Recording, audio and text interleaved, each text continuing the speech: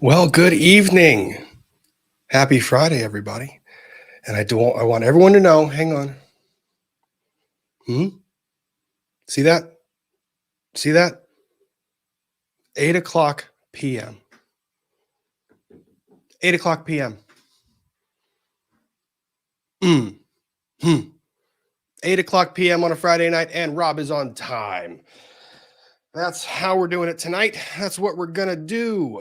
We're going to be on time this evening because we've got a lot to talk about. So, and yes, some of you guys are already noticing that Rob is on time.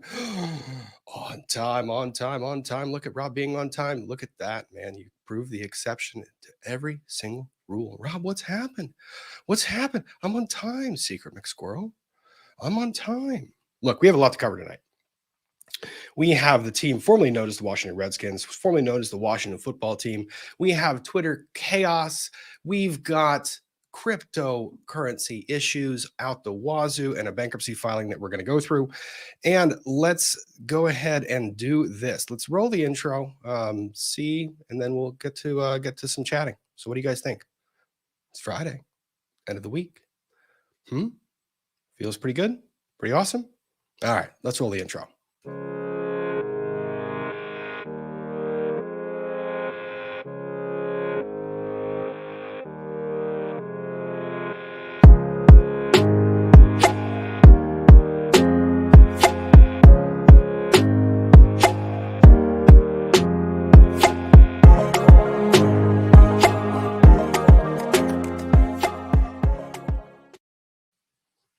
Okay, now that we're formally here, still on time and still happy about being on time, and I'm going to celebrate that a little bit more.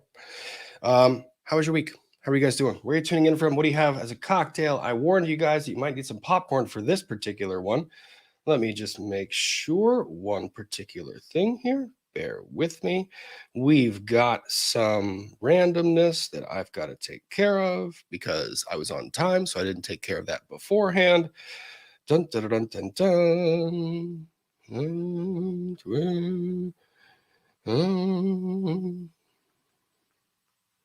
Okay. Rocking and a rolling. All right. So, where are you coming in from? What are you drinking? How was your week? Tell me how was the week. It takes me a few minutes to get warmed up here. I mean, warmed up, I mean, calmed down. Fancy whiskey sour night, fancy glassware here in Central Michigan. We've got some homework doers. Congratulations on doing the homework. Hopefully it goes well. We've got South Carolina fruit punch. Cute bottle? Sure. Old fashioned, my favorite drink of choice. Woodford Old Fashioned, my very favorite from Colorado. Norway in the house. We've got Bailey's Ritz crackers. Alyssa Henry, thank you for drawing my attention to this. It is Veterans Day in the United States. Thank you to all who have served. All of those veterans need our support, need our love. So thank you. Thank you for your service, regardless of what branch you served in, regardless of what time period you did serve. Thank you for that service. And then celebrate. Hopefully you had a day to celebrate that service with friends and family. Green Mountains of Vermont, Captain Morgan here. We've got Vermont with mead. Does popcorn shrimp work? Yeah, popcorn shrimp always works. That's always fantastic. Delaware with salted caramel whiskey. We've got some Grateful for the End of the Week high from North/Central BC. Thank you very much. 3 ginger tea in Sweden. Wonderful. Wow, I've got to do a lot of scrolling really quickly because you guys are flooding the chat, which I love. It's amazing. North Carolina, no Jaeger bombs tonight. Salted watermelon whiskey, jar of peanut butter. You always do the Jaeger bombs. I'm nervous. I don't know how we're going to do that. How are we going to make it through? Hello from Pittsburgh, drinking Gatorade, Sprite, and meds for the flu. Oh my gosh, double ear infection. Hopefully that cures itself and you feel better. Get some rest that you need this weekend. I'm not sure it's going to be a great going out weekend. Either way, we've got gin and tonic in Arizona. Oh my gosh, crackers and cheese and a hot mug of tea here in Jacksonville, Florida. Fantastic. We've got apple cider in Boston, cranberry ginger ale in Ohio, A&W root beer in Wisconsin. Scott and Tish sent us Dr. Pepper with blueberry vodka. That sounds like a weird combination. Amanda, you're going to have to tell me how that goes over. Yeah. Yeah, that just sounds, I don't know if I would really enjoy that. We're making Rice Krispie treats. Everyone loves Rice Krispie treats. If you don't, you're wrong. No. Yeah, you're wrong. Yeah. Hi from Maryland, making bulgogi for dinner. Twitter has made my week hysterical. Twitter has made everyone's week hysterical. We're going to talk about some of the Twitter hysteria in various senses here in just a moment. I have to scroll a lot faster because there are so many of you here. Cranberry juice in Utah, fantastic. South Texas, White Claw. You and Law Talk with Mike would get along swimmingly. Thank you, Stephanie, for the super chat. Nashville with some sweet tea, snacking on Doritos. Always a wonderful and very happy snack. Doritos Locos Tacos. Do you guys have opinions on those?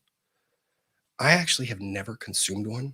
I'm like afraid to do so, but hey, you know what? Red wine in rainy southwestern Virginia. It's rainy up here too. It's just gross weather all around. Just, it was just a day.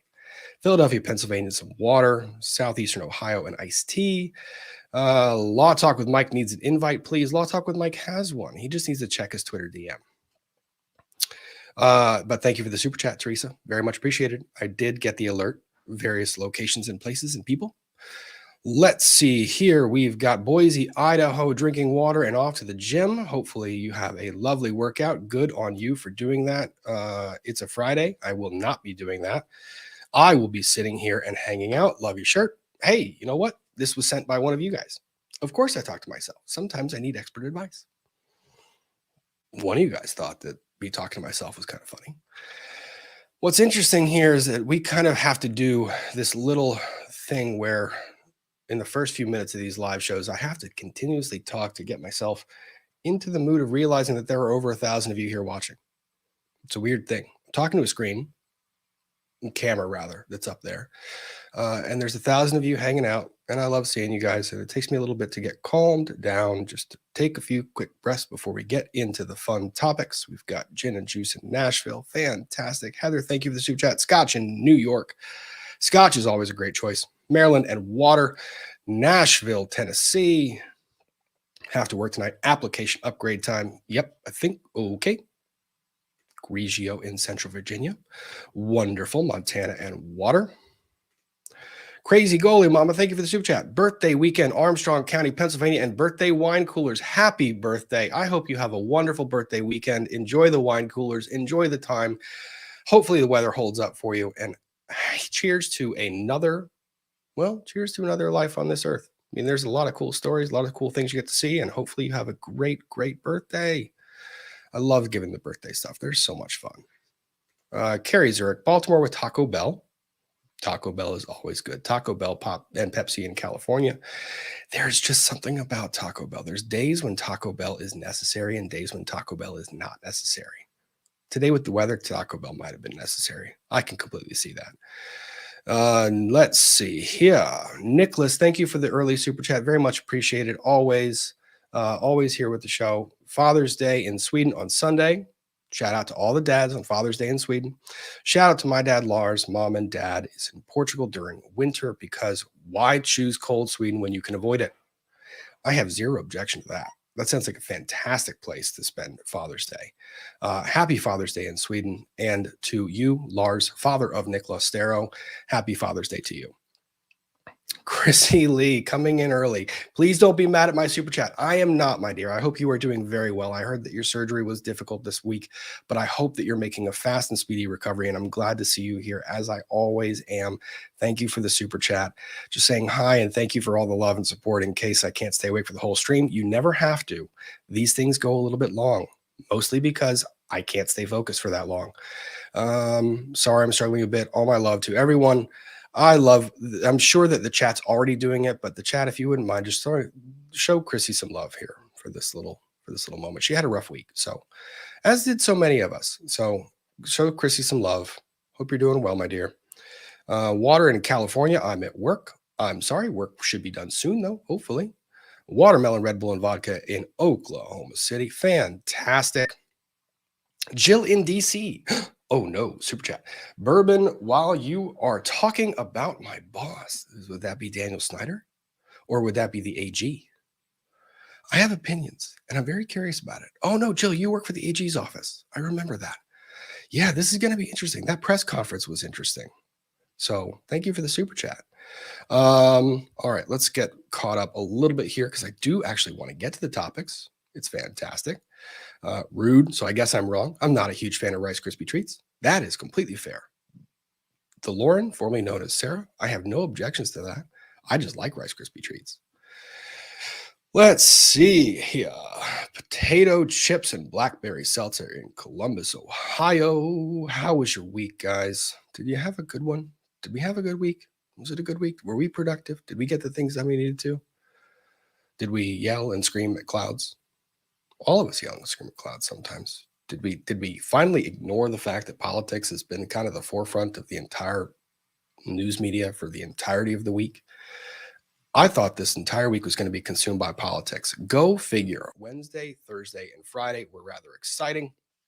Speaking of exciting, let's go ahead and star these because I know that we want to talk about one of these Washington football teams or one of these Washington teams. And I have a special guest joining. And as soon as I get these started, because I want to give him my full attention, I will bring him in. Fast forwarding. R.I.P. Gallagher. I saw that. Did Gallagher pass away? Oh my gosh, that's terrible. I don't know. I mean, I'm going to age myself, but I don't know how many people in the chat remember Gallagher. I imagine my chat probably does. Let's see here. The Lauren, formerly known as Sarah. No super chats for me today since I'm treating myself to Indian food. Enjoy the Indian food. You guys never need to send me anything. I appreciate when you do. I love when you do. It's amazing that you guys support the channel, but you never, ever, ever, ever, ever have to send me anything. I do this to actually just have fun and spend time with you. Okay, without further ado, I shall bring on the long-haired Greek god-looking individual known as... What an intro there. What an intro. I gotta hype you up. I don't have a lot, but I guess my hair is the go-to. You know, that's the most recognizable thing you can go with. How are you, my friend? I'm good, buddy. How are you doing? I'm doing okay. Why don't you introduce yourself to the chat? Those of you who have not already met you. What up, chat? My name is Peter. I am a personal injury lawyer in Tampa Bay, Florida. Have a YouTube channel called Lawyer You Know. Tragos Law is my handle on social media. Tragos Law is our website, tragoslaw.com. And, you know, me and Rob have a lot of unfinished business that we'll talk about, I'm sure, at some point on the stream. I'm waiting for my wooden play button that I just can't wait to prominently display. But I think what I'm going to have to do is have him down to Florida, play golf. Once I beat him, that will be what I get for winning, will be that wooden play button. That's what I'm most looking forward to, because as you guys know, this is law and lumber, not just law. We are just lawyers, right? I'm just a lawyer. He's not just a lawyer. He also does this lumber stuff, or so he says. I would love to confirm it one day. And I appreciate everybody in the chat coming here to talk to us tonight. It's going to be fun.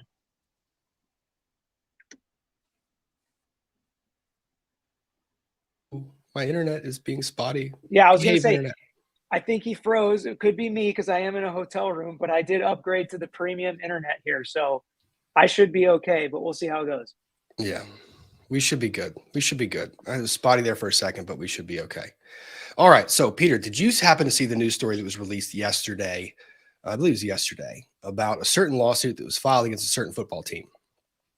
I did. I saw the lawsuit, man. It's quite interesting. What's more interesting is kind of the timing surrounding the filing of the lawsuit. Did you notice any of that? You mean that Snyder's trying to sell the team? Oh, not just that. There's a lot here to digest. So let's do it. First of all, there's a certain football team, and we're talking American football for our non-American people joining us in the chat. There's a football team that has been subject to controversy for several years. The Washington football team, which is now known as the Washington Commanders, previously the Washington Redskins. They are under the ownership of a one Daniel Snyder and his wife, Tanya Snyder. Now, they are often embattled, back office issues, a lot of scandal going on. Most recently, a scandal involving certain abuse that was taken, or certain abuse conducted within the program, within the administrative staff, et cetera, that was covered up. Now, this week, a lawsuit got filed, and let's go ahead and give some backstory to that lawsuit. Share screen. Do we know what we're doing?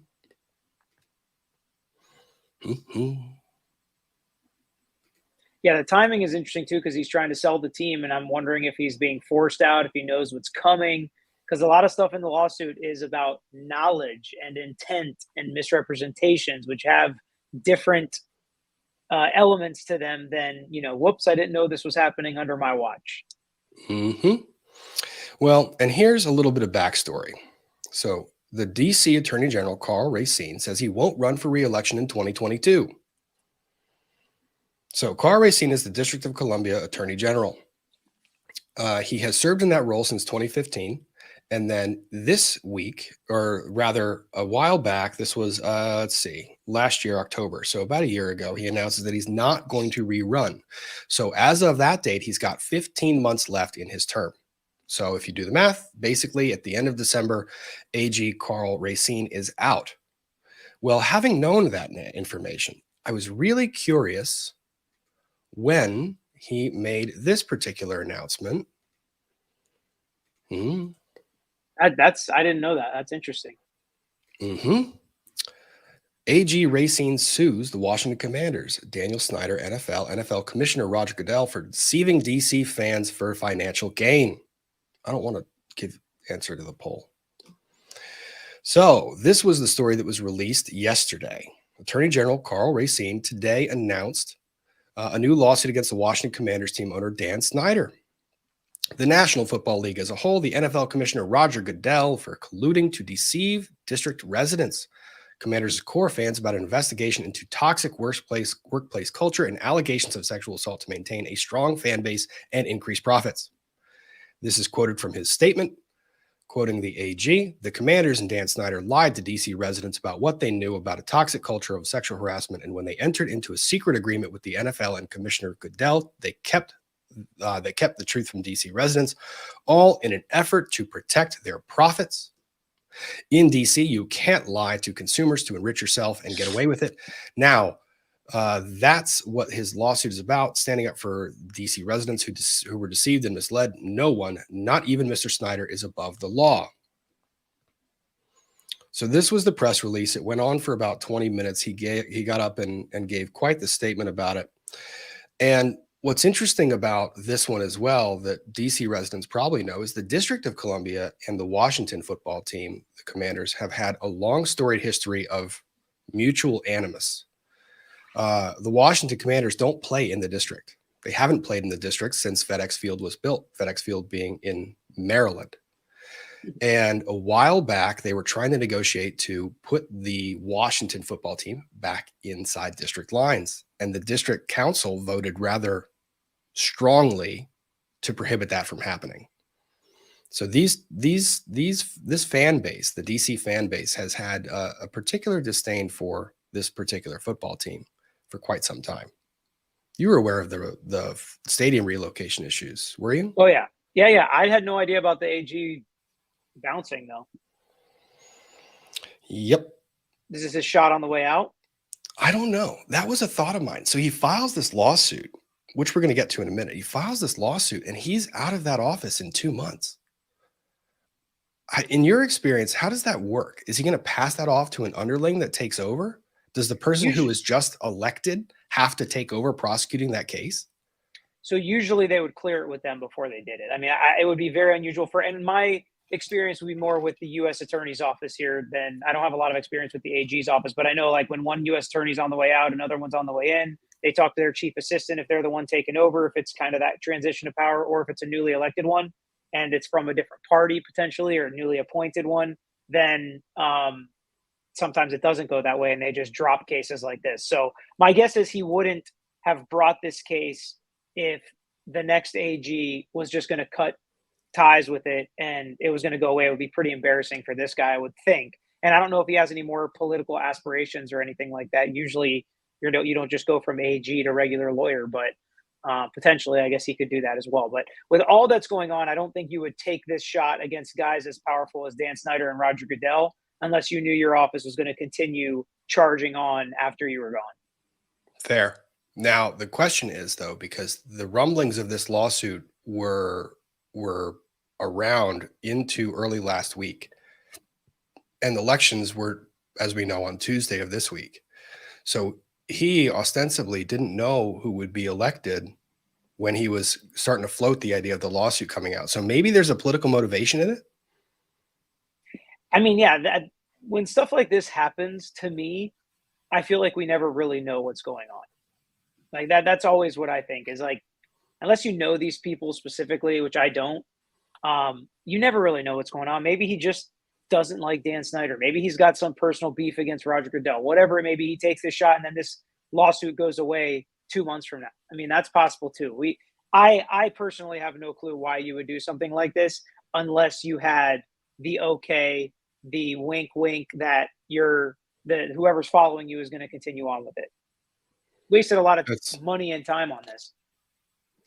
Yeah, I think that's a fair assessment.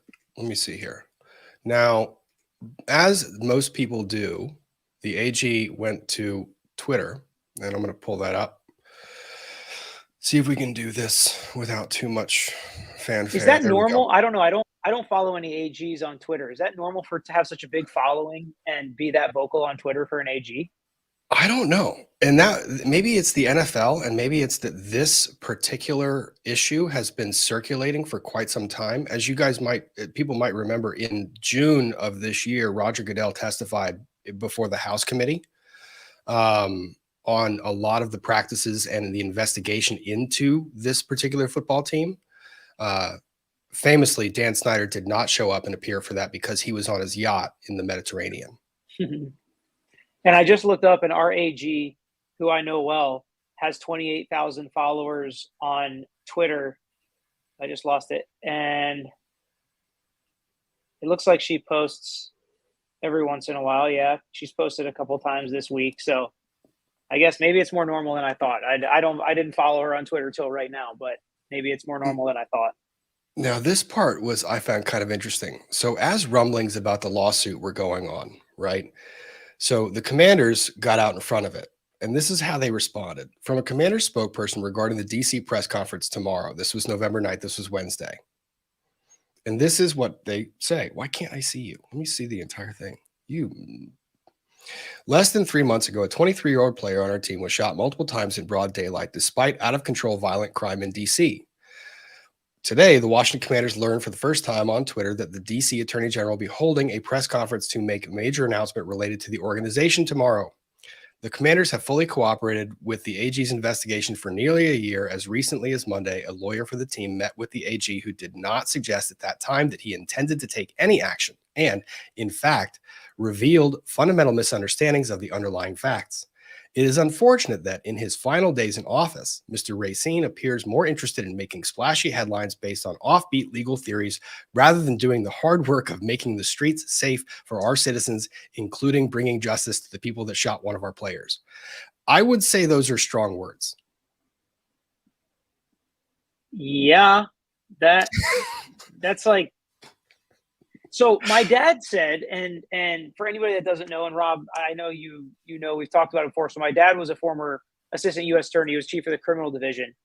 And he told me, and I didn't know this, but he told me that in D.C., the AG's office can't bring criminal charges. It has to be the U.S. attorney's office. They can only bring these civil charges like what they brought against Goodell and Snyder, which would mean this was a very stupid comment by this Commander's spokesperson if the AG can't even bring criminal charges against the person that shot Brian Robinson. I don't know that for sure. My dad's usually not wrong about that stuff, but that would make him look very stupid if he's saying, why aren't you go catching the criminals? It's like, that's the U.S. attorney's office, bud, not us. Well, what's even worse about it, and the Commanders come and they end up having egg on their face on this response too, because they didn't discuss this with Brian Robinson. Brian Robinson's a player for the Commanders who was shot in the district. Yeah. And is recovering. He is recovering. He's doing okay. But he was shot multiple times. Yeah, I couldn't believe that. But it's crazy. They didn't clear this with him before they went out with the press release. Jeez. Sorry, I didn't mean to cut you off. No, you're good. I was just saying that's so embarrassing for them. There was this meme where it was like Michael Thomas's toe hurts, so he misses the whole season, and Brian Robinson got shot multiple times and he's back playing. That's just a funny meme.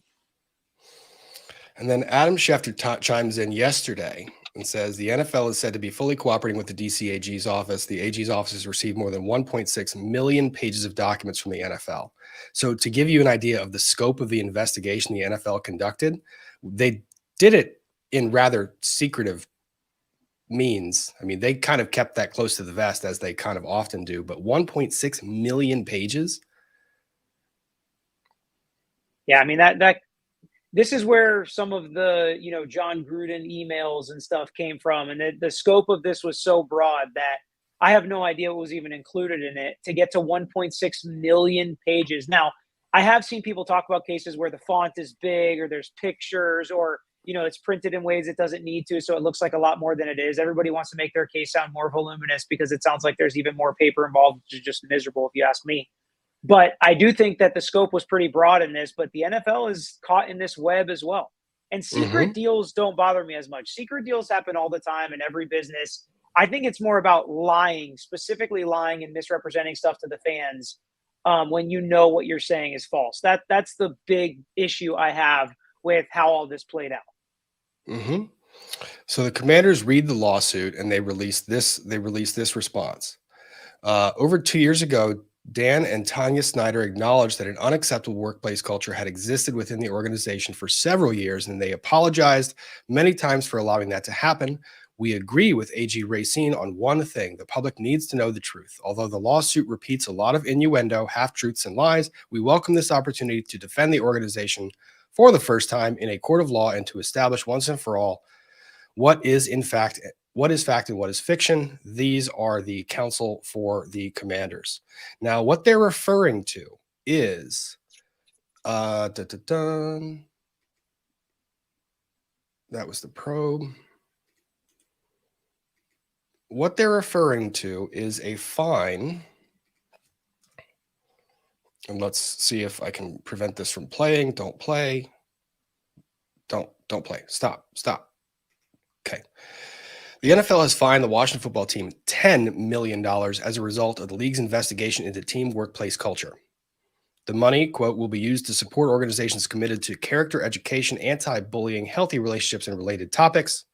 So we're going to do things to make this stuff more known. In addition, Tanya Snyder, Dan Snyder's wife, who was named co-CEO this week, will take over day-to-day duties and represent the franchise at league functions for the next several months. Her husband, Dan Snyder, will focus on a new stadium plan and other matters. So this was basically the sanction that they gave after the NFL's investigation. That was in July 1st of 2021.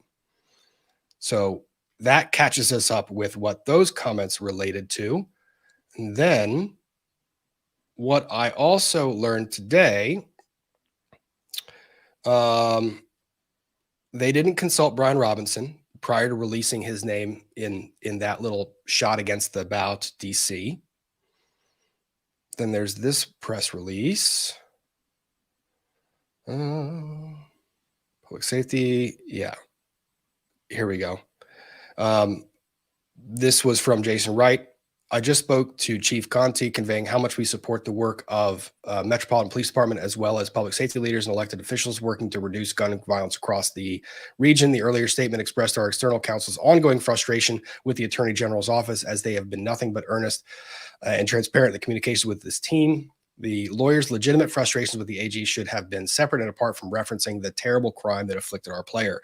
Yeah, you probably shouldn't have run with that. Yep. And this Ryan Williams, this is Brian Robinson's spokesperson.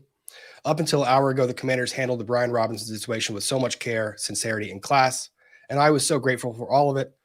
Although I know there are some great humans in that building, whoever is hiding behind this statement is not one of them. So we've got some drama before we even get to the lawsuit. Some positioning and horse trading to try and figure out what all of that is. Not uncommon in the NFL, though. I mean, they oftentimes will kind of throw players to sacrifice. Yeah, I mean it's the gross nature of, yes, they are rich, yes, they are famous. They make a lot of money to play a game, but at times when they do have these complaints and they feel like they're literally just pawns in these, old rich white guys and what they want to do to cover up things and make sure that they stay rich and make sure they stay powerful. And somebody, I'm sure a lot of people in the chat are talking about $10 million. That's so much money. Dan Snyder's worth like $5 billion. So $10 million is a perfect way for the NFL to make it look like they really hammered Dan Snyder, and this is really going to hurt because most of us can't stroke a check for $10 million, no matter how much money we have as normal people.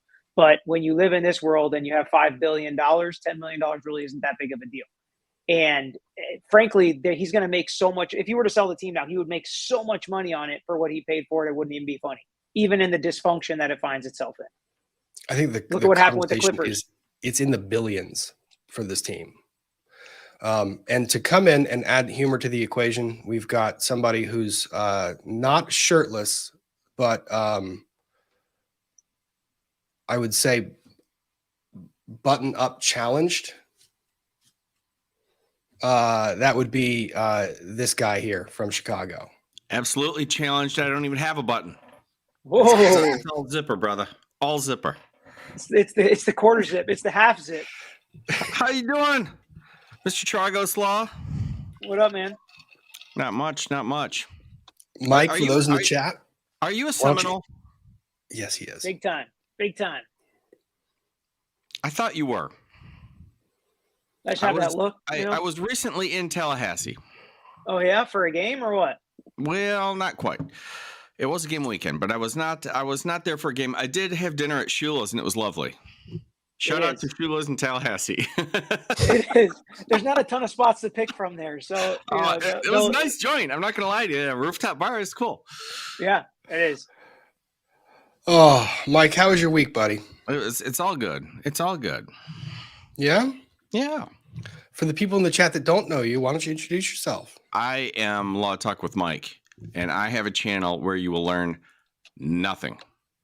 No, that's not true. Pitch. You'll learn how not to do things in court. Yeah, sure. Negative example, yeah. Oh, have you followed any of this lawsuit? The Commanders getting sued? I was learning. I was actually interested while you were talking about it. I mean, like, I'm interested. I know sports, but like professional sports has just lost me with, frankly, the politics, and I it's hard for me to follow for that reason. Although I enjoy it. Mm-hmm. Well, this one was filed on the eve of the AG's outgoing term, and let's see. I don't know. Lawsuit. Let's go through some of the lawsuit. We're not going to make it through all of it, but at least we'll go through the factual background a little bit. So let me pull that up. Dun, dun, dun. But before I do, why don't we do a quick, so we'll do that, but then we'll do a swoop. Okay. That's fancy. Yeah, it's big time. Seriously. I got to up my game. I tell you what, man, you get one of these nights when you can't like stop your brain from functioning. So you just do that. You make stuff like that. All right. So here we have the lawsuit filed by the District of Columbia against the Pro Football Incorporated, doing business as the Washington Commanders, against Daniel Snyder, the owner, against the National Football League, and against Roger Goodell, all the defendants. This lawsuit is hefty. It is not light in the facts or in the allegations. Look, they even have a fancy table of contents to the lawsuit. Let's see here. Plaintiff, the District of Columbia, brings this action against Pro Football Incorporated, Washington Commanders, team owner Daniel Snyder, National Football League, and NFL Commissioner Roger Goodell, collectively defends for misrepresentations, omissions, and ambiguities of material fact, all of which in the District of Columbia Consumer Protection Procedures Act. In support of its claim, they state as follows.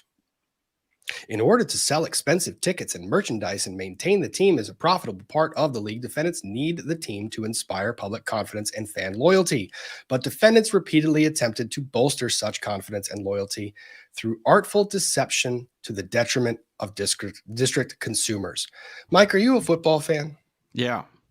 Who's your team? The Detroit Lions. Oof. How much are the?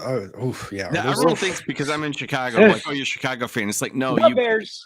you get your team when you're 8 years old, and even if they're the Detroit Lions and they suck, if you're a man, you don't change. That's your freaking team. Respect.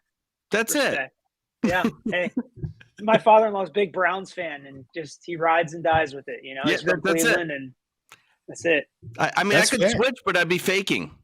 Like that's who you like. Now, as far as a team and their treatment of the fans, are you The aware? Lions. The Lions are pretty terrible. They're right up there, man. We only lost like the best running back and wide receiver of all time because they didn't want to play for the Lions anymore. Yeah. It's Well, tough. this- It's a tough run. This is a story. They might treat their fans a little rough, and you might bill your fans something. But has your owner ever sued the elderly season ticket holders? No, So this is a Not that I'm story aware that of. made headlines That- in 2009. that's next level. That really is next level. Mm-hmm. To give you an idea of how this franchise has run itself. And yes, I'm sorry, you guys joined a stream with a longtime Washington fan who's had to put up with this bullshit for so long. And it's like, finally, just make this man get rid of the team. Please, not Jeff Bezos. Jeff Bezos, if you're watching, or any of your underlings are watching, please don't buy this team. Please. I know that I don't want to become the Washington Primes. I don't want like second day delivery on a If there's a touchdown deal in the pass. works, I'm sure that will derail it. Please don't. just please don't do it. Please don't do it. Like touchdown pass, guaranteed 2-day delivery. It's supposed to be there between the hours of 4 and 5 a.m.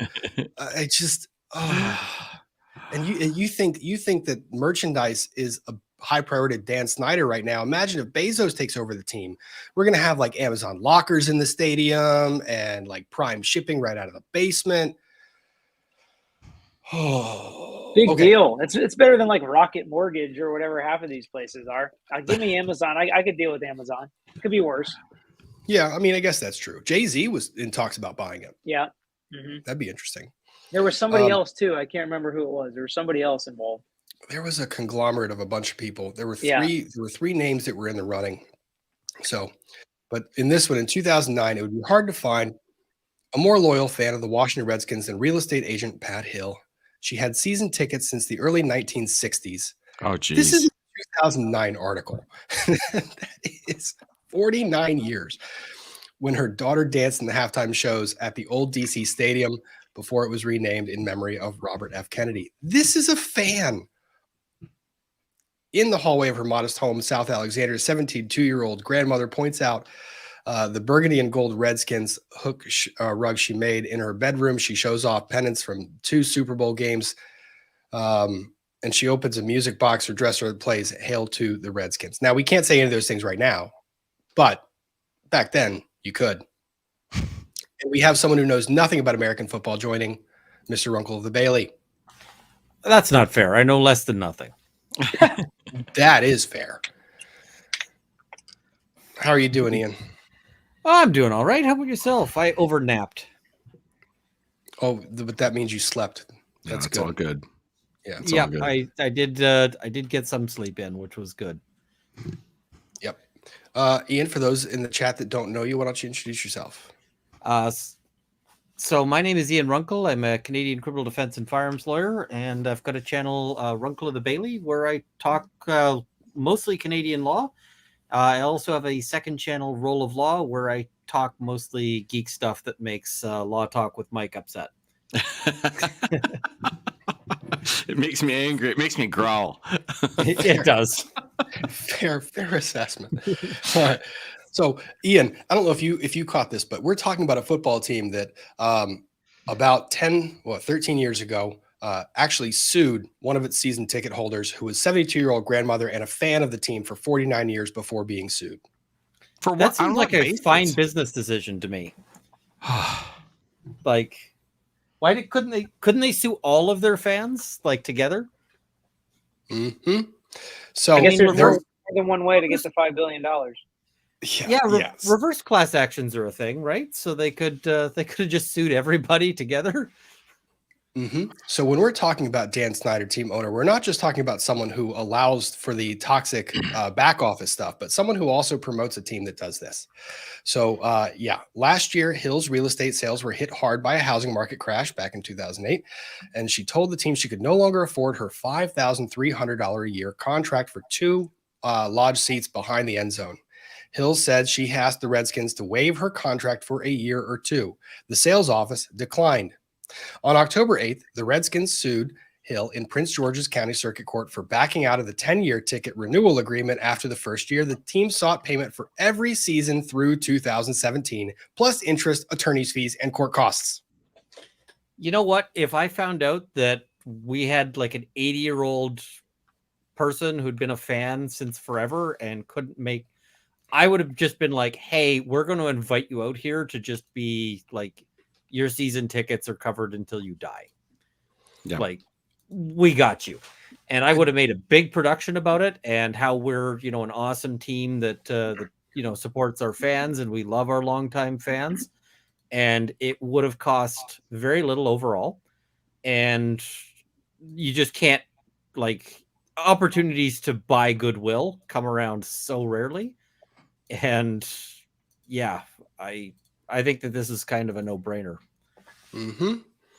So she couldn't afford a lawyer. Default judgment gets entered for $66,364. Oh no. Hill is one of 125 season ticket holders in that year who asked to be released from multi-year contracts and were sued by the Redskins in the past 5 years. Are you kidding me? Like, I wonder how many other teams do this. I don't know. They wouldn't even let her out of her contract. Like she was saying, just, release the tickets. Let me out of it. Oh my God, it's like a timeshare. It won't go away. This just says to me that these are people who are having a real hard time filling seats. Like nobody wants to come to our shows. So we've got to hold these people to these contracts because otherwise we're going to have empty chairs. Our team sucks so bad that we have to go after this old lady. Although they have pretty strong fan support in DC. Yeah, it's like the Lions and the Lions and the Commanders. Now I have to go back to the politically correct name. The Lions and the Commanders, they suck, but their fan base is so loyal. Oh no. You don't understand. You're not dealing with the sort of depravity we are in Detroit, but you got a loyal fan base. What you guys in Detroit they don't care. Admittedly, you would have to do this in Detroit because they don't care. Like people don't go. It's empty. I mean, I doubt that franchise stays there much longer. Oh well, I don't have any information, but I'm just saying, like I don't. It just doesn't get the support. To be fair, Detroit's been much worse than Washington over the last 15 years. Like much worse. So in terms of quality of play, in terms of playoff appearances, winning records, not picking in the top 5, like much worse. Yep. All right. And I'm going to pull this out of order because I want to make a comment about this as well. And thank you, Kristen. Thank you for the very generous super chat. Very generous of you. You did not have to do that, but thank you very much. Happy Friday, gents. I raised my cup of herbal tea to you. You guys might not have seen this, but earlier this week on one of the live streams that we were on, Trials in the Central, we learned that Kristen was breast cancer free this week. Awesome. Oh, that's awesome. So that gets a big congrats, Kristen. Congrats on being breast cancer free, and ring that bell. Yeah. That's awesome. Yep. Okay. Let's get back to this lawsuit that is about another thing that the shady team. Wait, they did more? Like that wasn't enough? You go. Much worse than that. I feel like if I pulled that one, I'd just be like, I can retire from douchebaggery. I have one at that. Ian, if you were Dan Snyder's counsel and told him to retire from douchebaggery, I would be so happy because we've been begging him to do that for years. Yeah. So paragraph 2. Faced with public outrage over detailed and widespread allegations of sexual misconduct and persistently hostile work environment at the team, defendants made a series of public statements to convince district consumers that this dysfunctional and misogynistic conduct was limited and that they were fully cooperating with an independent investigation. These statements were false and calculated to mislead consumers so they would continue to support the team financially without thinking that they were supporting such misconduct. Uh-oh. I don't like where this is going. It gets worse. It's- In the summer, it's bad. Yeah. Peter, you've read this already, right? Yeah. Any high points that you want to focus on or think or talk about? Well, I really think, like, just for Ian to just shape this for you, like when they say sexual harassment, they mean literally whoring out their employees and cheerleaders, and that's like part of the job for them, and that's like a perk of the Redskins, and what you just should know is going to happen if you're a cheerleader for the Redskins, or even like a female employee of the Redskins. I mean, it was, or I should say the Washington football team, or whatever we're calling them.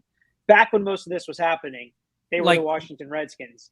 Like the plot point from the Hunger Games, just, so that Yeah. we're all on the same page on that. So, Yeah, I mean, it's horrible. and then this chat, it bears focusing on. So was the name change debacle a smokescreen? They changed their name 2 years ago. And that was actually kind of funny. The debate that was going on and how adamantly people were pushing for them to change their name. And the number of people that are part of this fan base that were going, you guys are focusing on the name, like of everything you could be looking at with this team. Why the name? That is the lowest rung that you're going after. I mean, also the name, though. Come on. I get it. I understand that part. Also the name, but go after everything. Don't just change the name and pretend it's all going to go away. Yeah, but I mean, it's a place to start. It's kind of like, well, we could start the renovations by putting out the fire. And then we could get rid of the bears that have taken up residence inside. Bears? Why are there bears? This is DC. I don't know, bees, whatever sort of wildlife they've got. Orchids. Yeah, whatever. Yeah. Okay. In the summer of 2020, public reporting on decades of sexual harassment, verbal abuse, and pervasive toxicity at the team threatened the team's image and generated consumer outrage. The reports revealed a severely broken culture created and encouraged by longtime owner Dan Snyder, in which women were openly objectified and fear and intimidation reigned. The team knew its fans would not continue to financially support the business that knowingly tolerated this misconduct. Snyder thus denied that he or team management had any knowledge of the misconduct to reassure consumers. But these denials were false. He lied to keep them coming to the games. To continue rebuilding public confidence, the team in the NFL quickly sought to allay consumers' concerns by launching an independent investigation. I'm going to put that in air quotes, an independent investigation, because it was, to all outside views, completely behind all closed doors, no information released or divulged, and promising full cooperation so the results would be unbiased. The team hired a well-known attorney, Beth Wilkinson, to conduct an independent third-party investigation allegations about the team's culture and incidents of harassment. Snyder stated publicly that Wilkinson was empowered to do a full, unbiased investigation and make any and all requisite recommendations. Yep, even though you had emails that were leaked outside of this that were not privy to this attorney. Yeah. As allegations continued to surface against Snyder and the team, the NFL initially supported the team's continued oversight of the Wilkinson investigation and vowed to, quote, ensure that the club and its employees satisfy their obligation to give full cooperation to investigators. But fans were vocal, and they did not trust the team to oversee an investigation into itself. The NFL then assumed control of the investigation, and Snyder promised this move was, quote, so that the results are thorough, complete, and trusted by the fans, the players, our employees, and the public. To those football fans in the chat and to those football fans on screen, how many of you believe that anything Roger Goodell says or investigations he leads are complete and trusted by the fans, the players, our employees, and the public? I'm not seeing a lot of hands. Deflategate. There was the signal scandal. Was that Tampa Bay that was involved in that one, or was that was the Patriots too? Talking about at practice? Yeah, where they were stealing signals. That was the Patriots. But then you had, I mean, a lot of stuff's going on, man. You have the concussion stuff was big for a while. You got the Dolphin stuff. You got the Brian Flores stuff, the Rooney Rule stuff. You got all sorts of stuff going on that it just is like a big story and then it disappears. Mm-hmm. Roger Goodell is I don't like know half this stuff, but the fact that they have to keep making up nicknames like every 20 minutes for a scandal just tells me all I need. Yeah, it's bad. There was a headhunting scandal with the Saints where players were being paid extra money for hits that caused injury. You had racially. That's funny. We should pause on that and just Ian, what do you think about that? They were paid extra to try and hurt a quarterback in a sport where we all pay money to watch people hit each other with pads and helmets on, and it was just such a weird thing that they were like, let's condemn these people because we really wanted to hit him harder and hurt him. And then it was like, oh, they actually did want to like put him in the hospital and try to kill people out there and take them out of the game completely as part of this bounty gate or whatever it was. Was that what it was called? Bounty gate? Bounty gate. The Saints. Yeah. I mean, under Canadian law, that would have some really interesting implications because like here in Canada, first of all, you can't consent to an assault that causes a serious bodily harm where that's like intended or expected, with some exceptions for sports. But that assumes that you're playing according to the rules of the sport. And the instant you were doing something like intentionally participating in injuring people, that would go away. So every single one of those injurious hits would suddenly become like an assault causing bodily harm or an aggravated assault. And then also you'd have a conspiracy to commit those offenses. So you'd be talking like a lot of people potentially going to jail for long periods. All we did was we made them stop coaching for a few days. They stopped coaching for a few games and then we're allowed to come back. That's one of those things where it'd be like, yeah, let's actually do the prosecution thing on this. Well, it's funny that you bring up aggravated assault and prosecution because there was another controversy involving a Ravens running back, Ray Rice, who famously struck his girlfriend multiple times in the head, knocking her unconscious in a hotel elevator. And it turns out that the tapes of that incident were sent to Roger Goodell weeks before it was leaked to the press. So they knew about it. He continued to play after this incident. And it was only after the tapes were leaked to the press. There's so much more than that. I mean, think of all the things we don't know about. These are the few things that trickle out that get out. I mean, there's a lot more than this. Yeah. Oh my. I mean, the ultimate signals when you see professional sports, MLB did it too. I hate to say, but when they all go woke, that's my first thought. It's like, here are the skeletons in the closet. What are they doing? You know, that is a clear smoke screen for malfeasance. Like, looky here, look, we're here. Look how good and charitable we're being. Look how wonderful we are. Don't look at all of this stuff that we've brushed under the rug over here. Right. Please don't pay attention to these skeletons in my closet. Yep. Oh yeah, because those are some exceptional skeletons. Like, oh dude, like they've got the best Halloween house around. We have covered maybe 1/10th of the things that have taken place. You have this at the NFL main office where Roger Goodell sits is the place where the skeletons. It's like a cemetery under that office. Like, you talk about skeletons in a closet, you could find thousands. It's a spirit Halloween. Yeah, that's fair. That's fair. So back to this particular team. College football's got the same things going on. It really does on a different level, but the same stuff. Yeah. Getting back to this particular terrible. You ever seen He Got Game? You ever seen He Got Game? Jesus Shuttlesworth. That's a good college basketball scandal. Yep. Mm-hmm. It's always it's just crazy what they do to bury these scandals.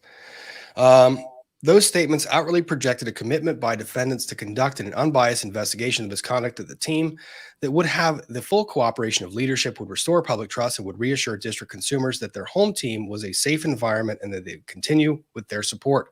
Despite the public proclamations promising to uphold the integrity of the investigation, defendants actively worked to thwart the investigation and suppress its results.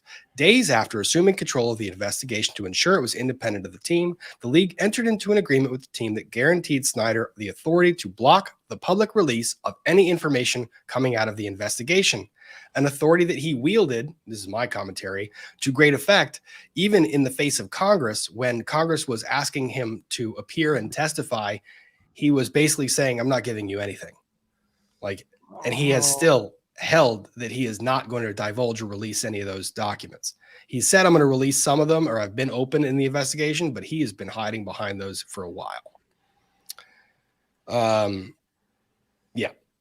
Meanwhile, Snyder and the team launched a campaign to interfere with and obstruct the investigation. Snyder and the team attempted to prevent witnesses from talking to Wilkinson through payoffs and intimidation, engaged in aggressive, abusive litigation to dig up information on victims and the journalists who reported on defendants' misconduct. The NFL was fully aware of this intimidation campaign. The course of defendants' conduct suggests the NFL was never serious about overseeing a thorough and complete investigation into Snyder and the team's misconduct. As the investigation progressed, the NFL received routine updates from Wilkinson's investigators. Weeks after Goodell was first personally briefed by Wilkinson during the heart of the investigation to Snyder's pervasive misconduct, the NFL approved a waiver of league rules to let Snyder buy out 3 minority owners and gain 100% ownership control of the team. So they're investigating him, and it's like, hey, we're investigating you, but you can go ahead and buy out 100% of the team.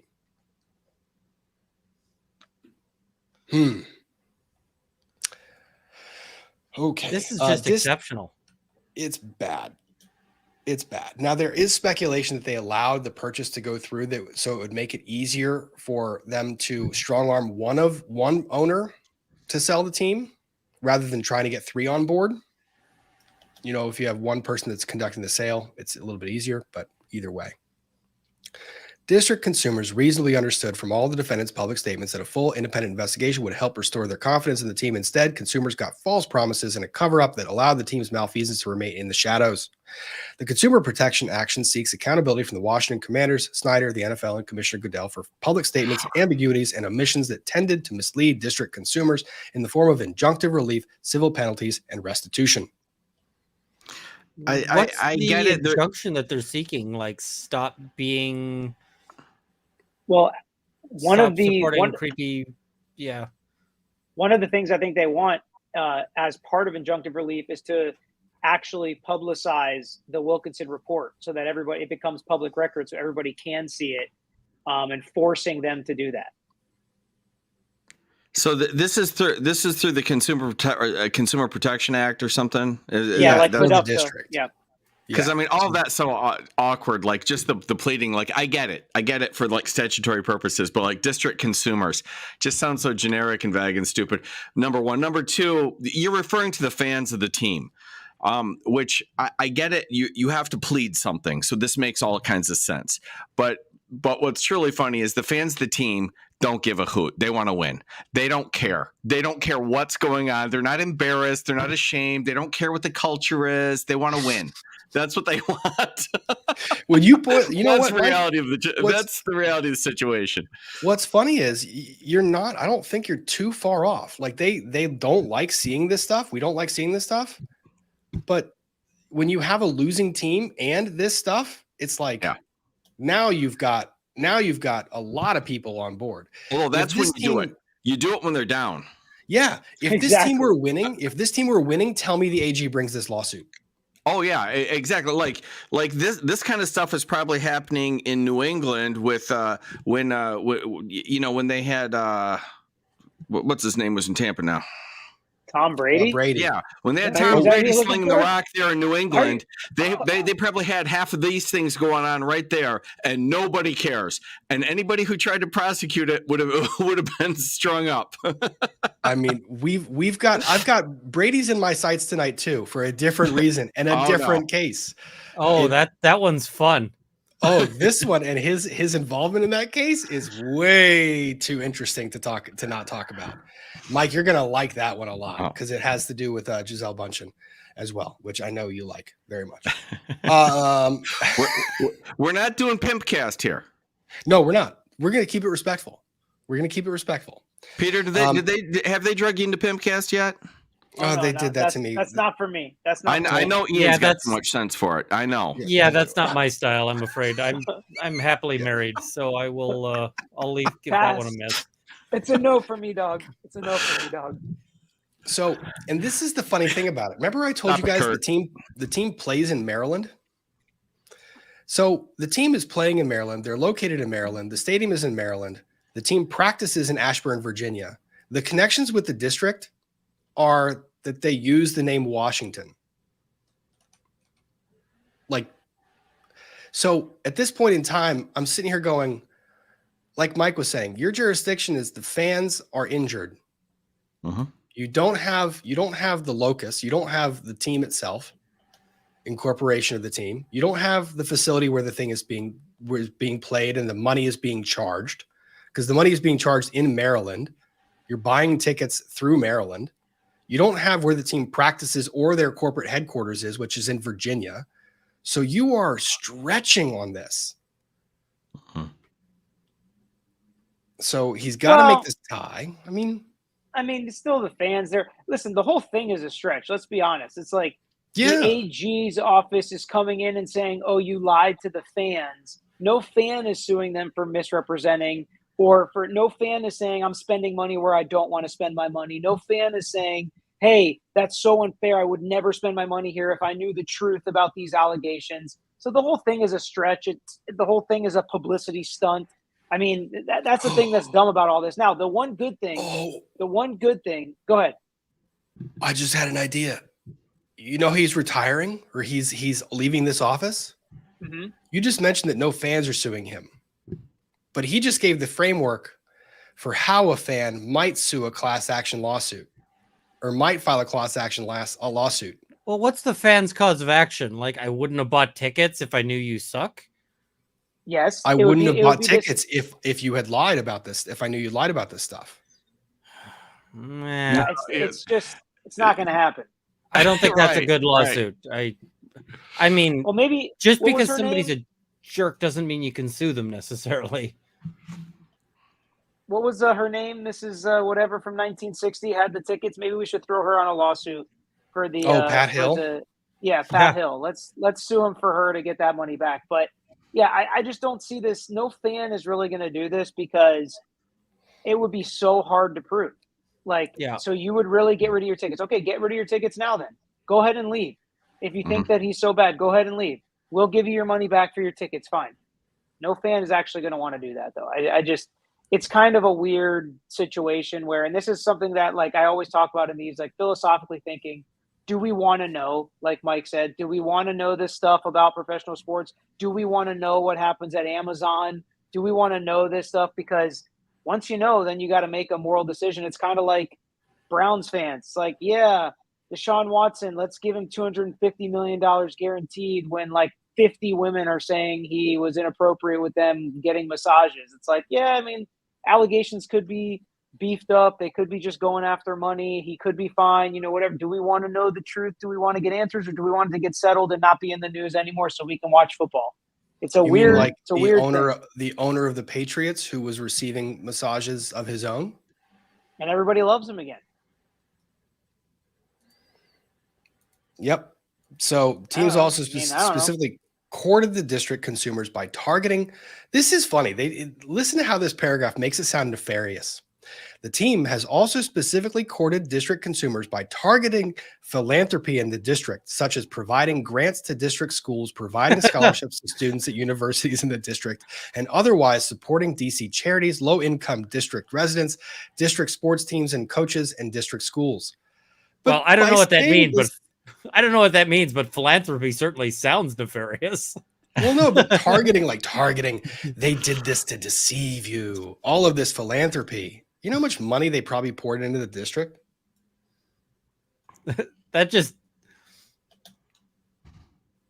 It's like, somehow going, we're going to make a cause of action out of this guy really likes kittens.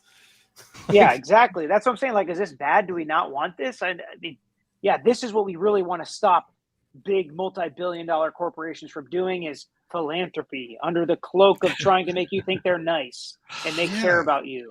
And look, the thing is, we're talking about the lawsuit. I am not at all defending any of the behavior that has been done in that back office. It is disgusting, to say the least. We've said that multiple times. Really freaking horrible stuff. Yeah, but this that doesn't mean that lawsuit every is just- single thing is like, Yeah. even bad people sometimes do decent things. And like, if you start throwing philanthropy in on your lawsuits, then you create a very strong disincentive for like teams to be like, hey, we're going to we're going to pour some money into the community. That was kind of the statement. Impish anu. Let me see if I'm hearing this right. You guys are okay with the bullcrap because they donated money? No, that is not what I'm saying. This is a jurisdictional argument. This is a whether this is an appropriately filed lawsuit. There are ways to handle those things. Trust me. The NFL is doing it. Congress is doing it. There's a way for the team to fire people. I'm okay with Dan Snyder being dragged behind. Pick your motorized vehicle. Yeah, I mean, it's kind of in the same vein as post remedial measures. Like, something is wrong. Somebody goes and fixes that what was wrong. You can't use that against them at trial to say that they admit that they had it built dangerously in the first place, because we want companies to go fix problems. And so we don't want to use philanthropy against the company that may also be doing bad things, because we want them to continue to give, right? I mean, that's the point. That's why we don't punish philanthropy. We don't punish when people fix things that are dangerous at their company or at their location or whatever it may be. Yeah, like that one paragraph. Think about what that one paragraph just sent. What the message that was just sent by that one paragraph to every team in the NFL. It has them looking at their back office and going, look at our philanthropic donations, look at all of this, and look at how this could be tied into a lawsuit that would somehow sue us in the future. Like, is this the message? Is that the message you want to rely on? Right. This? You want to put a chilling effect on philanthropic behavior. Like, go with the other arguments. That's bold. Yeah, it's hit them for the bad stuff. Maybe not so much for the maybe not so much for the it make that just is the kind of thing I'm like, maybe let's not put that into a filing. And Runkle, I understand that you engaged in some philanthropy lately. What do you have to say for yourself? Yeah, I mean, I might get dragged in going like, this guy raised $50,000 for the Stollery Children's Hospital. What's he up to? Like, what's he covering up? Yeah, exactly. What did Runkle do? Don't do that. Don't suggest that. Don't suggest that Ian did it. But I mean, that's kind of where it ends up, is like, yeah. Well, and the other thing is, like, if you're, let's say I want to attack a witness, and show that this witness is a sketchy guy. Like, I'm going to bring up their bankruptcy fraud. I'm going to bring up that time that they, slapped a waitress. Like, all of that stuff I'll bring in. But I'm not going to bring in like, hey, do you know that this guy totally gives to charity and also like, gave a kidney to a stranger to, what are they hiding? I'm like, no, like, I'll let the other side make those arguments. What's funny about this one is that this entire section here, connections to the district, right? The marketing to the district, the things that are done within the district, the fact that they use the W as the logo, all the things that we're talking about as being the only good parts about this entire equation. This is the only reason this lawsuit gets into court. If they don't establish a connection between this team and Washington consumers, they're not in court.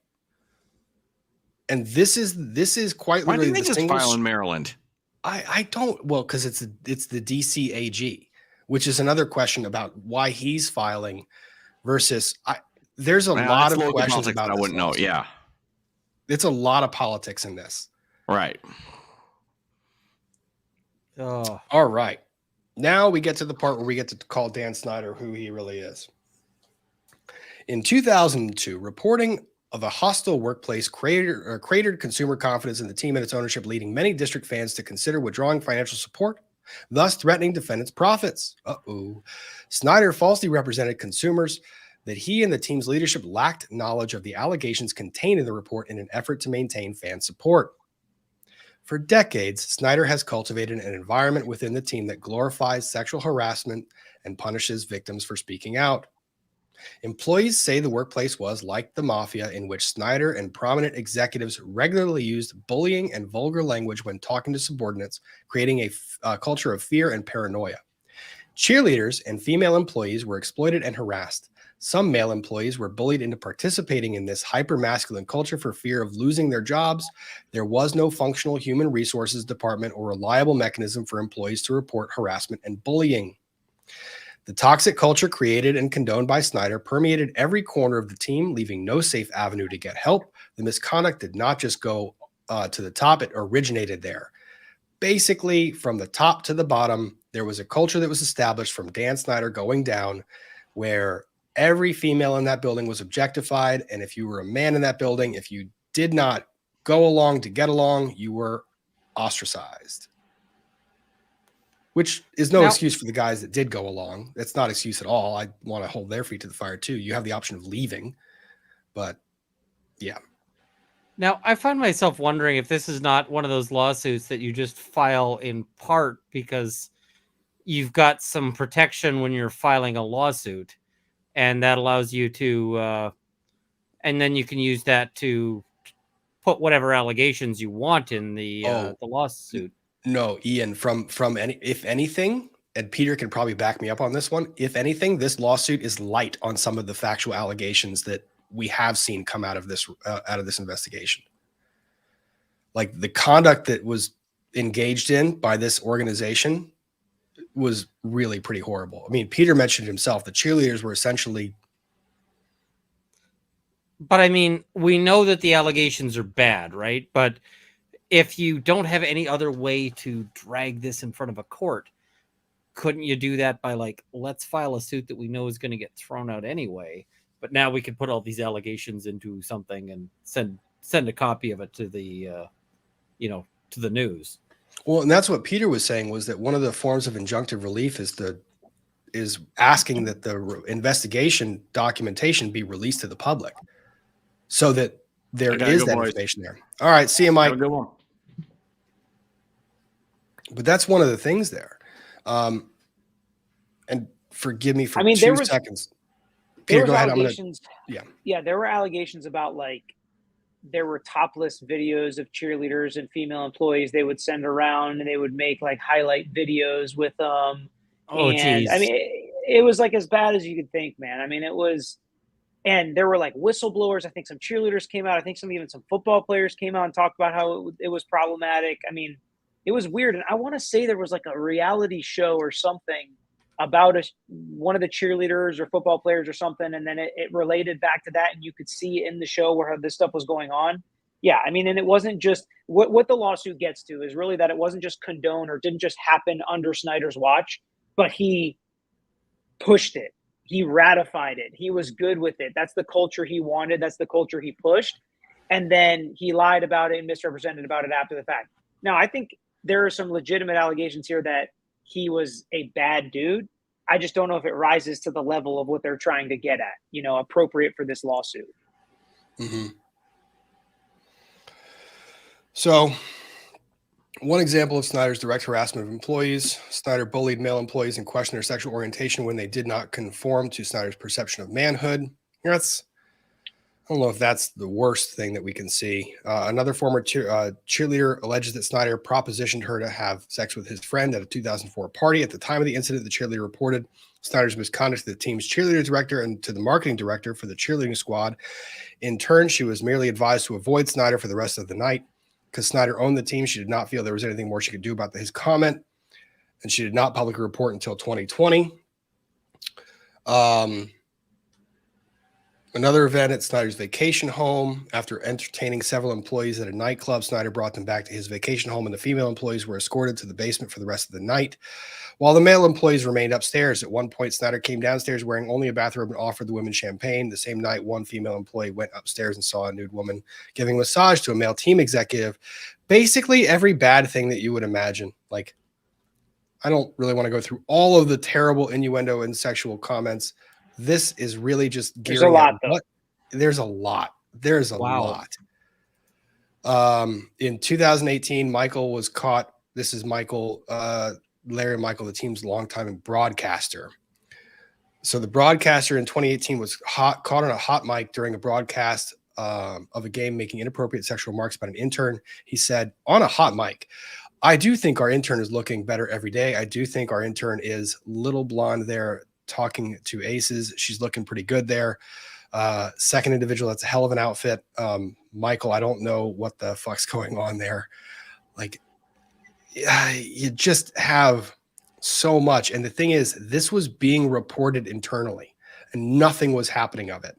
There was no chain of human resources that could get anything done here. So things were being reported up the chain, but nothing was happening of it.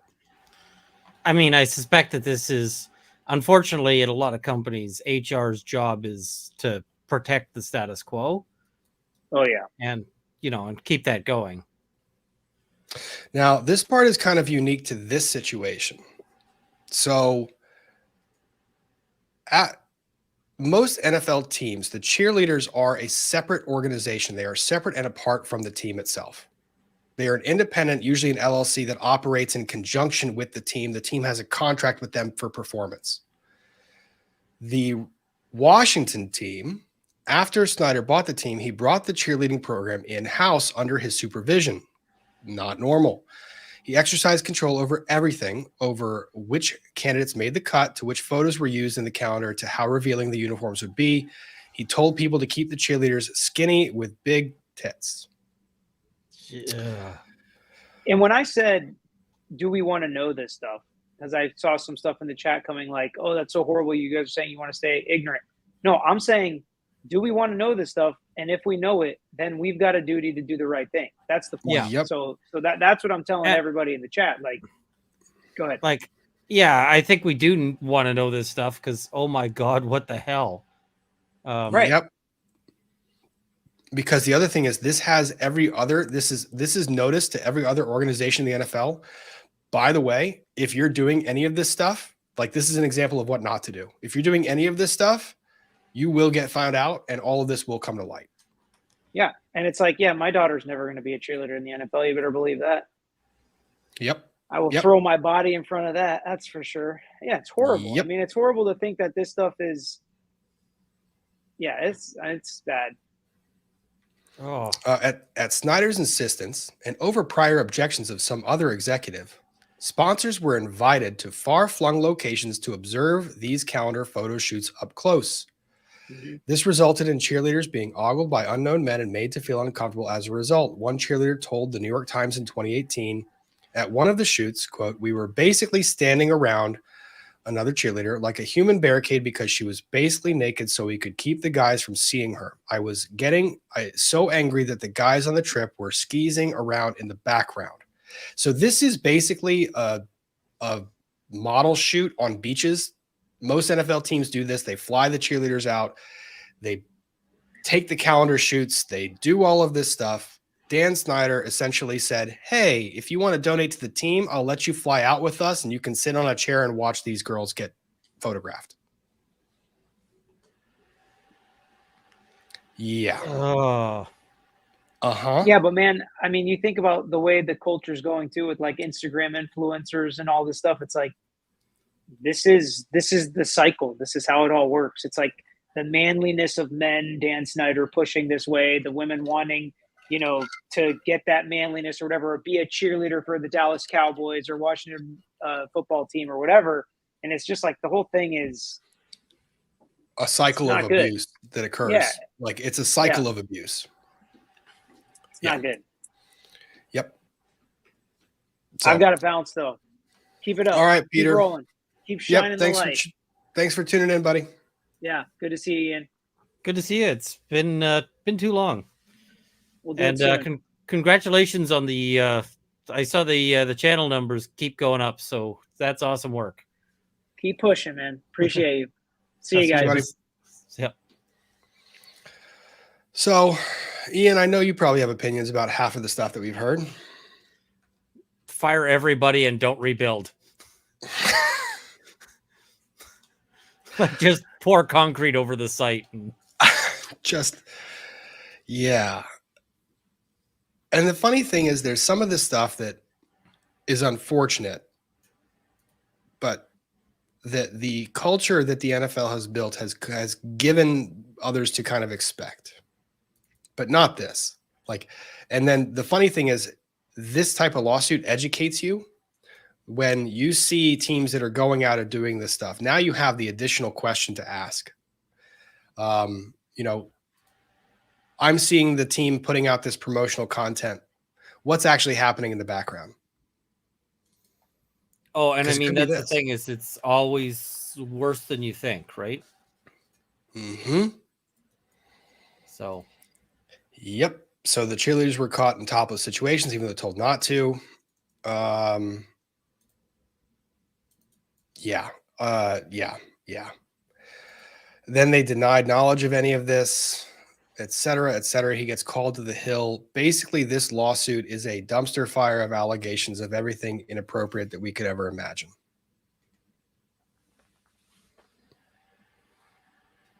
So, on that happy note, the problem is it's like, just because you know somebody is horrible doesn't necessarily mean that you personally have a cause of action against them.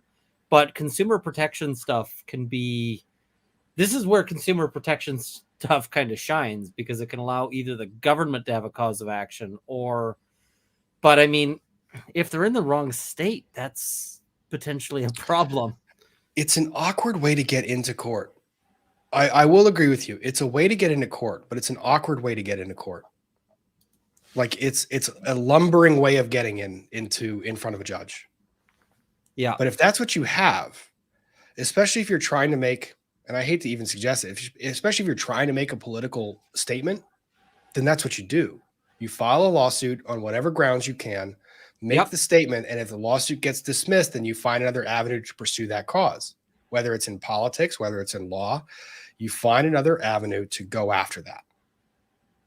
Yeah, absolutely. I mean, I give them credit for wanting to stop this crap because, I mean, this is the kind of stuff where I'm like, I wish I had something I could do here, right? Yeah. Like if I had Elon Musk money, I would probably not be buying Twitter. I'd be going, you know what? I'm going to hire every cheerleader and just like, your job is to just sit around and have coffee for the next 4 years. Well, and the interesting thing about the timing of the lawsuit is there's a secondary factor to the timing of the lawsuit. And the secondary factor is basically that Dan Snyder is in talks of selling the team. So if you're going to go after him, you better name him before the team gets sold. Yeah. So there's an extra motivation for someone to do that. So yeah, it is just wild. Well, it also creates it also gives them some issues for selling the team, because now it's like, oh, look, I'm going to sell the team with this giant, potential liability issue. Yep. And maybe, yeah, exactly. So I've got thoughts. I am curious to hear y'all's thoughts. I would like to, this one, when I read this, I was going, oh, good, lawsuit. And then I read it, I was like, this is awkward. And then it was like, this is terrible, but awkward. How do I comment on this appropriately? And I was like, this team needs a fix. Like it needs a repair. But let's do this. Let's catch up on some of the super chats, and then we can get going to our next topic, which is going to be it gets into the fun. We'll get into the fun. We're getting into the fun stuff. At least our next topic I can laugh at without feeling like a terrible person. Correct. Yes, that's a fair statement. So let's get there fast, because I don't want to feel bad anymore. Kristen Yeah. Russell, thank you for the super chat. If we could get some prayers for my sweet 18-year-old cat who's just not himself today, it's much appreciated. Many prayers for that kitten, Aw. cat. It doesn't Hopefully matter he how or many she's doing years. better. That doesn't matter how many years you've had them. It's always tragic when they're feeling bad and sick. So, Yep. you know. Stuart Tamanaha, thank you for super chat. I heard tell Elon has dumped most of his Twitter's foreign language engineer employees. Ooh, that's interesting. I didn't know that. If that's true, that creates some issues for any safety protocols that are in there because you kind of need the foreign language engineers to translate. I don't know what's going on with some of the decisions they're making, but I mean, I guess that's why I'm not a billionaire. He's having fun with his new toy. Like, and I don't mean to say that lightly, but I mean, Rick has put it this way. He's known to go in there and break things. He bought this company and he's doing stuff. I don't know if it's good stuff, but he's doing stuff. Azam, thank you for the super chat. Good morning from Malaysia. Black coffee here. Enjoy the coffee. Ms. Deed, always a pleasure hanging out with you on a Friday night. Thank you for being here. M169, cool and wet is skyline chilly weather. It is indeed. Rebecca, thank you. Dr. Pepper, hint of lime chips. That's a good combination. Know for a fact. Lindsay, thank you. Water the and hint of nursing a lime. migraine. Yeah, the and lime. Oh, those are so those are good because fantastic they chips. tend to make a lot of like the salsas just so much better. Agreed, 100%. Lindsay, water and nursing a migraine. Ooh, I'm sorry about the migraine. Hopefully it chills out. Darkness and pressure is the only thing I can remember as being helpful for that. My Ryan, strategy for a migraine is always just like when you feel it starting to come on, if you can, be asleep when it hits. oh, getting to sleep with a headache is the worst. Yeah, but it's so much better than being awake when you're in full migraine. Trying to fall asleep when you have a migraine, like getting your body to stop. Yeah, that's a pain. Ryan, thank you for the super chat. Very generous. Love your Friday Night Lives. Thank you for all the time and great content. Thank you very much for that. Night of Knee, thank you. Law Talk with Mike sent me. Hello, brothers. Hi, Night of Knee. Anna Marie, thank you for the super sticker.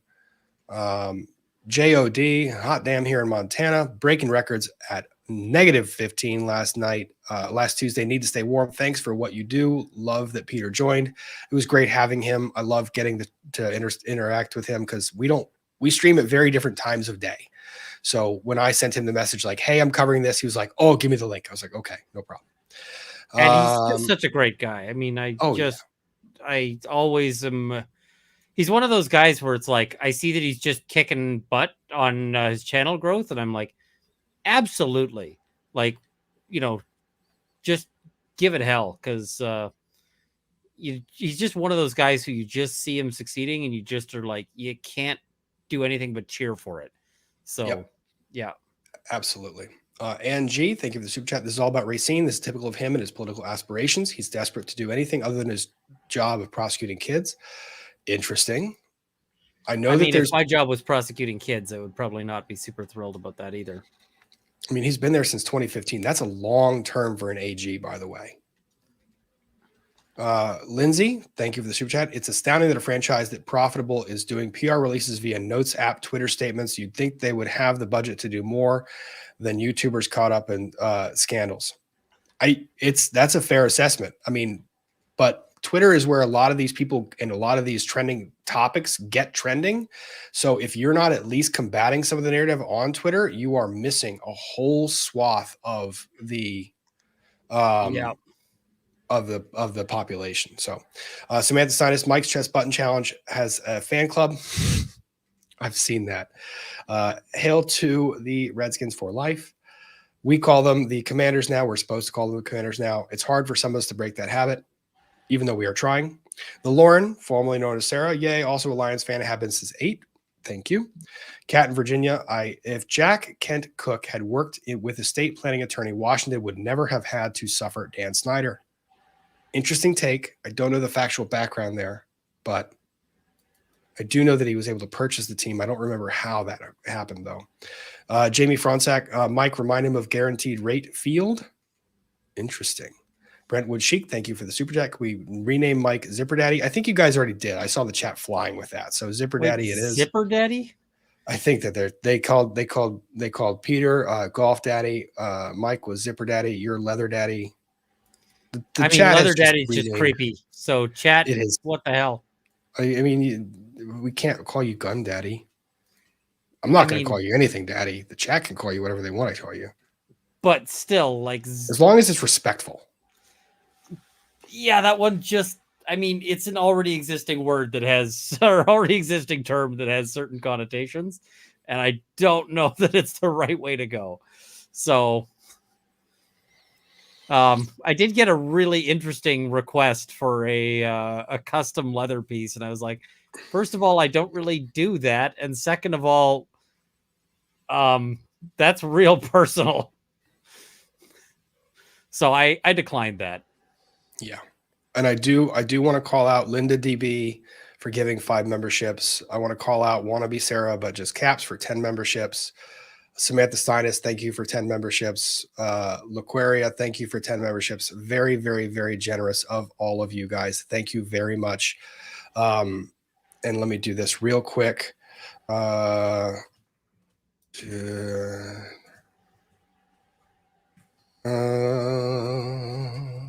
We are professionals. We can do 2 things at once. No, we can't, because I can't focus on 2 things or 1 thing.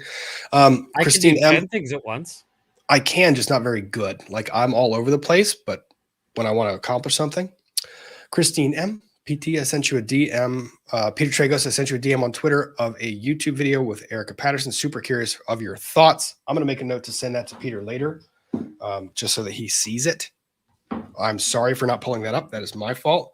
You guys were kind of going, and we were in the middle of kind of conversation. Christine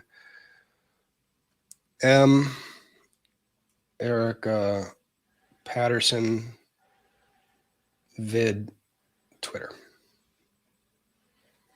That will remind me, because I need those reminders. Andrea from Iowa. Hey, Rob, Peter, and Mike. Mike, love Friday Night Frenzy. Shout out to Samantha Steinis. Thank you very much, Andrea, and thank you, Samantha, for that as well. VV Pooh, I was born a Washington fan in the late 70s. It's so hard being a fan. I miss Coach Gibbs, and when we used to win, haha. But hail to the R/Commanders for life. Hail to them, indeed. Peggy Reardon, Mike, you and Hogue are diehards for the Lions. I've lived all over, but born in Chicago, so the Bears are my team forever. Great team, great panel, Rob. I like spending these Fridays with my friends. It's awesome. T, Law Talk with Mike. Please share the Dean Cummins clip with Ian. He's not here. He can, if you guys DM him and tell him to send that link to me, I will post it or play it. Die Hard, HTTR, hoping this lawsuit does some damage. Spineless, lying POS Snyder destroyed a dynasty, disgusted and heartbroken for the employees, team, and fans. The door cannot hit him hard enough on the way out. Your sentiments are felt by a great many fans, this one included. So, yeah, I have really hated what I have seen happen to this team since I became a fan. And I really hope that whoever acquires this team perhaps takes a note of from Runkle of the Bailey, throws some concrete on the old structure and builds a new one. So that's just my thought. I have an opinion on it. I don't like what I've seen happen, and I don't want to see it continue. Okay, let's see. Going on from that. HR Silver, 1974. The Packers fan base is the most loyal, especially the many, many awful years before Favre broke the curse. Fair. There's a lot of loyal fans in the NFL. Samantha Steinis, congrats, Kristen. Congratulations indeed. Cancer-free is something to be very proud of. Nick Listero, whiskey and cough syrup shots are now called a Runkle. That I've never done, but you know what I'd prefer? Akavit. Okay. And I know he knows what Akavit is. I'm going to take your word for it. I'm not going to do it. If you ever make it up here, we're going to do Akavit. I know you're going to make me eat and like drink all of the things I don't want to do, but Akavit isn't terrible. It's just, you got to have good Akavit, and good Akavit is, so the stuff I like is Linya Akavit, And, this is Norwegian, so it's not like Malort or anything like that. Although they do have some nasty beverages and nasty foods, this is not really one of them, but it is sort of licoricey. Mhm. But ideally you should, ideally it's served like ice cold. That's sort of the best way to do it. Yep. And you have it as like a little shot. And someone in the chat is asking what my shirt says. Runkle, you didn't see it. I got to see the shirt. You're seeing it. Of course, I talk to myself. Sometimes I need expert advice. That's the reason why I don't talk to myself. It's like I need better advice than I'm going to get from that. Someone said that to me, so I figured I would wear it. It made me laugh when I saw it. I was like, that's okay. Ryan432, loyal fans. Toronto Maple Leafs hockey, no cup since 67, sold out every game. I would say that is some loyalty. Chrissy Lee, thank you again for the super chat. Another one. Yay, I'm still awake, and 4 of my favorite men are streaming together. Thank you for the distraction from pain. Love you guys. Hopefully the distraction continues. Hopefully the pain subsides, and hopefully you're enjoying your evening. Thank you for the super chat, Chrissy. Brentwood Chic, Daddy Stack, Wood Daddy, Golf Daddy, Zipper Daddy, Leather Daddy. Thank you, Brentwood Chic. You've got some opposition to the Leather Daddy. I might have to take up a different hobby. You did it to yourself. Sparkling Dragon, another one. Wood Daddy, Unzipper Daddy, Leather Daddy, and Golf Daddy. Oh gosh, you guys. Samantha Stein as Unzipper Daddy is now a thing. Next time you're in Law Talk with Mike Chat, you will have to remind him of that. Sarah Lee, Peter, I need the defense take on Daryl Brooks. I think he's given that quite a bit. I'm a defense lawyer. I can give you the take. He might have actually been able to make some arguments if he'd had a lawyer and not been a crazy person. Mm-hmm. But the arguments he was making were not just terrible; they were offensive to anybody who's a decent person. And so that was just, it's worse than if he just run no argument at all. So yeah, and honestly, I'm yeah. And then this one also, Sarah, I'm gonna call that one out too. Peter, how would you have represented Brooks? He actually has done great coverage of that trial, and his opinions on what would have been stated. He's done several videos on that. I encourage you strongly to go check out his channel. Yeah, great content. He did excellent coverage on that one. Yep. And I say this as a defense lawyer, right? So, yep, he did a wonderful job. LJ Peach, Roger is the. I'm just gonna say that's a bad word. So he's that. Yes, he's bad. Tankfurter, thank you for that. Wood Daddy Stacks, it's a lawyer stack. It actually was at that point in time. This is a stack of lawyers. Oh my, okay, that just happened. Ms. Savian, cool. I heart my team, but can't stand Snyder. Me too, my dear, me too. Mary Malarkey, thank you. My favorite top 4 male lawyers. Yay, we'll join in later with a beverage, putting grandson to bed. Hi, Rob, Peter, Mike, and Runkle. You're the best of the best. Thank you very much, Mary, for that super chat and for being here. Crazy Cat Queen, Ari Washington team. Wouldn't that open up possible lawsuits against Snyder Goodell from commercial supporters? Think advertisements. That is a possibility. But that also depends on the communications that the advertisers were receiving, whether they were intentionally misled. Yes, that might. 9-Inch Nails Gal, thank you for the super chat. Dropping in on a break to say hey to everyone, and we'll catch replay. Please have a drink for me. It's another 4 hours before I can have one. Customers are crazy, and no team member wants to listen. Can't wait for the replay and drink. Thank you very much, 9-Inch Nails Gal. Nicholas Stero, is philanthropy a tax deduct? Is it if philanthropy is a tax deduction, is it philanthropy? Sometimes yes, sometimes no. Good question. Corporations spend money for reasons. Lau Lil Ducky is a massage therapist. The disgustingness of what is going on and being uncovered pisses me off and gives us professionals a horrible name. I do not dispute that in the least. The abuse that these massage therapists have gone through rampantly throughout the NFL is horrible. And I mean, it's a job that, shouldn't be like that. So, yeah. Yeah, correct.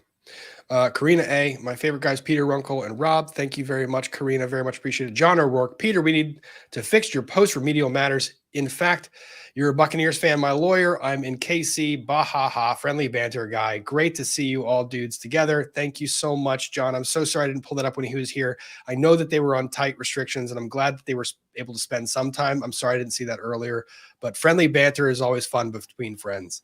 Yeah. Zikes. I'm sorry.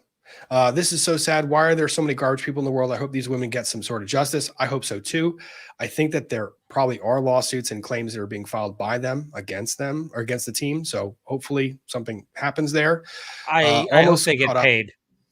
I do just too. all the paid. All of it. Yeah. Yep. Like, I hope so too. So, Kristen, I'm sorry, Rob, but didn't do it last week, and we played like beep. So go Tigers. Oh, hopes this helps us this week. It might. Kristen Russell. Wouldn't it just be awesome if the cheerleaders ended up owning the team? Oh, that'd be great. I'm all for that. Someone raised them some money to buy it.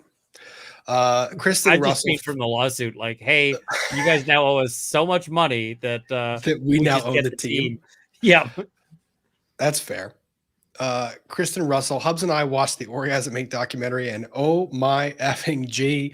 I'm sorry I'm reading this. Face from Ian kept flashing in my brain, and I giggled like a 12-year-old boy hearing the word boobs. Would love to see Peter's reaction to it. LOL. I'm going to hit him with that when he's least expecting it. I can't give him a heads up on any of that. No, that's just unfair. No, it's not unfair. It's I need to catch him off guard with that. Thank you, Kristen. It's hilarious, thank you very much. Ryan 432 sounds like the ongoing hockey Canada debate. It's all over the place. Have you heard about that one? No. Oh, Hockey Canada has some major issues going on as to their treatment of all sorts of people. So yeah, I mean, I'm just not a hockey person or sports person, so I'm probably not the person to cover it. But maybe I guess I should, just because it's Canadian. So yeah, I don't know. I got to decide on that one. We need Kurt to join. Kurt just got a link. So he has a link. He might take his time. I wanted to get through some super chats before bringing in, because I wanted to catch up and actually remain on some sort of schedule today rather this evening.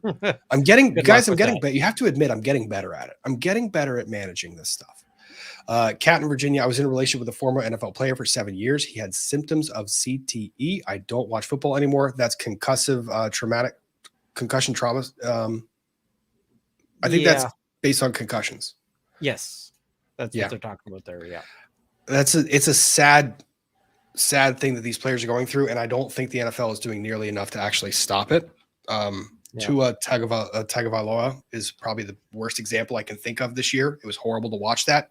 It made me not want to be a fan for a while. Crazy Cat Queen, thank you for the super chat. Unpopular opinion / question. How many people, knowing how Snyder operates, still wanted / wants to be an NFL cheerleader? Given the path of some IG TikToks, perhaps they should get consent if they want to go that direction. The consent part. It's the consent part. Ian has expressed rather openly, and I'm of a similar mind. Look, it is your life. You get to make choices. The government should have very little involvement in the choices that you make. If you want to be a cheerleader, and if you want to go out and do the cheerleading functions in all of the scandalously clad stuff that you want to do, go by all means do it. But that's you desiring to do it. That's not being told to do it. Those are two different things. And I also think they should maybe get paid better, because from what I understand, those cheerleaders they don't get paid jack. They get, like, you're talking about, they're throwing millions of dollars around to everybody, and the cheerleaders are basically getting paid like the wait staff, like they're serving drinks. And I'm just like, that's not right. That's not cool. So, and it's also telling them ahead of time. You can't ask them to sign up for something and then change the rules of the game. You can't say, hey, you're signing up to be a cheerleader for a team, and then, by the way, that also includes A, B, C, D, E. You don't get to do that. That's a different thing. A, B, C, D, E are the sort of things that people should only be getting into with their eyes wide open. I'm seeing people here correcting me. Chronic traumatic encephalopathy. Encephalopathy. Encephalopathy. Yeah. Encephalopathy. Encephalopathy. Don't become a brain surgeon. No, I learned the Latin stuff in law school. I don't want to have to do it again. And thankfully, law is getting rid of most of the Latin because Latin is the worst language to ever have existed. And if I have a time machine, it'll just be like, okay, let's go back and teach everyone some English. Just so that the lawyers sound pretentious while just like using ordinary English terms. Yep. Kelly's Corner makes so many pretentious lawyers like ruin their day. It probably would. Kelly's Corner, Canadian Rye Whiskey Cocktail, Rye Apple Express. That's an awesome name for a cocktail. Jessica Martin, hi from Texas. My 120-pound lapdog. Great. Dan and I are enjoying the content. Really appreciate you guys. Thank you for being here, Jessica. Very much appreciated. FM, thank you for the super sticker. Very much appreciated. John O'Rourke, let's make Ian Runkle blush. Runkle equals hashtag the Silver Fox, the best name out there. Runkle is the Silver Fox. That I can go with. Let's make that work. Good evening, Kurt. How are you, my friend? Hello. I can hear you. Hello, everyone. Reading 5 by 5. I'm a civil law. How are you? No, I'm having. How are you doing? How's your week? Good. It's good. Everything is fine, and it's been a good week. We had a nice little Fall Guy stream earlier today with some people, so that was fun. I'm gonna try to do that on Fridays and see if we can get a larger group of people to come over and play some games. It's nice, easy, cash games. So hey, why not? Yeah, that's not a bad idea. I got to figure out sort of what to do for like members only stuff because I'm really bad about that on locals. I have a locals account. I've never done anything with it because I don't know what to do over there. Like every time I want to post something, I just post it on YouTube. It's like I don't know what to do. Yep. I mean, I post stuff there ad free because but so that's a locals perk is that you can watch the videos there without ads. Which, sometimes if it's like an hour-long video, it's like, all right, that's cutting out a few ads from your life. But good. We've had some good cases this week, and we did a nice little Supreme Court react this week on the whole pork producers case. Interesting case. I went into it with not extremely well informed, but I went into it with one opinion, and then the guy who's arguing in favor of the opinion I shared every time he talked made me believe in it less. I like that. I did like that case, by the way. Yeah. I like the audio of that. I did listen to that. Victoria McWilliams, Kurt is hanging out for a link. Thank you. It is hard for me to see people in the chat often. Like things pop up in colors and it flies. And also I want to like try to maintain some covered now. I think we have him covered. We have him. He's here. He's here, guys. We've got some topics. I've got some Musk stuff to talk to him about. That's going to be fun. And some crypto stuff that's going to be interesting to cover. I love crypto.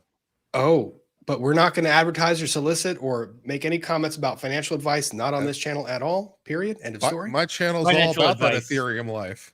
Nope. Don't invest in companies that are about to go. Don't do the things. Just don't do the things.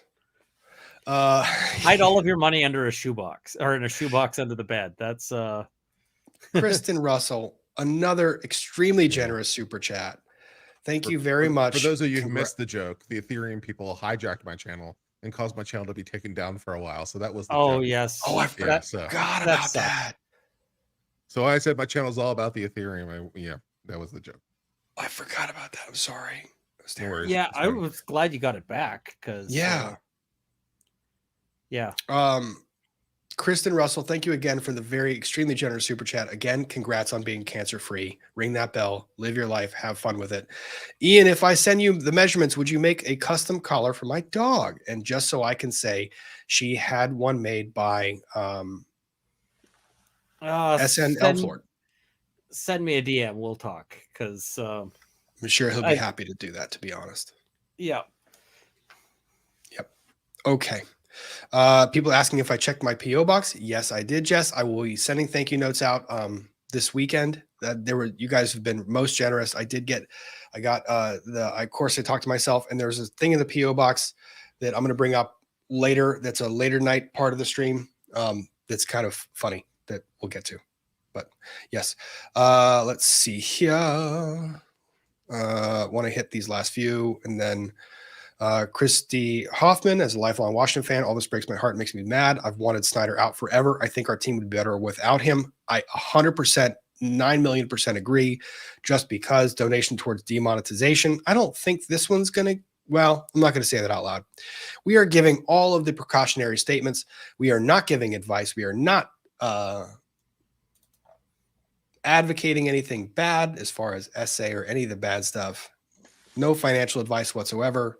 This is commentary on lawsuits that are pending. Financial advice. Send more super chats. There you go. Yeah, that's good. That's good financial advice. I can say that because it's not my channel. Oh, If you send super chats, you'll be rewarded 7 times over. don't say that. No. Recant. That is recanted by channel owner. Channel owner recants the statement by Kurt on civil law. However, Ian, you'll maybe- get your payment in boozy bucks, which are worthless. which is not currency. We're teaching prosperity gospel over here. Give it to Rob and your prosperity will increase. Oh gosh. Sparkling Dragon, Ian, Wizard Daddy, or maybe Sword Daddy. I like both of those. All right, I'm gonna save some of the Redskin stuff for a little bit later, and because I want to get to hide that one. We are going to change topics, and when we change topics, we do the thingy, and the thingy.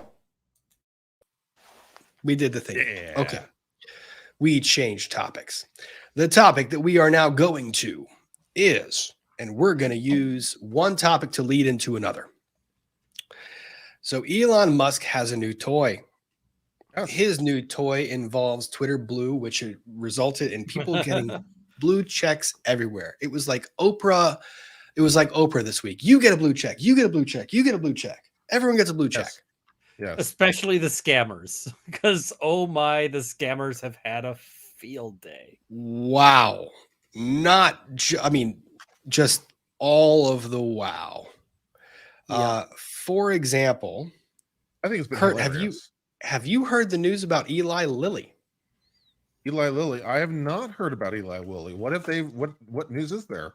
So this one's fun. A fake Eli Lilly put up a thing saying insulin is free.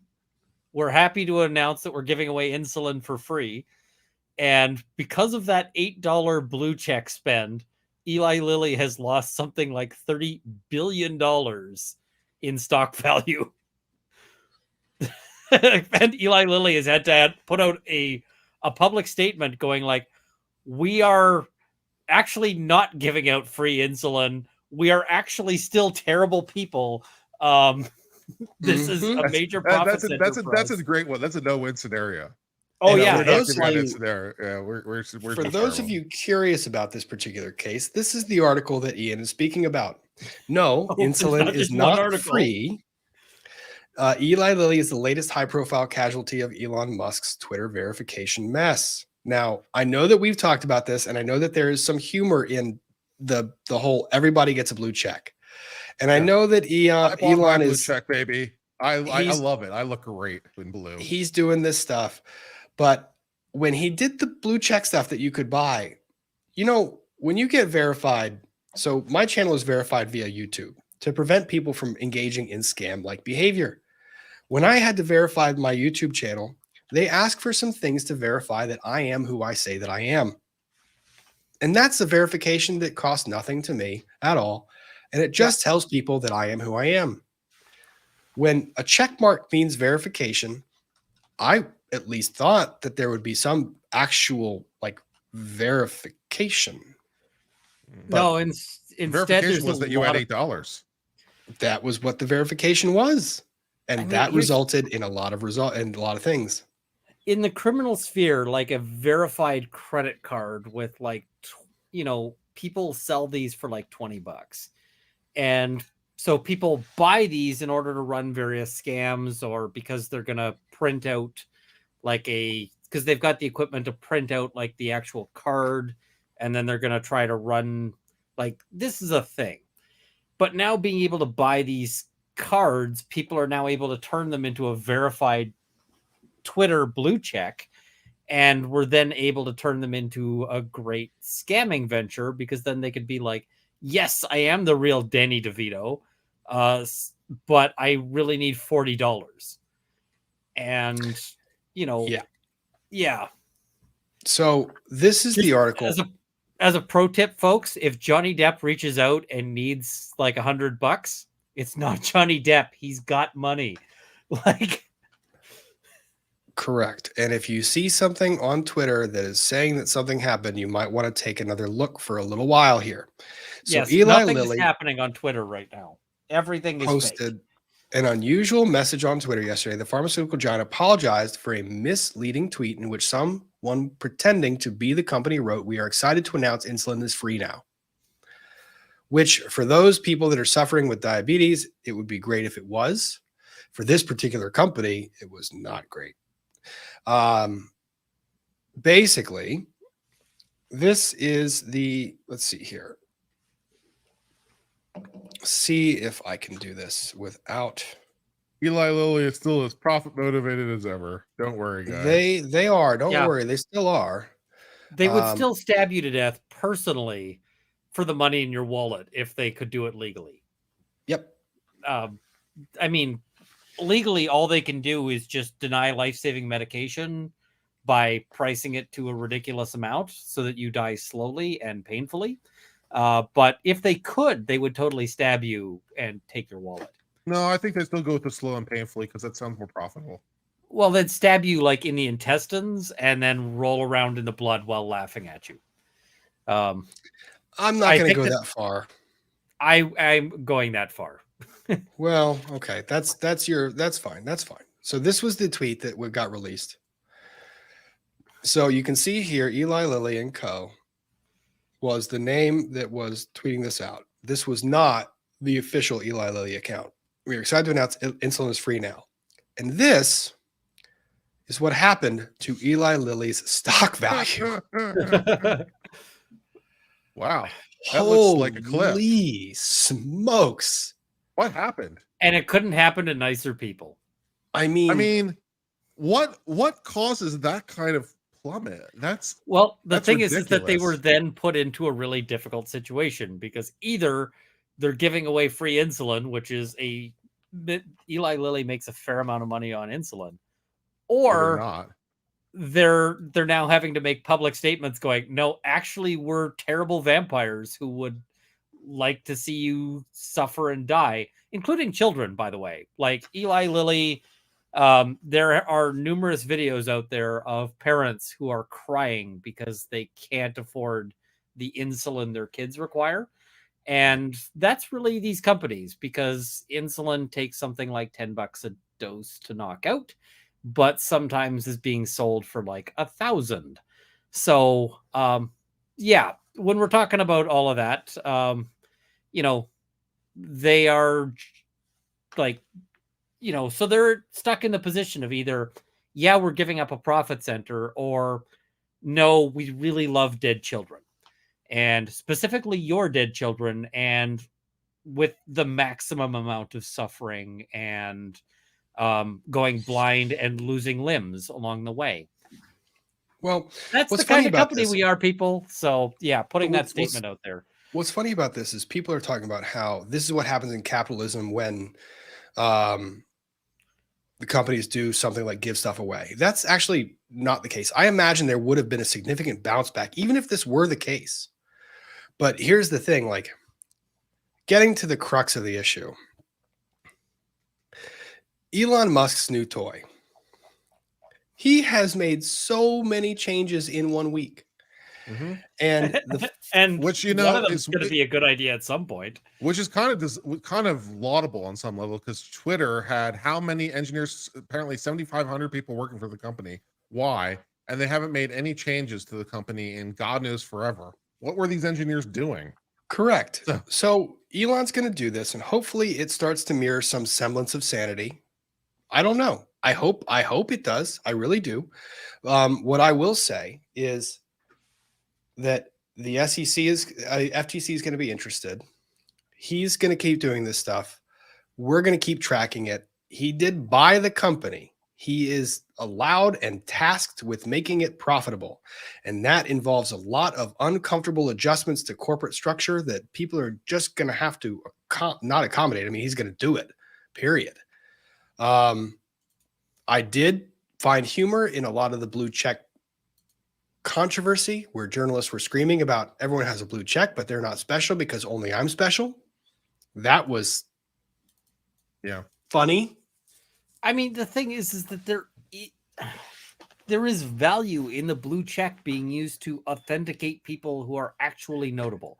Well, authenticate people's identity. That's the thing. Like, you know, offer if I'm out there with a handle that says Eli Lilly, well, make it clear that I am who I say I am.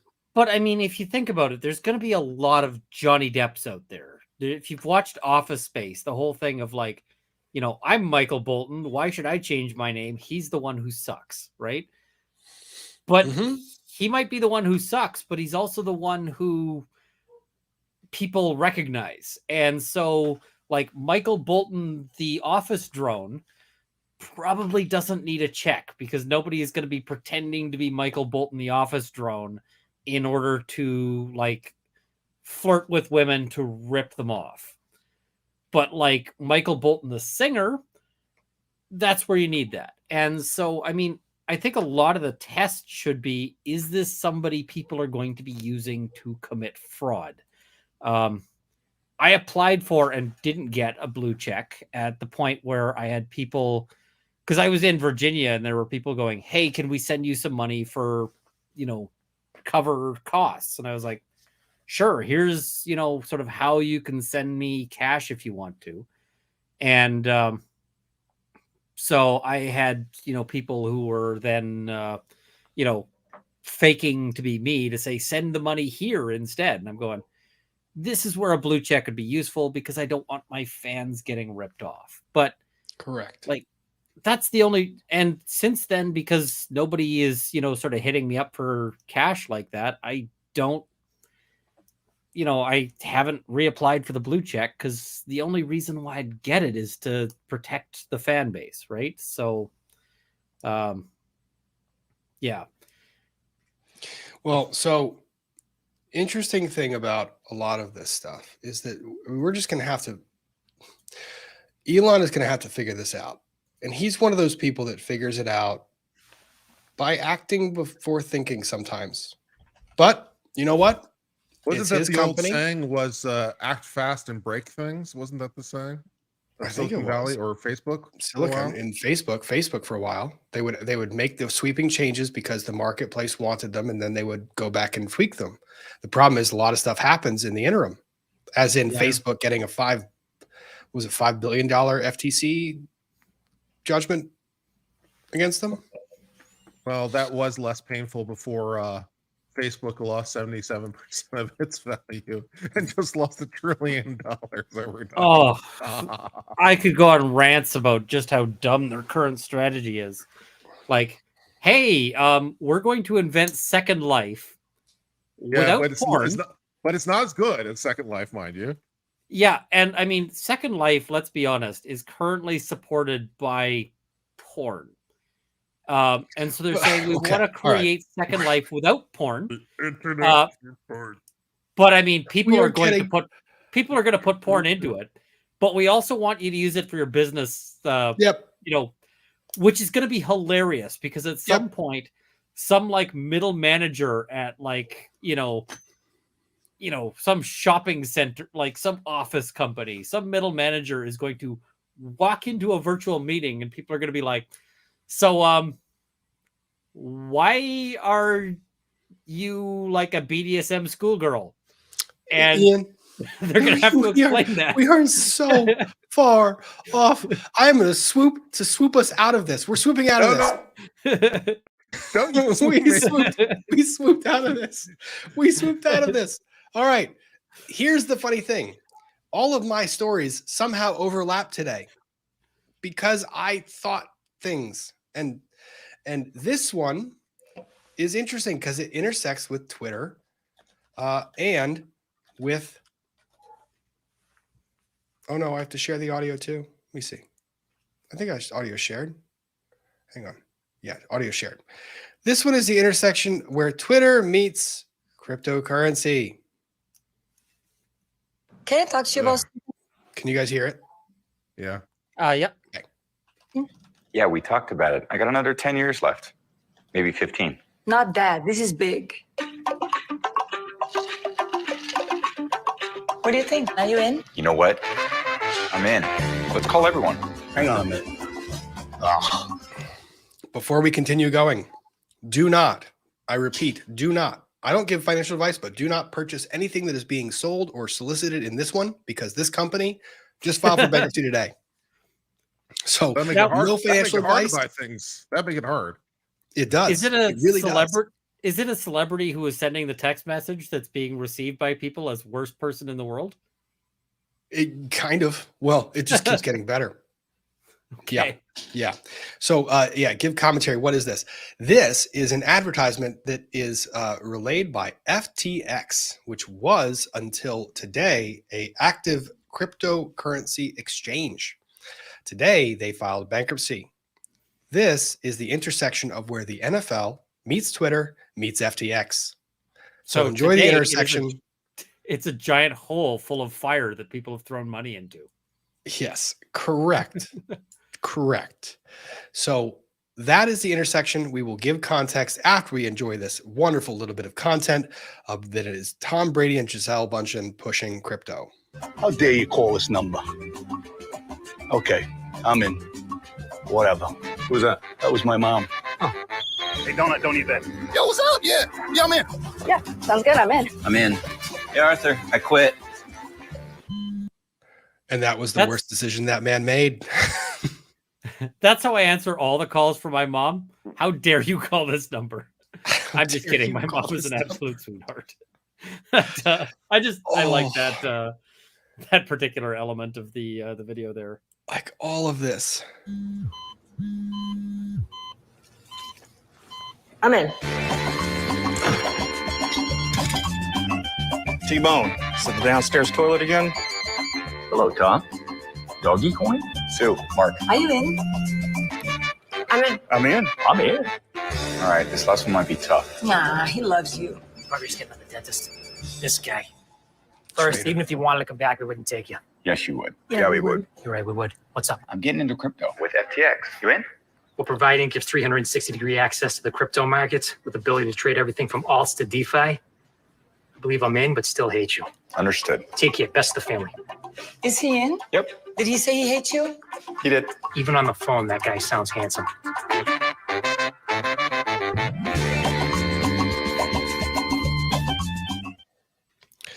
All right. I'm horrified. I know. And Kurt or Ian, this is the one opportunity I will give you this evening until late night for you to use the soundboard. You can do a wah, wah, wah. I don't have my soundboard rigged up right now, so I'm just Kurt. gonna yeah.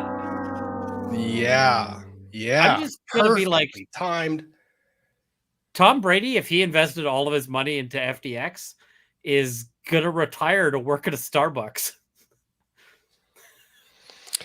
Yep. He might actually end up back in that bar. If Well, and here's the other funny And this thing. also before we hits get other into people too, because this happened to creator Boogie 2928, I think is his name, or 2929. I forget it was, but he's a huge creator. But he was very wealthy, and now not so much, because basically he lost all of his money in crypto. and This it's funny story because is so much worse than you guys have been able to process yet. Like I've been diving into this a little bit, and I'm going to cover it a lot more thoroughly. But this is going to be a big story. crypto bros being like, you need to diversify between several different shit coins is like, that's just peak. Like, what the hell are you doing? Yeah. It's like So- somebody in Holland going, Isn't no, I've diversified my investments. I have isn't several Bitcoin down at different kinds of 16,000 these tulips. days? So here, this is Tom Brady, NFL quarterback. Oh my god! I mean, I like where this is going. This is Tom Brady's financial future. This is what it is. This commercial now has new context. A lot of people think this is how you mine Bitcoin, but you don't need a flamethrower to buy, sell, or trade Bitcoin and crypto safely. You just need FTX. Oh, I'm reloaded. How high were the people doing this? baby, did that not age well? Holy crap! Yeah, that didn't age, especially because isn't that like the what's the name of that flamethrower now? I don't know. I don't care. He Elon literally Musk. he literally just told every single person in the world to do it safely, like all of the above. Yeah, any investment is not safe. But that is I believe a flamethrower from the Boring Company. Not a flamethrower. Which is I believe that's an Elon Musk flamethrower, which is especially freaking funny. Is it really? Yeah. It looks like it. That's brutal. I think that's Elon Musk's flamethrower design, which is literally called not a flamethrower, and is also the world's crappiest flamethrower that you might be able to build. I see people asking, what is Bitcoin? So it's basically... Hang on, we'll get there. We'll get there because this is I have the articles pulled up to give us context because we do need to actually have a little context here. All right. Dun dun dun. There's context that explains this. There is so much context, and I have it. Okay. It takes me a second to do the thing because I'm doing the thing. Look, I have been organized today. You guys have to comment on the organization. I have had things queued up and lined up to go in actual order to explain stuff. I'm doing my best to ruin your organization, not through malice, but just through attention deficit. I know. I have stacks of organization. I've been forbidden from using the soundboard anymore. No, you haven't. You can use it. Just no copyright claimable items. I have no objection to anything that you want to do other than copyright claimable items. And no porn. Yeah. No corn. Corn. No corn. No revenge corn. Corn. But I did run out of a beverage, and I did have stacks of organization. I also found something else that you had stacks. You say I did. Look, I have stacks of wine. Okay, and I'm coming over this evening in my stacks of wine. Actually, what I got to know is, do you still have your homemade beer? I do. It's still there. In my stacks of wine, I have Shiraz, and I have a Petite Syrah. Nice. I have a Syrah and another Petite Syrah. So I have stacks of Syrahs. But no PV? And for someone, stacks of Syrahs. Some in the chat will instantly realize the stacks that have been accumulated. Stacks of Syrahs. There you go. Very nice. Gotcha. You've got good beer. Chat, go visit Rob. He's got excellent beer. Announce yourselves first. Don't just show up. Just show up. It's if you'd like to know Rob's home address, give me a call. No, don't do that. So, guys, Rob may or may not be armed with ammunition that I may or may not have left behind there. Correct. Stacks of Syrahs for all of the Sarahs in the chat. So that one was for them. All right. So FTX files for bankruptcy. Former billionaire Sam Bankman-Fried resigns as CEO.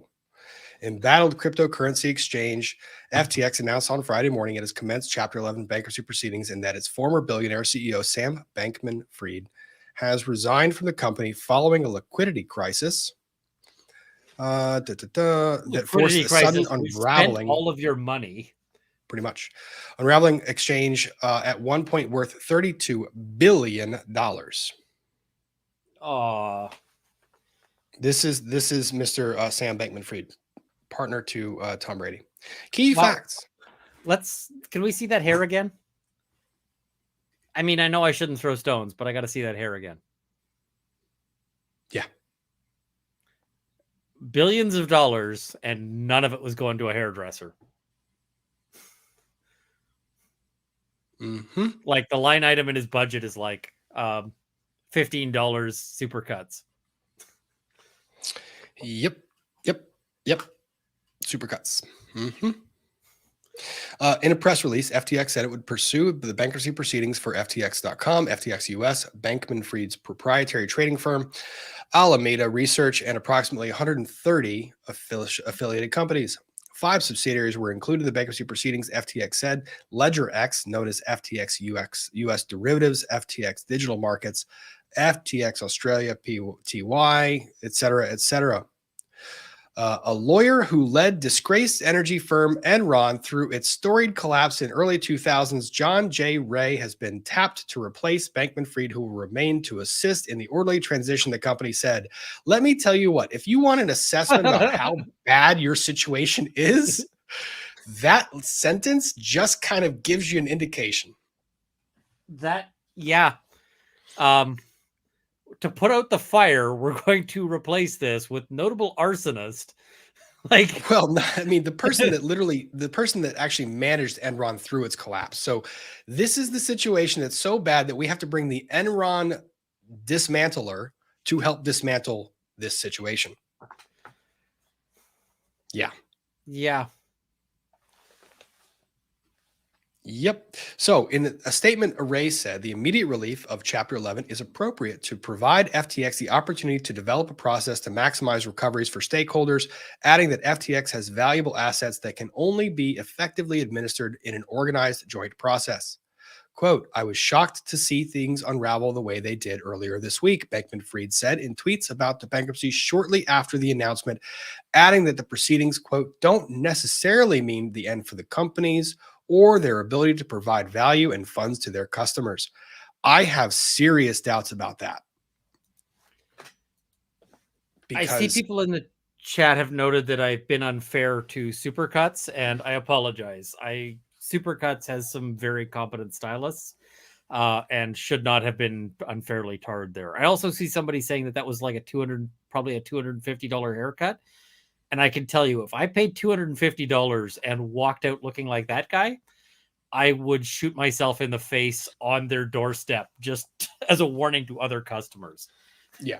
And Syracuse Brad correctly points out, kind of as I did, the fact that the Enron, like the guy that brought in to dismantle and bring Enron back to liquidity or to liquidate Enron, is being brought in, is an indication as to the skill of the person they needed to unravel this type of mess. Like that is what it is 100% right. The guy that is being brought in to do this is not a negative thing. That is an indication of how messy the situation is going to become and the level of expertise they're going to need to get this resolved. So yeah, if you bring in the guy who had to fix Enron and unravel that nightmare, that's probably the guy. Pretty much. That's the person you want to have there with you while you're doing it. Now, the problem that I am having with this is that certain things were... Sorry, there's just one problem? There's several problems. One, on... Let me see here. On Sunday, $5 billion... I believe $5 billion in assets was withdrawn from FTX on Sunday. Ooh, so there was as speculation. A bankruptcy guy, how do you feel about that? I feel like there's going to be a lot of clawback actions, and that the filing of the Chapter 11 was more so to preserve the clawback actions, to try and preserve the estate, because there's going to be lawsuits left, right, and center to bring stuff back in. Oh my, that's such a And the big problem here is people have been asking, and maybe this is a good place to kind of explain this. A lot of people don't understand crypto.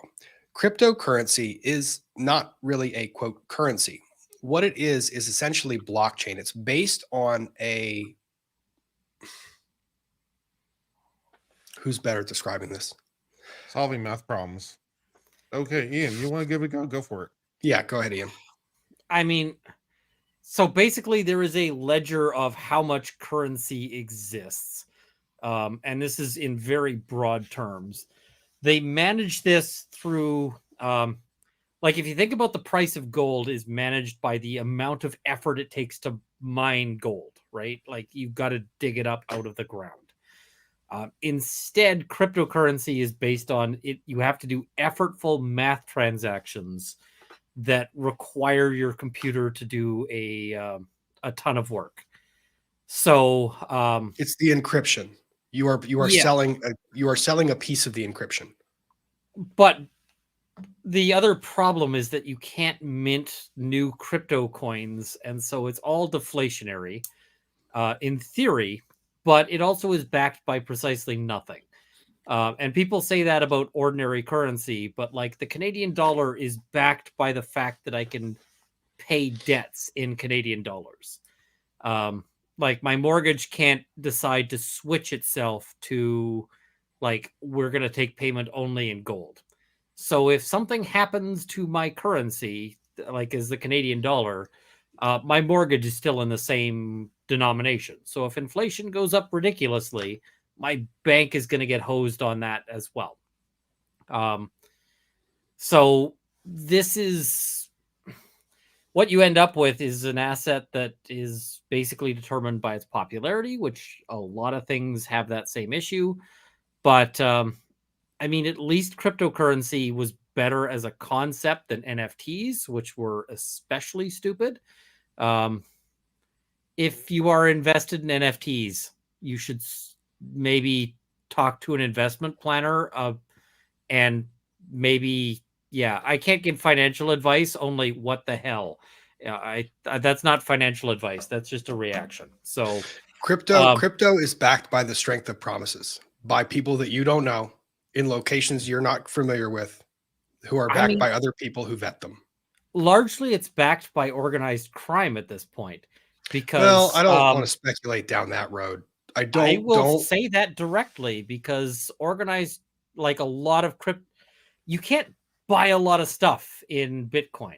Like if you go and get a job, your job will not agree to pay you in Bitcoins. And if you go to the bank and you want to get a mortgage, your bank will not agree to denominate that mortgage in Bitcoins. No. You know, there are some places where you can use Bitcoin to buy stuff, but the big place where it's used for transactions is extortion payments. Like we have encrypted your hard drive, and if you want to pay to get that unencrypted, that's going to be in Bitcoin because that's harder to track than cash. And like similar like criminal activity. I want to buy a kilo of drugs on the dark web. So don't say that way. Hypothetically, you want to buy a kilo of drugs on the dark web. Hypothetically, I want to buy a kilogram of books on the dark web. And, you know, so we're going to engage in that transaction with Bitcoin because it's less, you know, less traceable than if I send you a payment with, you know, whatever. I see somebody in the chat is saying FUD. Oh my God, had enough. How are your crypto investments doing, FUD person? No, I don't throw shade. I mean, that's the thing. This is not a place. This is quite honestly not a place where we're going to talk about financial advice and what you should or should not do. We might have opinions, and each of the people on this an S&P 500 index fund. I mean, each of the people on this channel are going to have opinions, and they are going to be different and vary by the person to person. Ian has his opinions. I have my opinion. Kurt has his opinions. If you are looking to invest and trying to make decisions about any particular investment, go and talk to an accountant, an investment advisor, a financial advisor, someone near and dear to you who you trust. What you are hearing right now is us reporting on a story that is very big because the bankruptcy involved in this case. And I did see that people are saying that there are people young enough in the chat that they don't know what Enron was. Enron was a Ponzi scheme. That's depressing. A massive Ponzi scheme that basically at the end of the day left Bernie Madoff, the person who founded the company, who engaged in this, with a ton of money and nothing to show for it whatsoever. Except jail time. Except jail time. It was he was an investment broker, and he promised people these ridiculous returns. If you've ever seen Boiler Room, it's kind of a similar concept, right? He'd sell people the stock, and it would go up massively, way more than would be typical. He was a genius. Yeah. The problem Which was is- the money didn't really exist, and he was using new people money are- to pay old money. yeah. And eventually it collapsed because, you know, But the other problem is that so many, like, this is a largely unregulated area. Yes. And so what we're seeing is a ton of exchanges, and like this isn't the first and it won't be the last, where basically people pay in and then suddenly it's like, oh right, we don't actually have all of the money that belongs to the people who paid it in, because these aren't like lawyer trust accounts, right? Like, as a lawyer, if you give me $100 in trust, that $100 is gonna be there until and unless I can justify a payout, either back to you or like, hey, we billed this in fees. But, you know, and if you give money to a bank, you've got at least insurance on some of your money. But like there have been several exchanges that ultimately end up with like, hey, there is no money anymore. And, so, I mean, these exchanges range in stability from like, this is as good as a bank to this is as good as the guy in an alleyway going, hey man, I'll hold on to your wallet, you know, if you want. And it's like, oh, good. Yay. So yeah. Well, and people, here's the thing.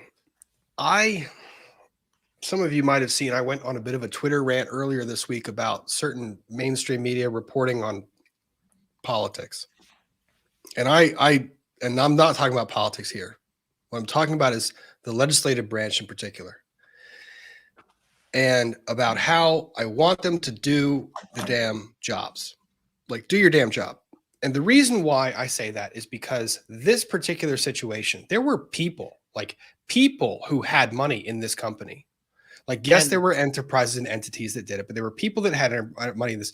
And Ian, before you get there, the SEC has quite literally been begging for Congress to pass legislation that actually encompasses the concept of crypto.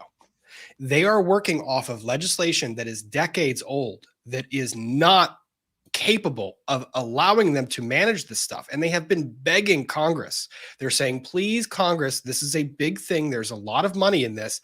Give us the ability to actually regulate it.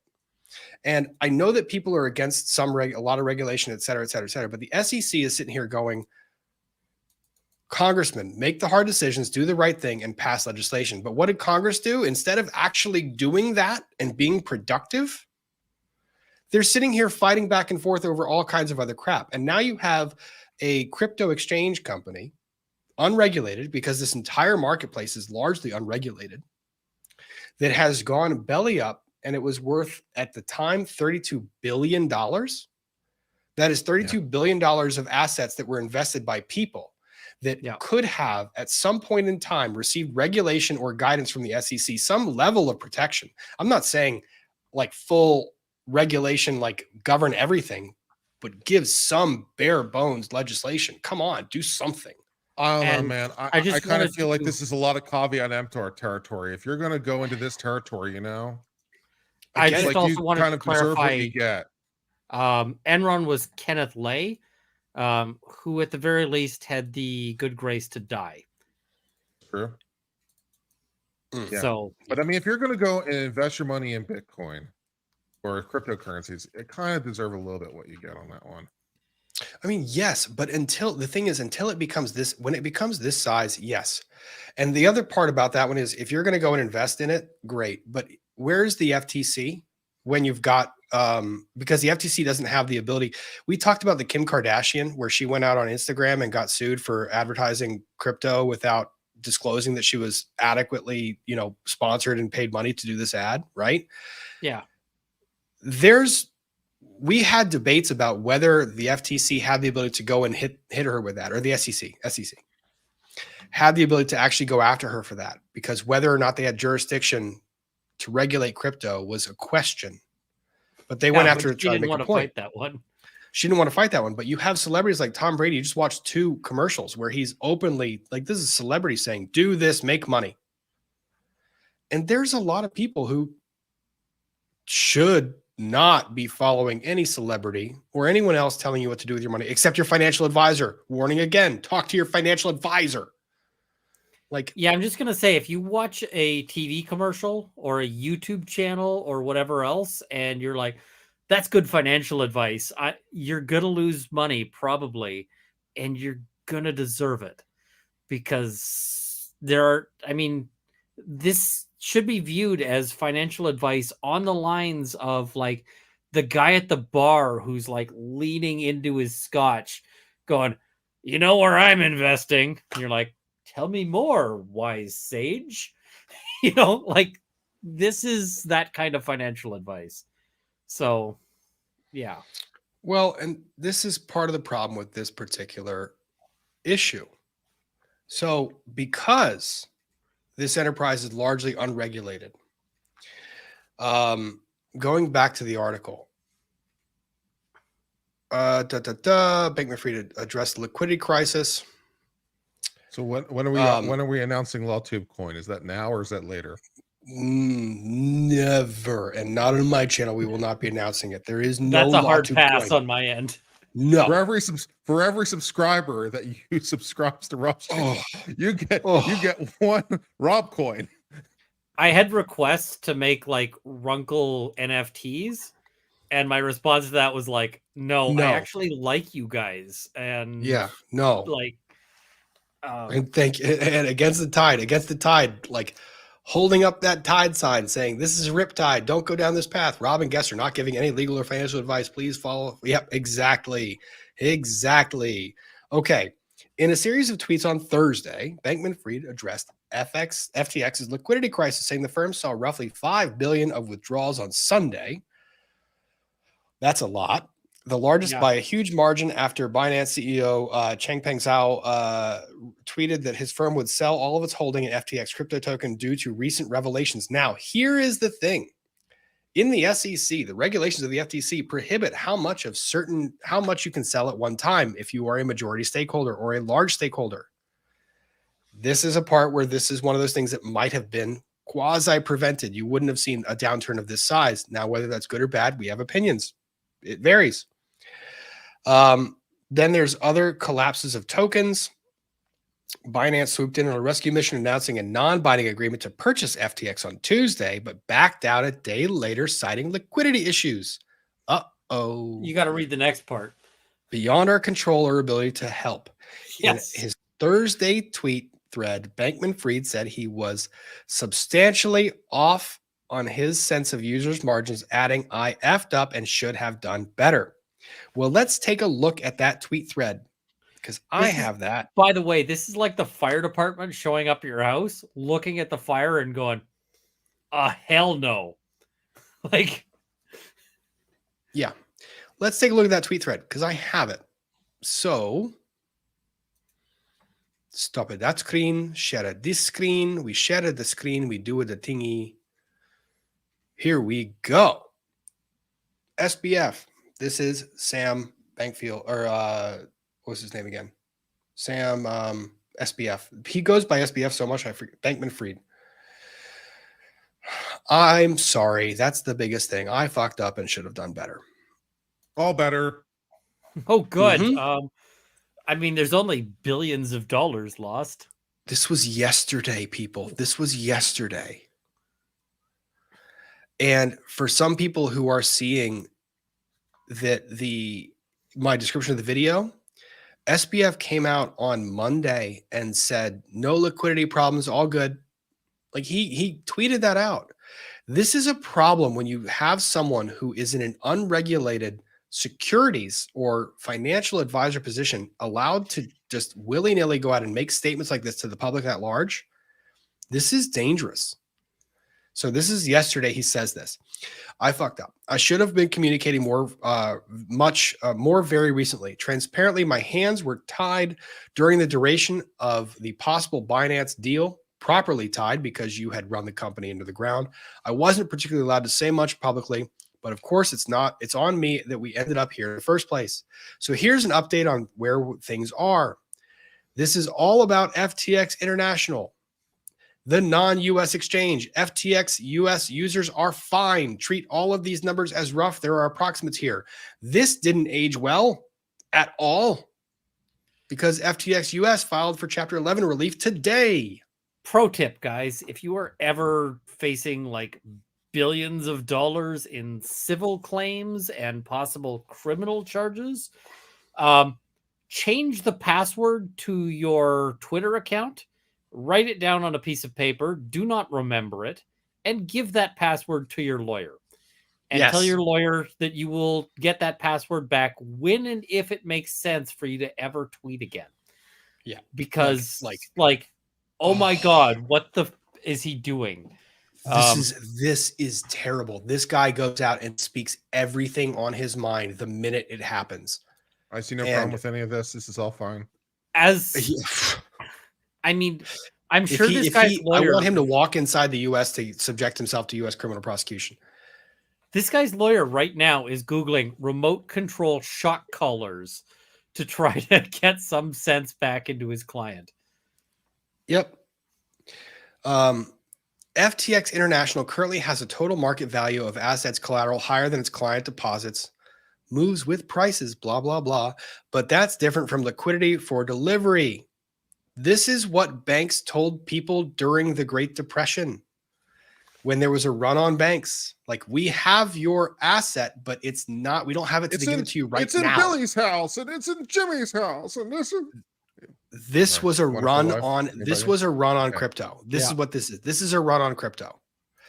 As you can tell from the state of withdrawals, liquidity varies widely from very to very little. The full story here is one I'm still fleshing out every detail of. Then stop talking, you fucking idiot. Yeah. Here's the thing I tell clients, like, listen, you don't necessarily know the full story, but you are going to be bound by every single idiot thing that comes out of your mouth. And so if you say something now that turns out to be false, even if that's just because of bad memory, like, hey, if you say that at 3 o'clock you were at the bank when it turns out that you finished up at the bank at 2:30 and at 3 o'clock you were actually at, the grocery store, that'll be held to be a lie later on in court. So when it's at in all times, billions of dollars on the line, if a comma's in the wrong place, I'm going to nail you to the wall with it. Yeah.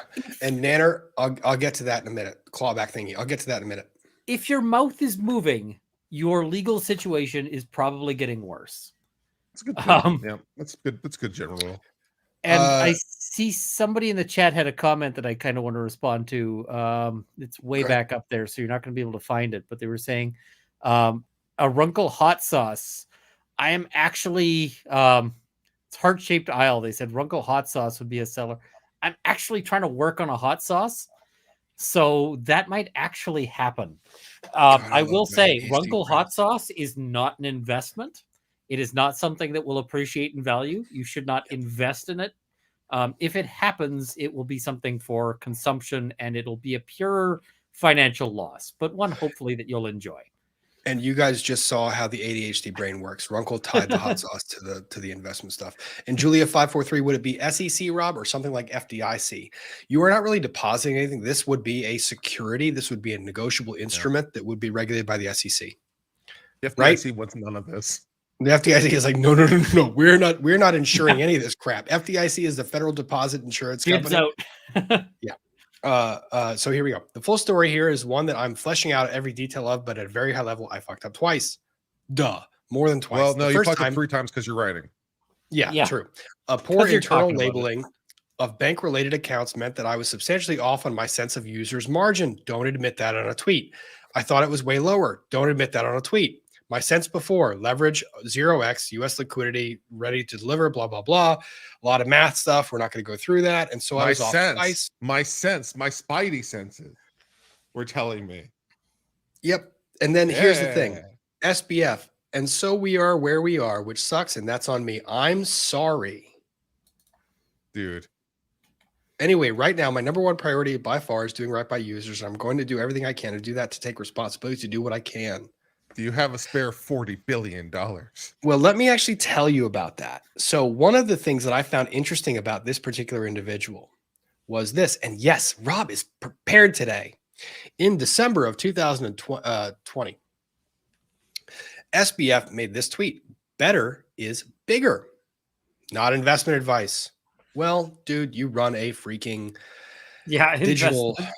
like you run quite literally a crypto exchange. You can't literally say not investment advice. That doesn't just protect you right away. Like when you run a crypto exchange, that doesn't protect you by just saying not investment advice. You are tasked with additional responsibilities when you run a crypto exchange. Sorry, that was a little vent. Let's say you were offered a coin flip, 75%, it comes up heads, 25% it comes up tails, 1-to-1 payout. How much would you risk? There are a number of ways to approach the question, but to start, what do you want in the first place? What's your utility function? In other words, how cool would it be to make 10,000? How about 1 million? Is that 100 times as good? For most people, the answer is no. It's more like 10 times as good. This is because of decreasing marginal utility of money. For the median US household, making another 10K helps them move to a more comfortable house, buy a newer car, and eat out more. Not nearly the utility that you can get for 10,000 in the developing world, but still something. But the 100th time you win a 10K, it's worth less. You've already bought a new car, This Does argument, this guy think you can move to a nicer house on 10K? No. What is scary about this is, here you go. When you bet larger, your rewards that you reap are higher and bigger. This entire tweet thread is about your risk goes up.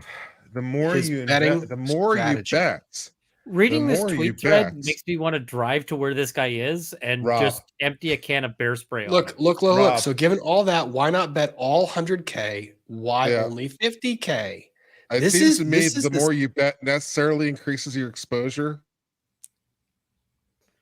Is that like just basic? Yeah. Okay. But here is the fundamental problem. Which one is the fundamental problem? I can't even tell anymore. He was managing an exchange. He was betting with other people's money. This guy needs a bear spray enema. The thing is, there was how the people that invested with him didn't see this coming. This was a tweet thread in December of 2020. One thing I will say about him, he talks too much, but he puts it out there, right? Every investor that put money in him knew, what you're getting into. This was his modus operandi. Oh, I hate him so just much. literally say get rich quick. That'd be faster. Yeah. He did. I hate him so much. All right, so check out some of these names. Oh no, zoom in. I want to zoom in. Can I open that? Okay,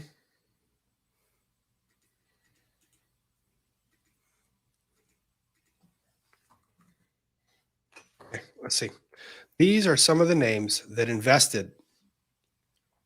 Tell me if you see anything important here.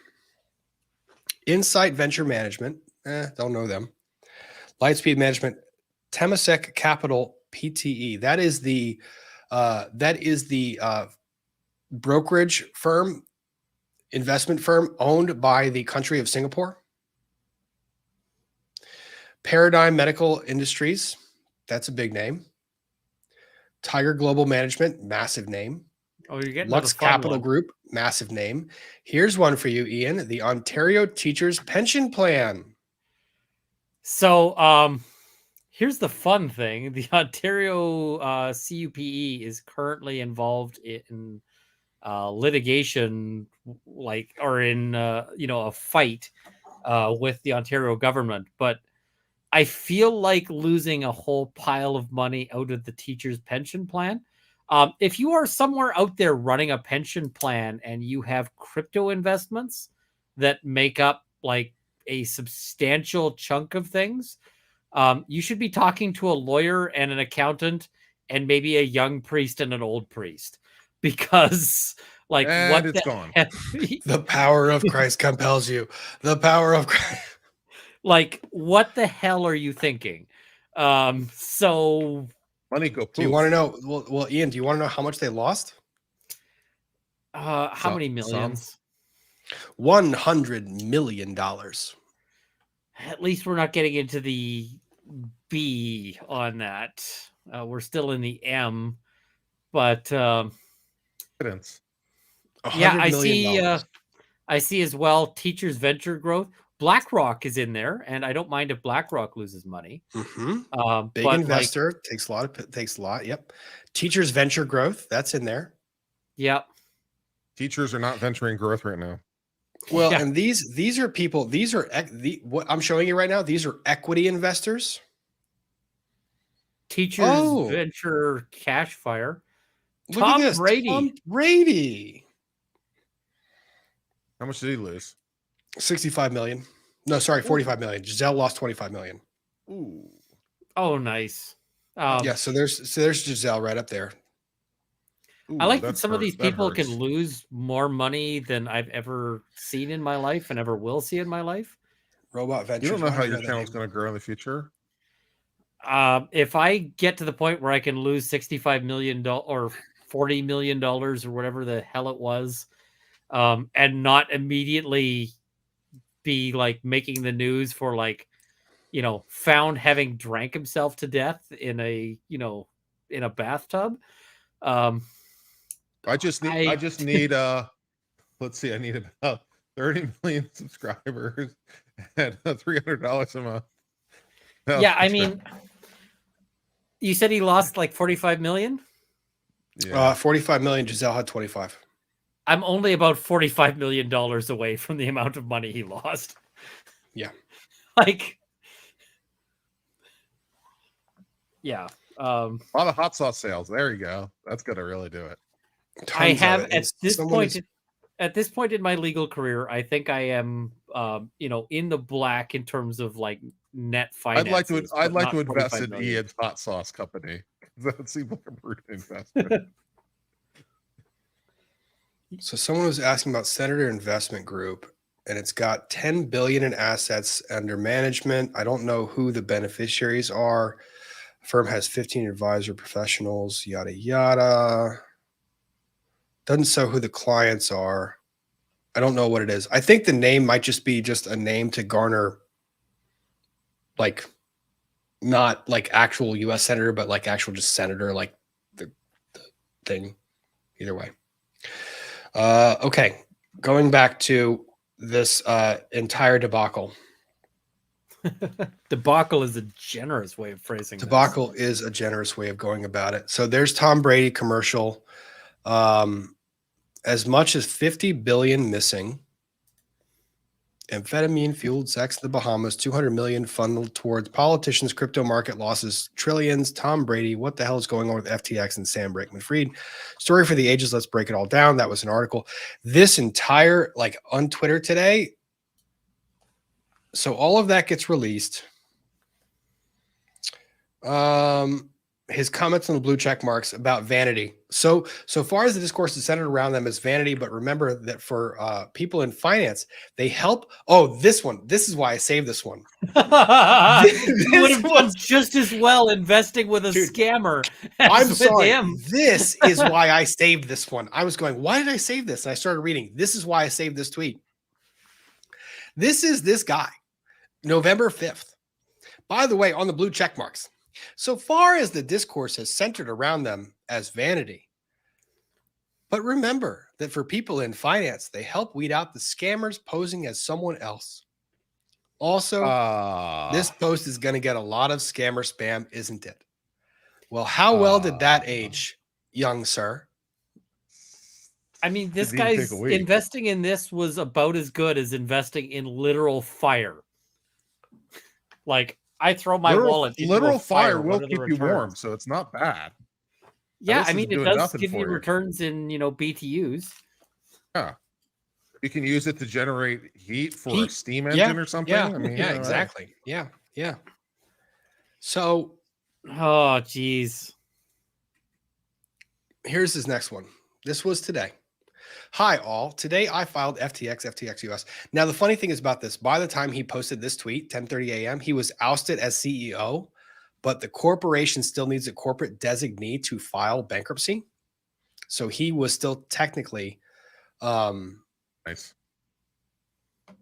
Yeah, he was still technically in charge of the company or the designee for the company when they filed.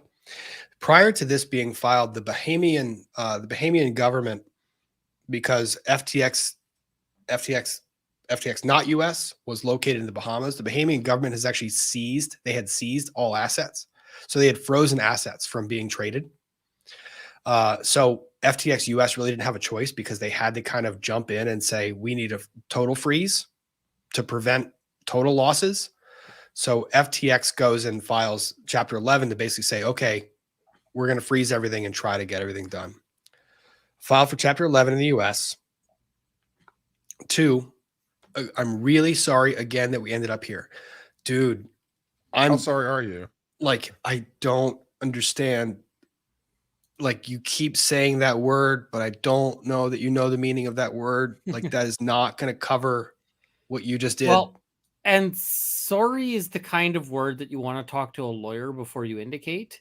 Here in Alberta, they actually had to pass legislation to basically say that saying sorry in a like personal injury context was not necessarily an admission of fault, because sorry can actually be an admission of fault in many jurisdictions. Where, you know, like you get into a traffic accident with somebody who ran in front of you in the road and you're like, oh my God, I'm so sorry. Well, now you've just, in some jurisdictions, and again, talk to your lawyer before you say anything, but you may have just admitted fault. It's a really loaded word in a lot of places. And the really fun thing about Twitter is that it hits a lot of places. So, and potentially people can decide to sue you in whichever one is most convenient for you. So, yeah. And the funny, so hopefully things can find a way to recover. Dude, I don't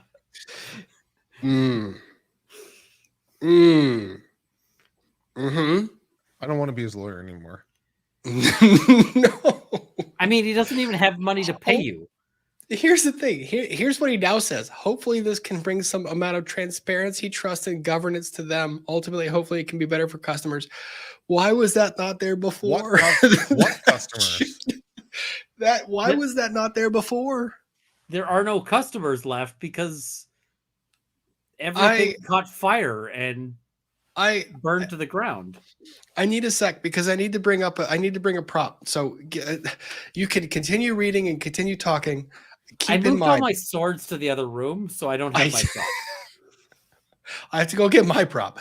Keep in mind, I can hear you in my ears. Stupid Burns. Oh my God. Yeah. And I see somebody saying, I love that saying sorry in Canada is special legislation defining its legal implications in terms of liability.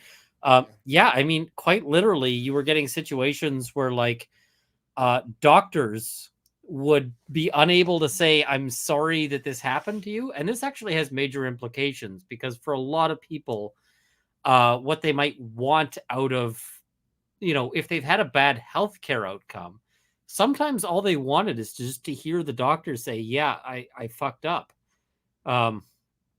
Because, I mean, people understand that there's risk, right?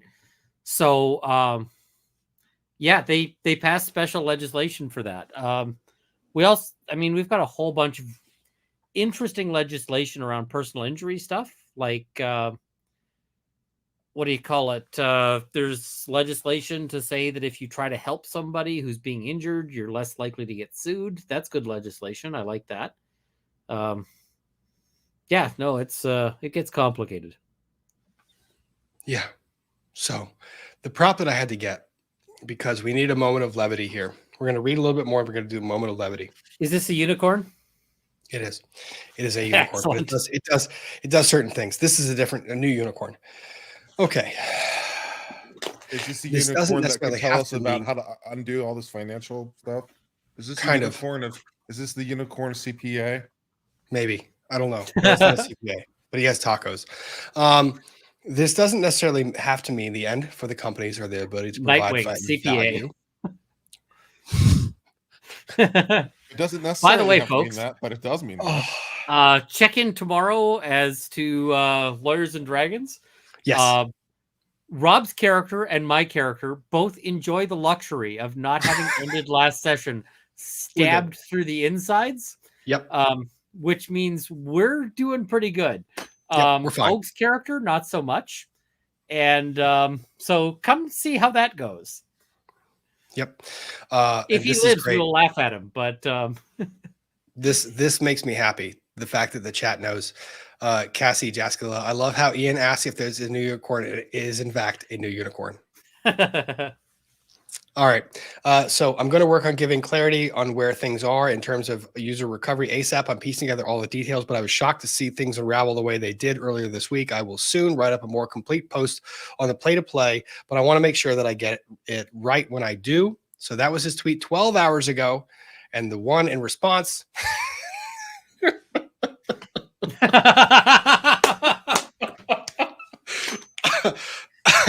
Crypto Poseidon, if you are watching this, I don't really like the whole, I'm not sort of a huge fan of crypto. I actually have some Bitcoin investment. I invested in it and then watched it tank, and I was kind of like, this is a good thing, even though I'm losing money on this. But I mean, you diversify your investments. It's like 5% of my investments. So whatever. This is like the best troll move. But like Crypto Poseidon, hit me up on Twitter. I will make you something just as a thank you for this particular. That is just too good. Oh, he almost got ratioed by this one too. I mean, not really. Dang. I mean, it's yeah. God, the replies are just too good. Oh no, I mean, I don't like the SA jokes on this. We're not gonna do that. We're not gonna do that. That gets into a place we don't want to be around. Yeah. This was Tom Brady on July 4th. There's the Tom Brady one, July 4th. Yeah. Yep. Then there's the Eli Lilly stuff. Oh wait, the bottom had some other stuff too. Where was it? I saved this other one. This part, Kurt, you're aware of certain financial laws and regulations in the U.S. I'm not saying you're an expert in it, but does this particular tweet give you some concerns? Yeah. This tweet, which has been confirmed, FTX CEO Sam Bankman-Fried sold FTX equity listed? In the stock exchange. In the exchange? Yeah, was FTX itself listed? No. FTX CEO Sam Bankman-Fried sold equity in the firm at a 50% discount to employees in the spring per The Block. If you were in the United States, if this were regulated by the SEC, this transaction alone would be criminal. Like, you would face serious ramifications for this. And I see Against the Tide is in the chat noting Rob and guests are not giving any legal or financial advice. I will give one piece of legal advice, which is, if it at all possible, try not to be Sam Bankman-Fried. If you have the option to not be Sam Bankman-Fried, you should not be him. Be someone else. That is any other person. That goes in the realm of practical advice. Like, be Runkle. Runkle's got scotch, and Runkle is not facing whatever the hell he's facing. Yeah. So Forbes bumped him off of the top 500 wealthiest people in the world. They dropped his asset net worth to zero from 25 billion or something like that. Within a day, they did that. Tom Brady is officially having the worst October and November of all history, considering he's getting both divorced and losing 45 million. And then Giselle's losing 25 million. Well, and you think, I think there's a distant possibility, but the possibility that they get dragged into the legal problems. I think that there is too, because the other part about this, someone was asking about the clawback action. So here, let me give you a run up on the bankruptcy filing. So the bankruptcy filing, Rob, how do you know so much about this stuff? I'm a bankruptcy attorney. Like, so this was when I saw this come through, I was like, I need to know. He does this shit. Like, this is Yeah. something he's good at. Yeah. So let me give you a run up on the bankruptcy filing. So the bankruptcy was filed as a bare bones or a skeletal filing under Chapter 11 in Delaware. What that means is that the only thing that has been filed so far is a simple statement that says company files bankruptcy. Company designates person A as the representative to file bankruptcy. Next is going to become what are called first day motions. So, and schedules. Schedules must be filed within 15 days. Schedules include all of the financial assets and debts to the best of the knowledge of the individual that filed on behalf of the company. So they're going to list their assets and holdings, and they're going to list everyone that owes them money or that they owe money to. That will be disclosed within 15 days. Then is what's filed are called first day motions, which is the appointment of someone to take over as trustee for the estate, as well as funding plans to get the company moving and moving forward, plans to release certain assets and allow the company to continue trading if that's the path they want to take. They're called first day motions because for the time that exists now until those motions are filed and ruled upon, this company is in what's the place between heaven and hell? Purgatory. Limbo or purgatory, yeah. That one. Brain, it's late at night. Purgatory. This company can't do anything. It doesn't exist.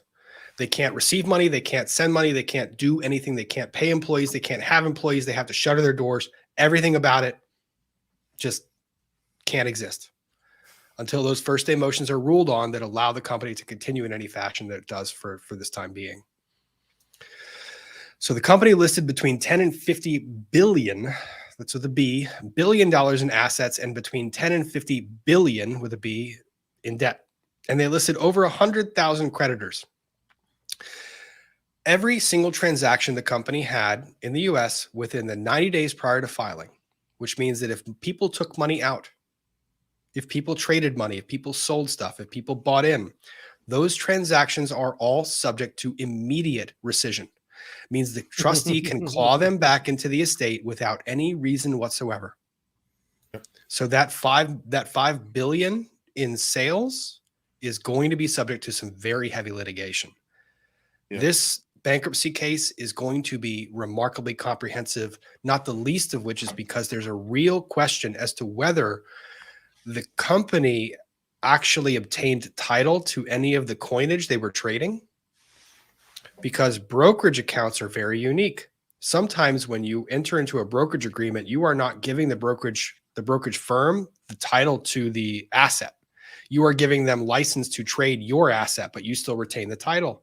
So if a brokerage firm goes under, they don't have the asset in their possession, which means that you are just a victim of that, but they never took anything, they never had it there, which means the estate can't claw that back.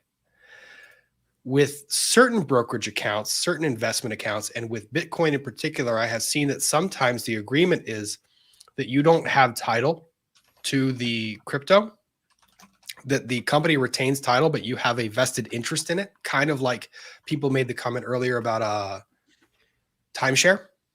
You don't own the timeshare. You don't own the property. You own the right to the property. And if the company is trading on that and selling that and getting rid of that, they have the asset. So this is going to be one of the more complicated bankruptcies to ever be tracked. And I've got my eyes on it. This is going to be very curious. But did you guys want to see the funny thingy? I want to see the funny thingy. All right. So I feel like the answer to that is always going to be yes, but sometimes it will be especially yes. Okay, here's the especially Rob's yes. going to show us his funny thingy. We're gonna swoop for the funny thingy. That said, if you start do we need to swoop over Ian again so he can't say it again? Say it. If you start standing up to show us the funny thingy, then we're not doing that. No, bad Ian. I mean, you knew who I was when you invited me on. All right. So you guys have somehow named yourself the Sparkle Farts. Unicorns have sparkle farts. One of you, I don't know how you found it, found a unicorn. That's not tacos. Okay. Sparkle farts. Sparkle or toots. Sparkle toots. Yeah. Ready? Oh. Mm-hmm. No, don't squeeze me. I'll toot. See, that's why they call me Sparkle Toots.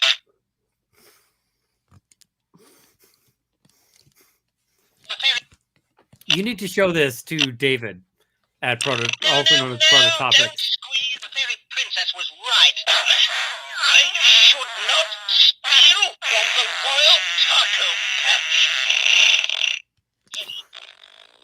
You want to see how rainbows are made? That's not good. I think I just doodled in the enchanted forest. Chat is chat. Chat is chat. Wow. You found a unicorn named Sparkle Toots.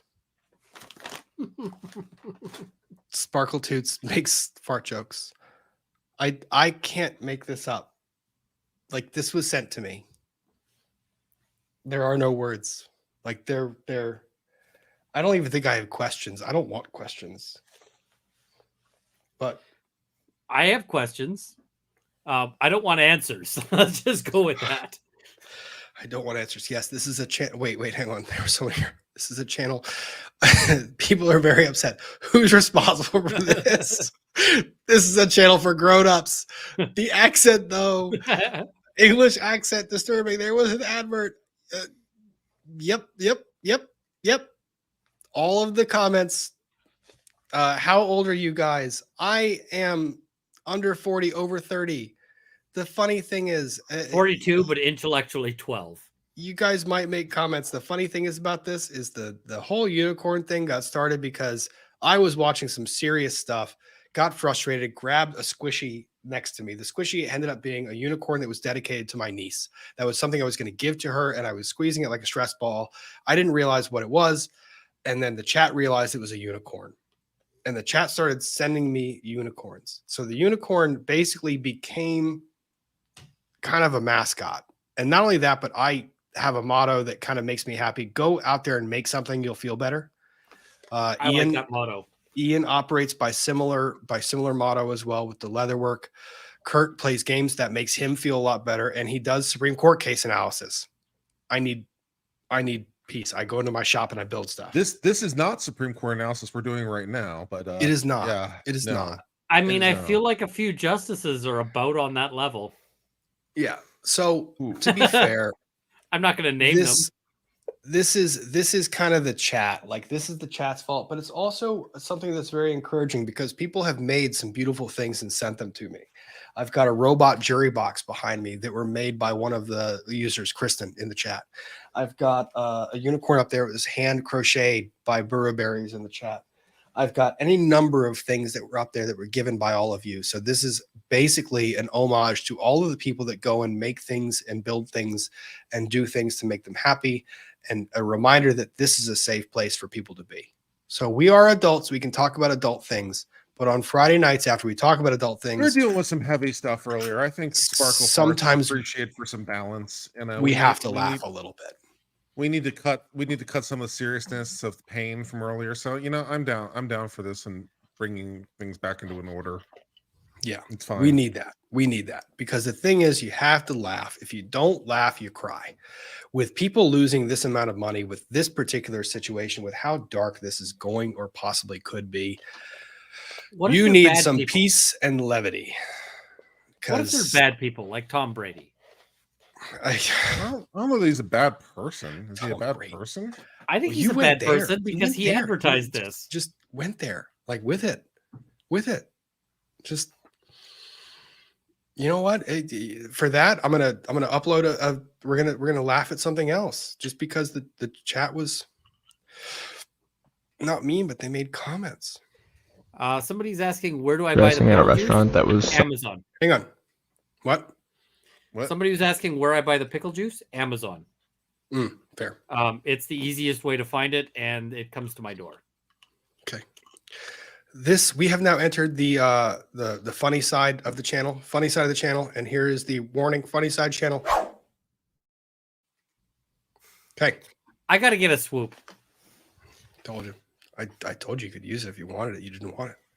I got to get a swoop that is sort of Runkle themed, not a unicorn. Yep. This one's great. Have you ever had ranch dressing at a restaurant that was so much better than what you can buy at the grocery store? Oh, what a beautiful and enticing story. Come here. I already called the police. I called the police, the FBI, and the Supreme Court. We all were in a group call together, and they'll be arriving shortly. I'm sorry. You could have given me the coordinates to buried treasure. I wouldn't have heard it. Did you just dip a brown sugar Pop-Tart in some ranch and just expected me to even pay attention to anything after that? I love it. You. Yep. Completely fair. All right.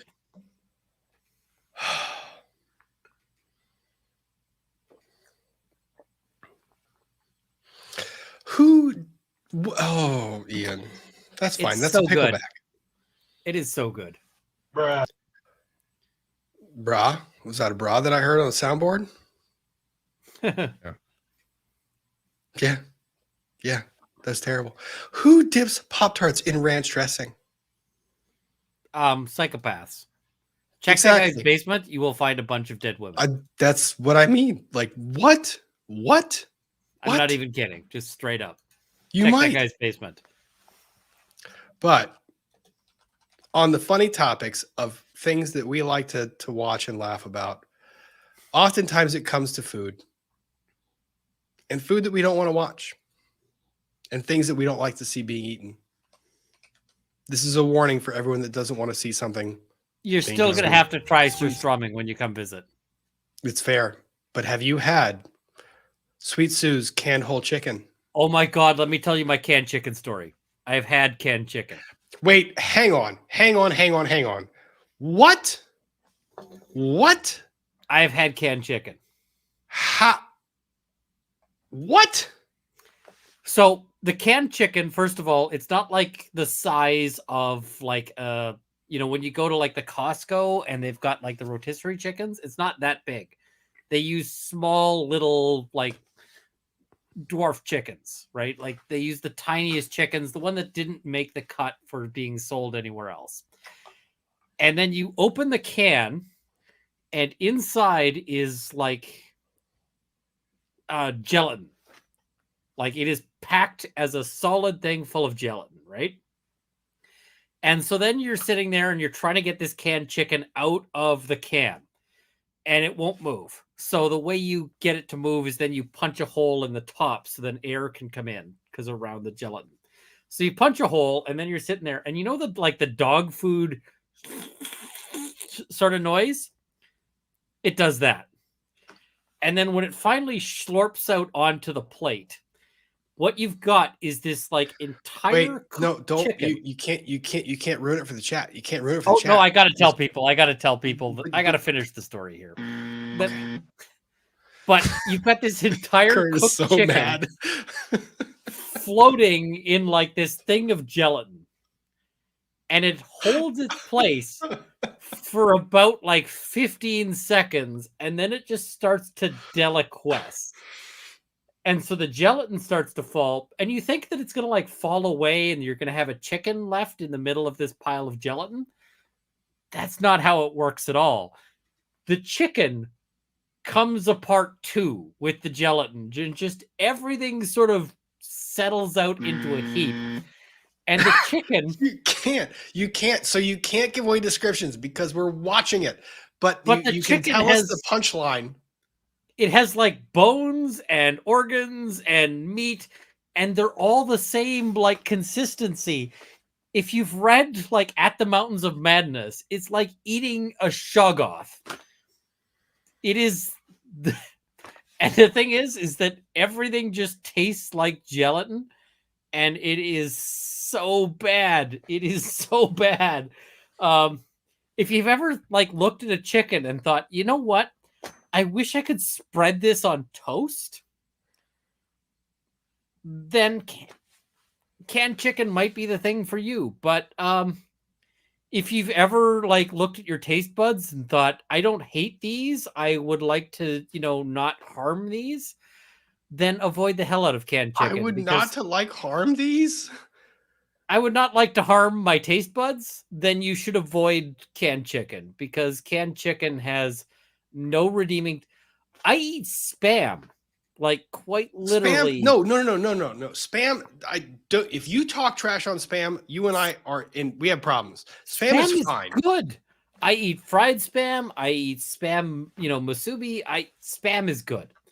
But canned chicken is one of these things where I'm just like, I cannot think of a use for this. It might make a decent industrial lubricant for like, tank treads or something.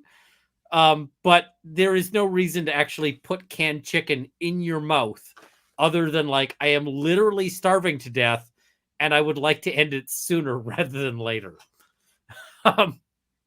Yeah. Canned chicken is the worst. May I proceed now that you've horrified the chat? Yes. Yes, you may. Do you feel better? Does it make you? Oh, I have had to eat some terrible things, and canned chicken is like top of the list. All right. To those of you having not a hard, I'm sorry, I passed out there for a while. What was happening?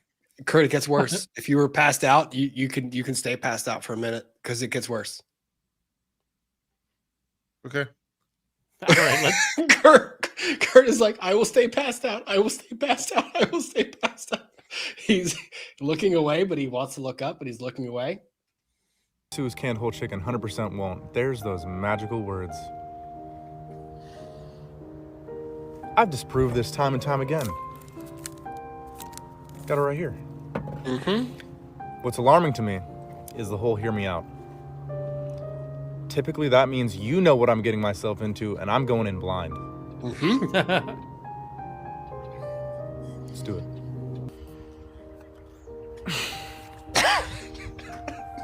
Why do they gotta have him face down, ass up like that? Violate this poor chicken?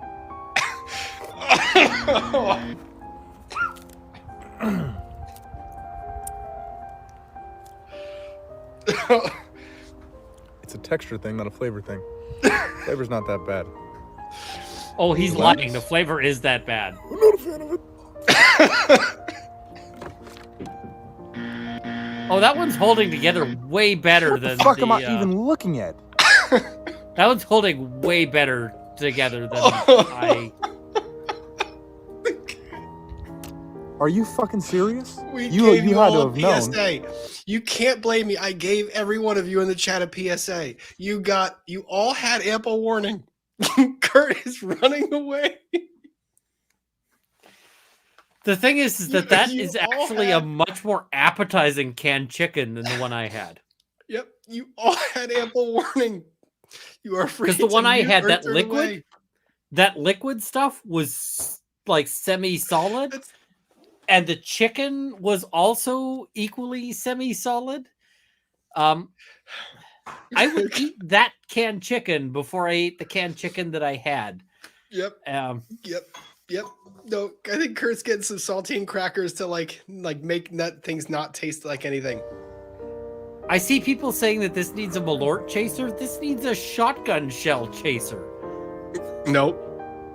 No unaliving. It's crazy they forgot to put possum carcass on the ingredients list. If I'm being honest here, I feel a little bit lied to, because the picture that's on this can versus what comes flopping out of it, not even a resemblance, not even the slightest similarity. Let's try it though. Nope, don't try it. I see somebody saying that this looks like dog food. I'm sorry, No, I would not feed my dogs this. Dogs wouldn't eat it. Dogs wouldn't eat it.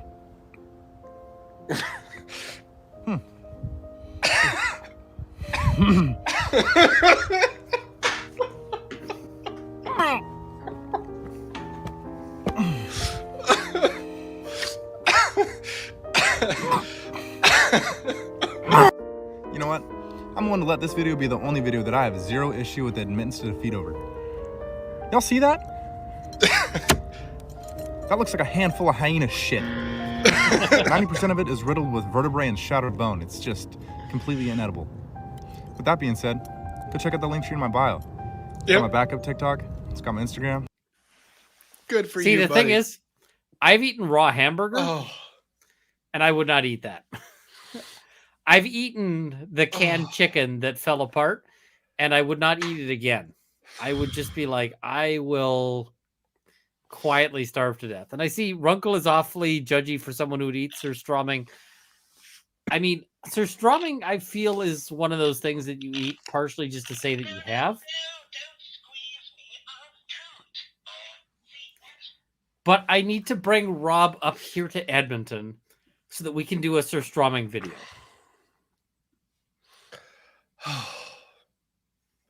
I'm terribly sorry, chat, but I needed that laugh. Like, there was too much that I was just like walking through that was too frustrating. Okay, I feel better.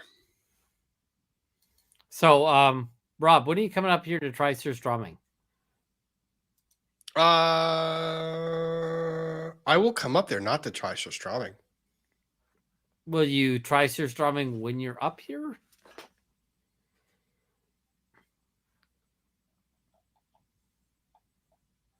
I don't know the answer to that question. Tell you what, how about you come up here and we will arrange like skiing or something See, reasonable? That was the thing that I think that you're going to do anyways. Like, if I tell you what I will or will not do, you just need to spring it on me. That's it. Fair enough. Somebody says, how did I come to try canned chicken? I've eaten some really unusual things while camping. And my dad bought canned chicken and brought it camping with us. And he brought like 3 cans, and we opened and tried one of them, and the other 2 just went directly into the trash can. Yep. And like, you need to understand, my dad is not a guy who likes to waste anything. If he's the guy who's like, hey, I've got shop scraps, I'm going to make them into something.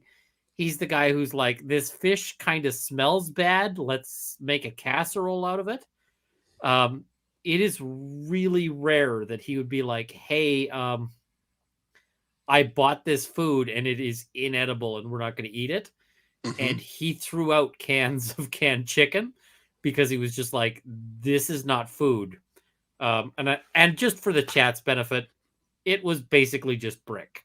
Yeah. So Ian knows he doesn't have to entice me. He doesn't have to sell me on coming up there.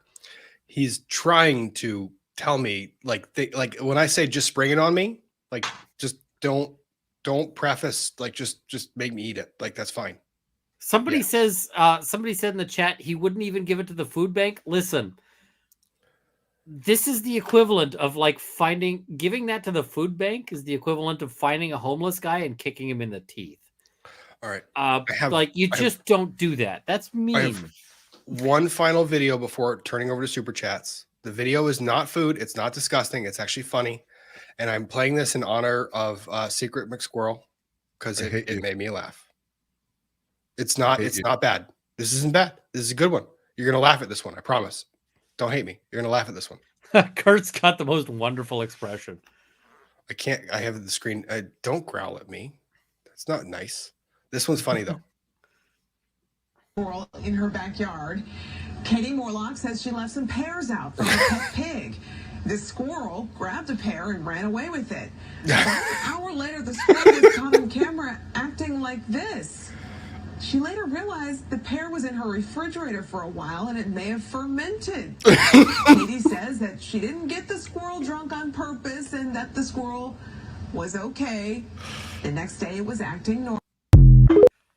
I got to tell you about a documentary I saw, and I got to try to find this documentary. How do you have a story after that? How do you have a story after that? I showed you a drunk squirrel that got drunk off eating a fermented pear.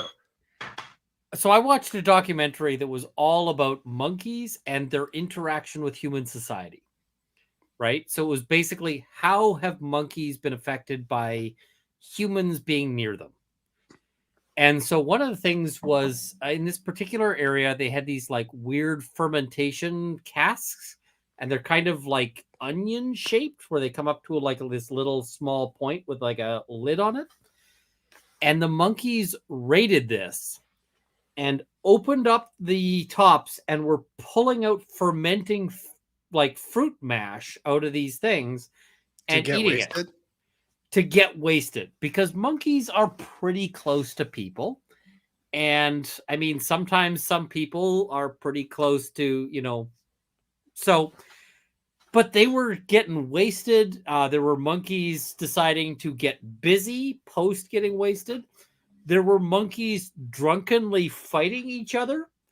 And I gotta say, drunken monkey boxing is amazing to watch. Like these monkeys sitting there squaring up and going and swinging at air is just like, oh my God, that is amazing. Now, this isn't even the best part of that documentary. If you can find that documentary, it has an even better part of this. And that is, this monkey grabs a cinder block and it goes on this long circuitous route. So all of these places that it can hop. Long circuitous route.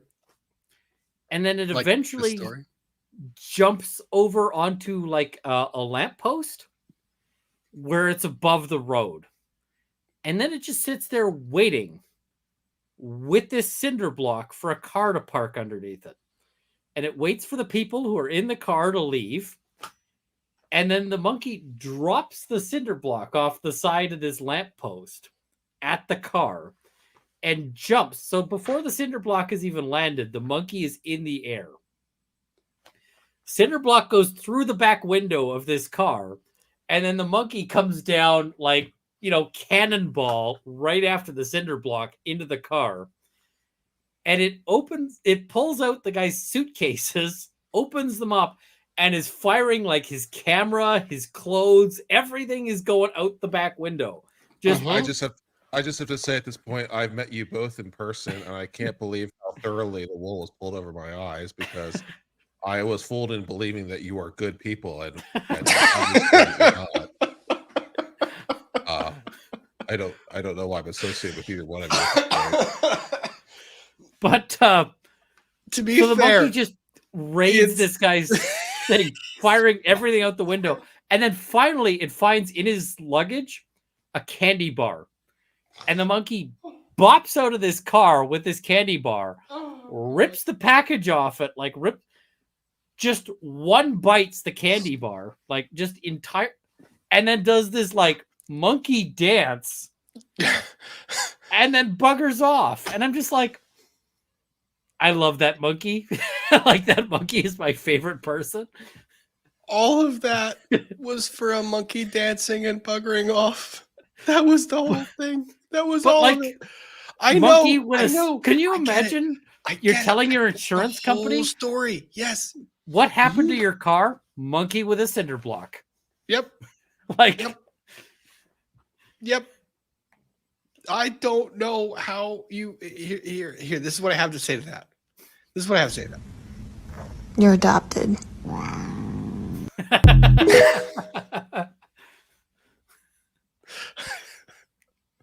I see somebody saying it was Dismas. Yes, that is exactly the energy Dismas has. Yeah, and that was entirely like Prototopics is doing. And I love it. I need to see the angry cat one more time. You're adopted. He was so upset. He was offended on a personal level. Okay. Yeah. All right. I have to get to super chats. You guys are free to depart anytime that you wish.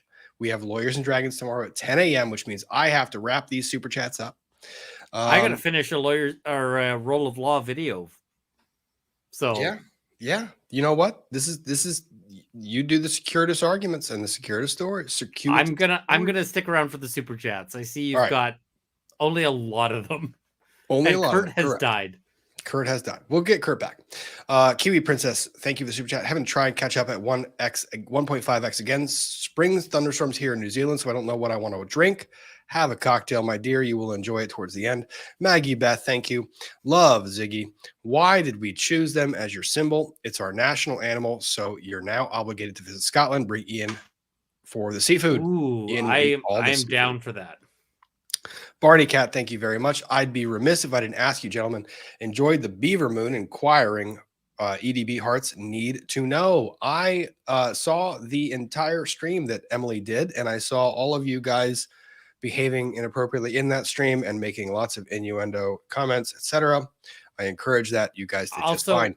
I will say for your Scottish viewers, I actually like haggis. Haggis is really good, and Kurt, was that Kurt with the buzz? Yeah, I'm with Kurt on this one. I mean, haggis is just a really tasty sausage.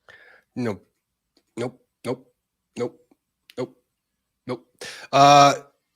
Jinx Kitty, I used to be HR in an NFL club. The bad shenanigans are beyond what most can imagine. A lot of money is paid to make people stay quiet. I completely agree and imagine that is possible. M169, I was the inspiration for your shirt. Kurt, have you seen the shirt? Oh, that's not nice. Of course I talk to myself. Sometimes I need expert opinions. Kurt needs that shirt. Lindsay, thank you for the super chat. EDB is the one who first called Ian Leather Daddy on the same stream she named Rob Wood Daddy. So if you want to argue with Emily about it, please film it for us. What I want to film with EDB is the Legally Blonde watch party. I'm actually holding off on watching Legally Blonde so that I can watch it with EDB. I've actually never watched it all the way through either, so I'm in for that. That's gonna. I haven't watched any part of it other than like minds. clips that show up on things. But I do know songs from the musical. Blood in the water. I Okay. didn't realize there was a musical. Yeah. Okay. Jennifer Sprague, another loyalty is being a Caps fan since 1988. I only have the distinction of being a Caps fan since 1998, but thank you for the super chat. Very much appreciated. Chris Mullen, still not Sarah or the Sarah or Sarah. Oh, did Runkle do a reaction to the prosecution gun thing in the Brooks trial the other day? So bad. I think it was not the Brooks trial you're talking about. It was the Cummins trial. And yes, he saw it. I saw him see it. It broke his spirit. Everybody in that room should be fired. Correct. Including 100%. Cummins. Like, yeah, everybody should be fired because it's so freaking Prosecutor wrong. was asking to be fired. Unfortunately, the gun was already safe. Fired upon. Well, a lawyer friend of mine in the U.S. has a story, and basically they handed the accused a handgun, and they asked him all sorts of things about the handgun, and then after the accused was done testifying, they brought up a police officer to contradict, like to provide rebuttal evidence to this, and the first thing the officer does when he's handed this handgun is he racks the slide back to check and make sure that it's actually unloaded. Mm-hmm. And a live cartridge pops out. And the judge, like, just as soon as the officer basically catches the live cartridge, the judge is just like, recess, and leaves. Just immediately bails from the courtroom. And they're sitting there going, did this just happen? Because the accused was sitting there unknowingly with a loaded handgun next to the judge and could literally have just leaned over and capped the judge midway through the proceeding. So, yeah, don't put the gun in people's hands, people. Yep. Fair assessment. Okay. What is rule 1 of gun safety? Don't point at something you don't want to. Yeah, exactly. Don't. The point gun at is always loaded. Is rule 1. Well, that's part of the rule 1. Don't point, and yeah. Rule 2 or 3. It doesn't matter. Yep. Jackie, DVD Stitch Art. Runkle, best flavor of swear jar whiskey to buy as a gift.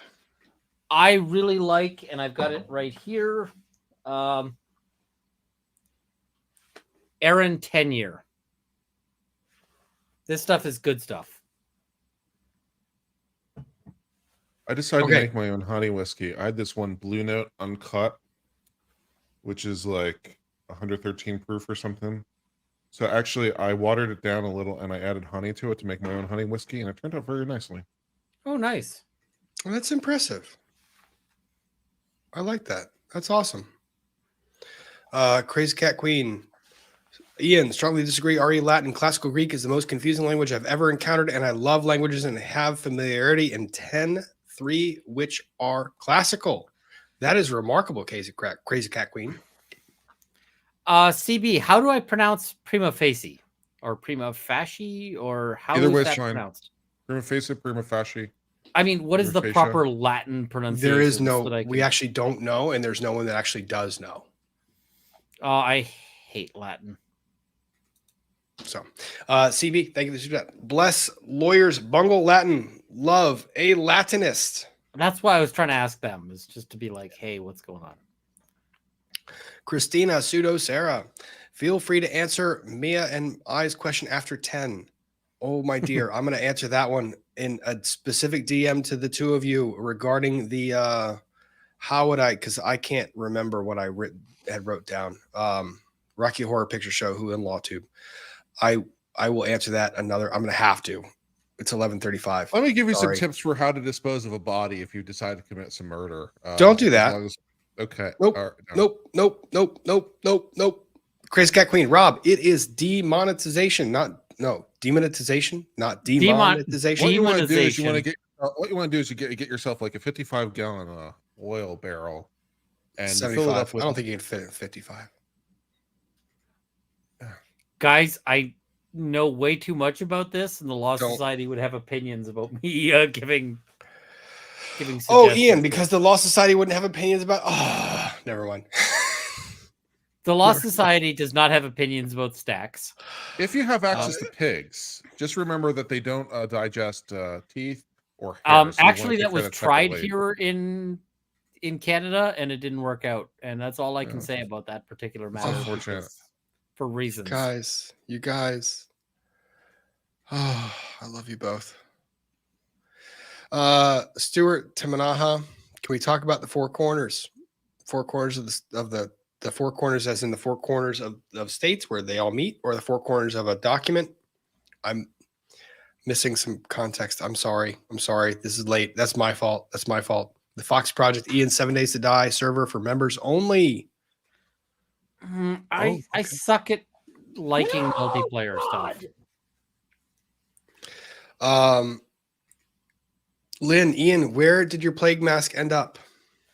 It is in the garage. It's done. I gotta sell that for charity, because that one is going to end up supporting the You were over 52 Solid last time I Children's Hospital. checked. What's that? You were over 52 last time I checked.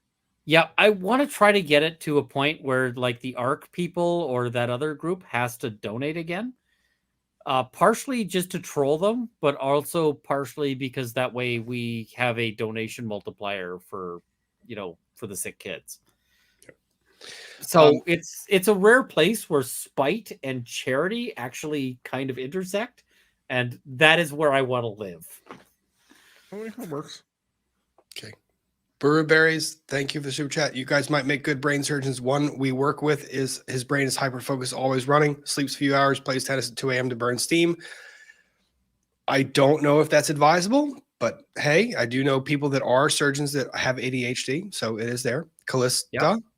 Musk is the dog who caught the car right now. Kind of. He's acting I that kind way. of feel like kind of, but also from the front side rather than the back side. Mm-hmm. Because there's 44 billion at stake. I'm optimistic in the long term. I think so too. I think he's going to break things while he moves towards a goal.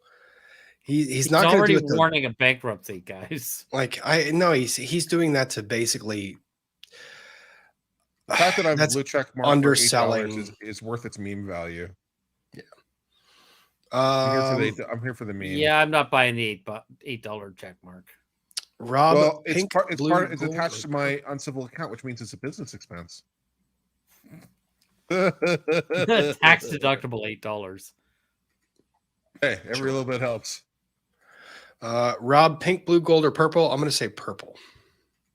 Die Hard or Tish in Tennessee. Dad, for people suffering from it, believed it and need the insulin, though. I think that's what she was saying is bad for people that are suffering from it who believed it and needed it, needed the insulin, though. Yeah. The insulin stuff is that was part of the reason I brought that up. Like, we can joke about it, like for some of it, but there are some consequences to this action, and that's a pretty big one. There are going to be some repercussions. I don't know if they're going to be immediate. California trying to make its own like supply of insulin to get around this problem? I don't remember. Oh, that's interesting. I seem to remember this, that California, because the thing is, like, in patents, because this is my domain, right? What they keep doing is they keep coming up with new formulations and stuff, but the old formulations are still expired. Like, you can't renew a patent. So, like, insulin's been known for ever. And so, like, basically all the old stuff, everything that's older than 20 years is in the public domain. So California can create its own factories and produce insulin that from formulas that are 20 years old, which, you know, maybe not as convenient as some of the more modern formulations, but will work. But they still work. And so they were looking to do that. So, you know, that'll work. That's fine. Okay. Agreed. Thank you, Tish in Tennessee. Very much appreciated. Sorry, I tried to say something modestly intelligent in this stream. No, it was intelligent. I had put all of my brain power. I mean, it actually kind of makes sense when you talk about the ADHD thing. I had put all of my brain power into organizing like the from topic to topic to topic, that all of that exertion to get that organization and to make my mind focus for that linear path. There's a level of exhaustion that is now like putting, it's like a ADHD, like overload, like the brain was overloaded for a period of time. And now it's like trying to maintain focus it's a challenge in this moment. I appreciate that. Yeah. I have inattentive type ADHD, so mine is. Me too, but you wouldn't notice because it's also my ADHD is chaos. Yeah. I'm doing my best, guys. I promise. But the major depressive disorder overcomes the ADHD, so that's my more dominant trait. Well, we all have demons we struggle through, and the thing is, we can also succeed in life in doing that. We're going to maintain our positive thoughts and vibes through the end of this. We're going to do this. Can I just bitch for a second? Because this Monday, okay. Well, yes, you can bitch. Yes, Kurt, you may. This is a supportive place. You can bitch. Yes, you may. This Monday, I was supposed to be sworn into the Texas bar. There's going to be a big ceremony for and I did this in Virginia when I got sworn into Virginia 15 years ago.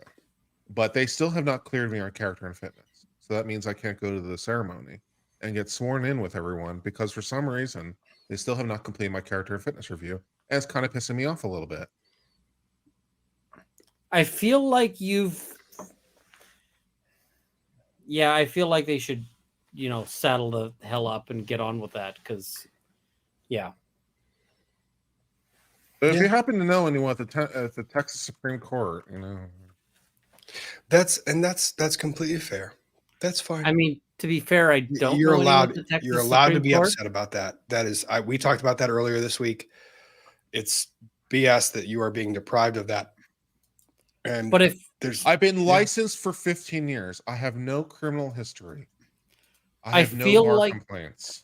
I feel like if I did What's know the anyone at the problem? Texas Supreme Court, they also wouldn't take my phone calls. So, yep. So I'm a little bit That's just irritated me. about that. Yep. I haven't gotten my official Texas lawyer belt buckle yet. Pissed off. wait, they give you a belt buckle for that? No, that was more metaphorical in that example, but yeah. Oh, I was going to say, because if they give you a belt buckle, I know a guy who can make you a belt. Die Hard HTTR, Four Corners I'm Arcade totally Stream. going to get one made though. If one doesn't exist, I'll be good. I know a guy. Die Hard HTTR. I'm sorry, my mental recall is not capable of recalling that at the moment. I apologize in advance for not being there in that headspace in this moment. But I've been on for 3 hours and 42 minutes at this point in time, and my brain is not going to remember a lot of things. I'm trying to I want to make sure I give all you guys the respect you deserve and go through the super chats so that we can make sure that we give all of you guys the attention that you guys have given to this channel. So Bop it. Linda Carter, the original Wonder Woman, was having problems with a troll pretending to be her on Twitter. Blue check. That happened a lot. It did indeed. Miranda Hayek. Maybe this was Elon's plan all along. It's possible to cause the chaos to show that Twitter was broken fundamentally at the core. That's possible. New Zealand Butterfly Girl, Heather. So can the person who put out the tweet of Elon for giving everyone blue checks be sued for Eli Lilly losing all that money? No. This is going to, Section I don't think 230. so. Section No, 230. you're protected. Correct. I mean, the person who originally posted it could potentially be sued, but I don't know what the cause of action would be. And I don't know Like, how you would hey, find them. In Finland, if you get a PhD, you get a sword. That sounds kick-ass.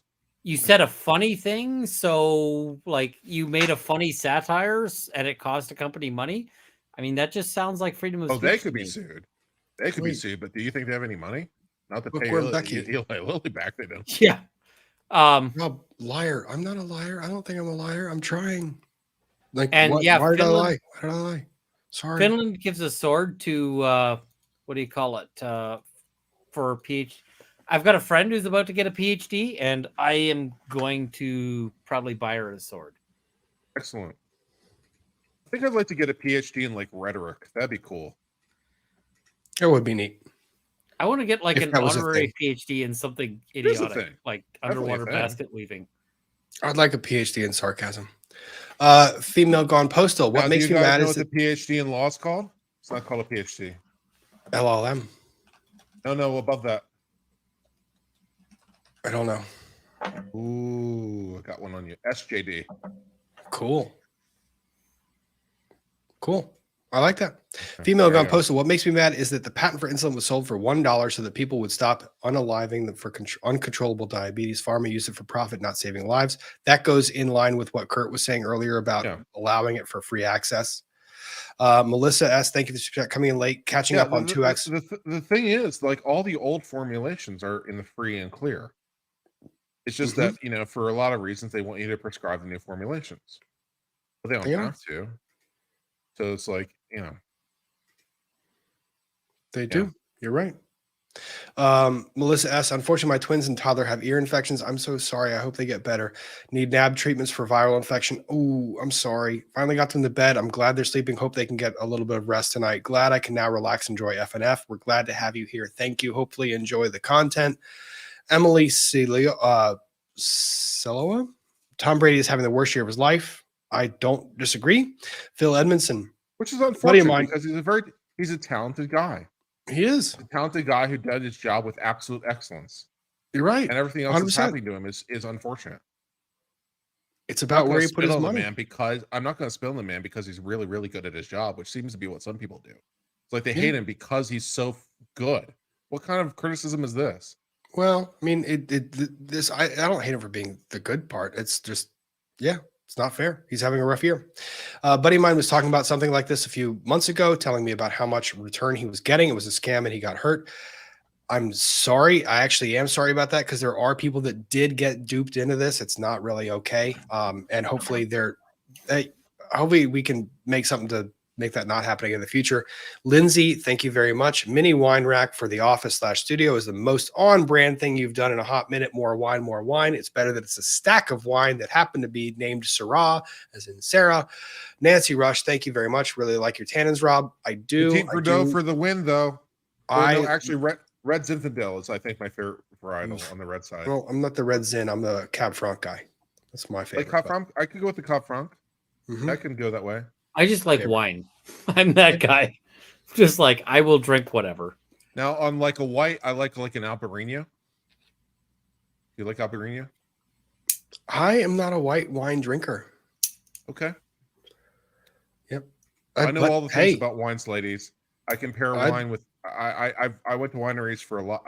When I was in Virginia, I used to go to wineries all the time. I was part of the Virginia Wine Club. I went to wineries, 9 months out of the year, every other weekend, all up and down Virginia. I know something about wine and pairing wines. I got your wine pairings down. I just figure wine pairs with more wine. Yep. It does. For me, it does, definitely. Heather Burke. Rob, I need to send also Aussie wine. I've had almost every varietal of Australia. What wine do I recommend with canned chicken? I'd recommend more of a tea with canned chicken. Straight ethanol. The stuff that Socrates drank. Thinking like a hemlock tea. Yeah, that was kind of direction I was heading. Yeah, I was hoping people pick up on the innuendo. But, Adrian Angevine, thank you for the super chat. Drug companies are evil. I'm insulin dependent without into insurance. I couldn't afford my $1,900 a month insulin aside from my 15 other meds. That's before insurance costs $500,000 plus a year. That is the definition. Now I have to go through the predatory. exchanges again. That's a fun experience because now I don't have a full-time job, so I have to go through the exchanges and find healthcare again. So fun times. There's a lot that needs to be fixed in that system, and I wish that we had people in power that actually had I don't know what the solution is because I don't trust the government worth one whit. I don't know. I mean, Canada does all right. Canada does all right on this. I get it. It is. I hate to say it at this point. I would love to have that discussion. It is not a discussion for 3 hours and 49 minutes into a live stream. It's like it is complicated. And Ian, I'm going to say this. I'm going to say at this point, it's not a fair discussion to bring up when I'm 3 hours and 49 minutes into a live stream and exhausted. I want to have the discussion. Like I do. Fair. And I'm happy to do it. I don't have the mental capacity and bandwidth in this particular moment to do it. That's fair. Yeah. But I do sympathize that I do sympathize with that. Like the drug companies are evil. That is bullshit. That is horrible that you're going through that. There needs to be a solution, and hopefully we can get there. I never want to F up enough in life to have to bring in the Enron guy. Yeah. That is a fair assessment. Banjo Bones Mama. Today is my birthday. Yay. Happy birthday, Banjo Bones Mama. Happy birthday to you. Enjoy your evening. Hope you're having a glass of wine, some whatever you would like, whatever your fancy is this evening. My honey whiskey is going very well. Yep. Kurt's homemade honey whiskey. Kristen, M96, Enron, power company, Madoff Ponzi scheme. Yep, we went through a synopsis of that earlier. Thank you very much. Lon Baker, thank you for the super chat. Very much appreciated. Sorry, the stocker market and government regulations is a joke. You're right, you're wrong, you're both. Like, I mean, it's a mix. You're both. I mean, they allowed Enron to happen, so there's that, and Enron was being regulated, so Yeah, like you are 100% right on both. You're right in both, but you're also wrong. Like, there's a way to regulate it. Is it overregulated? Do they miss a lot of stuff? Yes. Was there some bare bones they might have been able to put in? Could it have saved $1 of that? I don't know, but thanks for the comment and thanks for engaging. BL, you can literally take the crypto out of this and focus on bad business practices. Probably also true. Yeah. Chris, more to the point, you could take the crypto out of it, just do every pie in the sky, get rich quick scheme ever. Well, I mean, the big problem is that a lot of these places were spending and dealing with money on the assumption that crypto was going to always go up. And wasn't that the housing market's problem? Yep. Yeah. If you assume that your investments are going to always go up and that, you will have a disaster if things go down, then you are basically just waiting for your house to catch fire. Yeah. And someone in the chat saying law and slumber. Yes, law and slumber at this point in time. I'm getting there. I'm sorry. I'm upbeat. I'm trying. It's my own fault for falling behind. That is my Rob fault. Is the greatest. Rob is picking it up. Want me to read some for you? I'm picking it up. I've got it. Yes, Chris Mullen, we caught that. Should have said a Cummins trial. I caught that and saw it come through. Thank you for the correction. Chris Smith Curry, thank you very much for that super chat. Very much appreciated.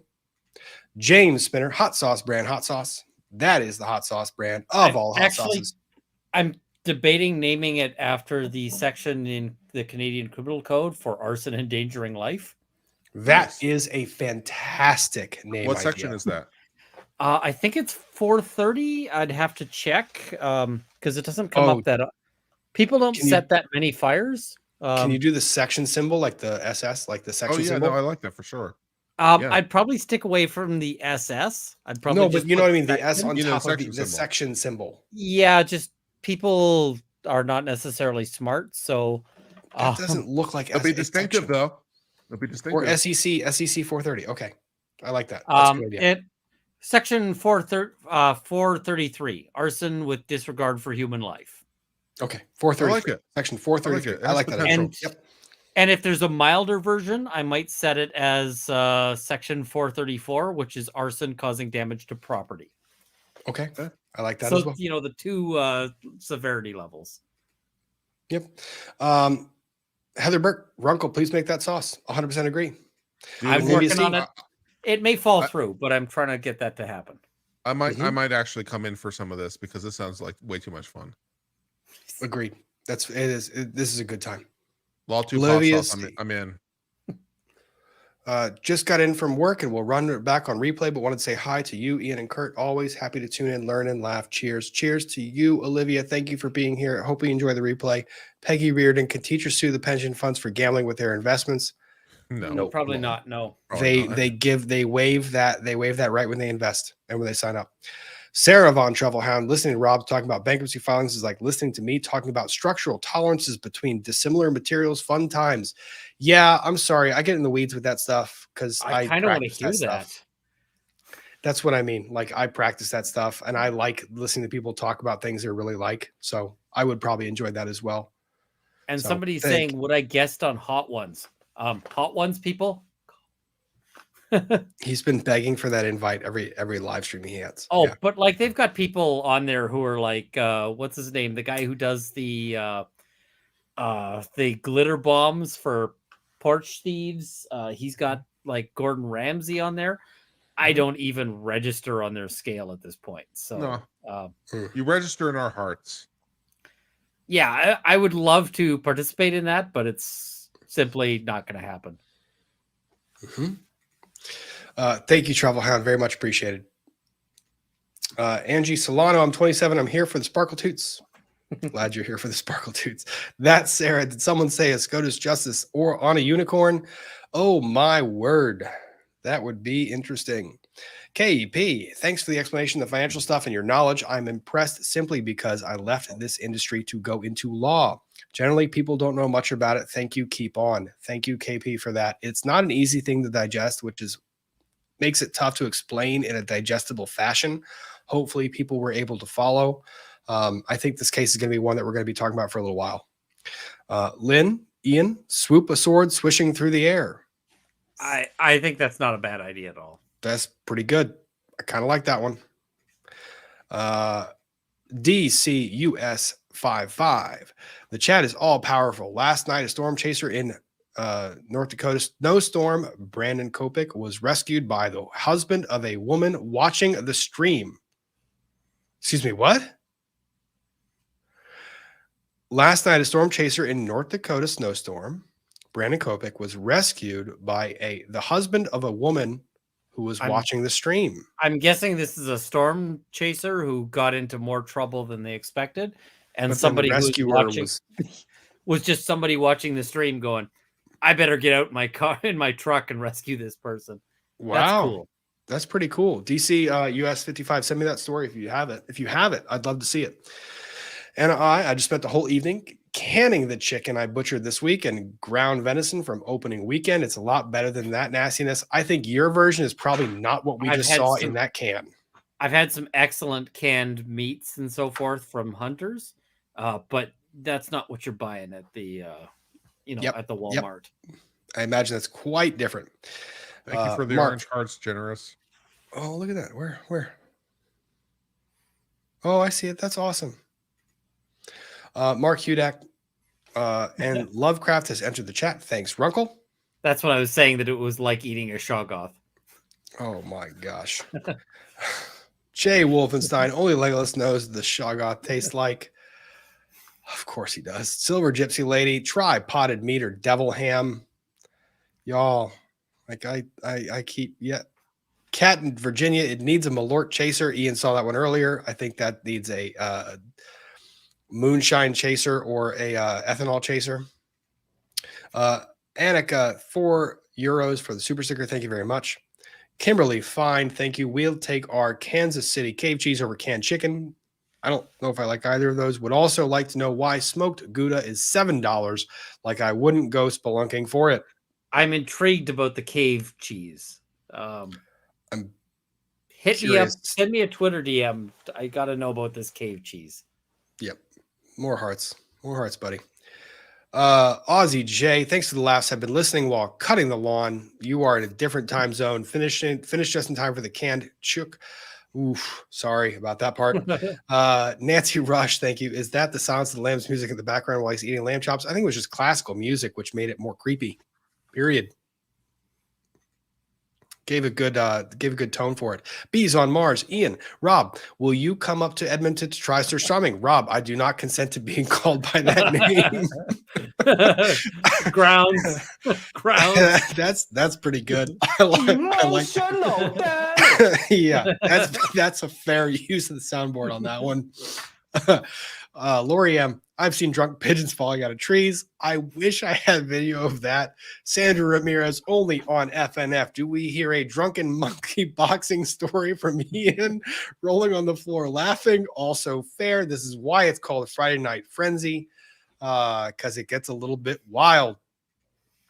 Adrian Angevine, 1 year left. 1 year we left our Halloween pumpkins out too long. They fermented and our squirrels were smashed for days.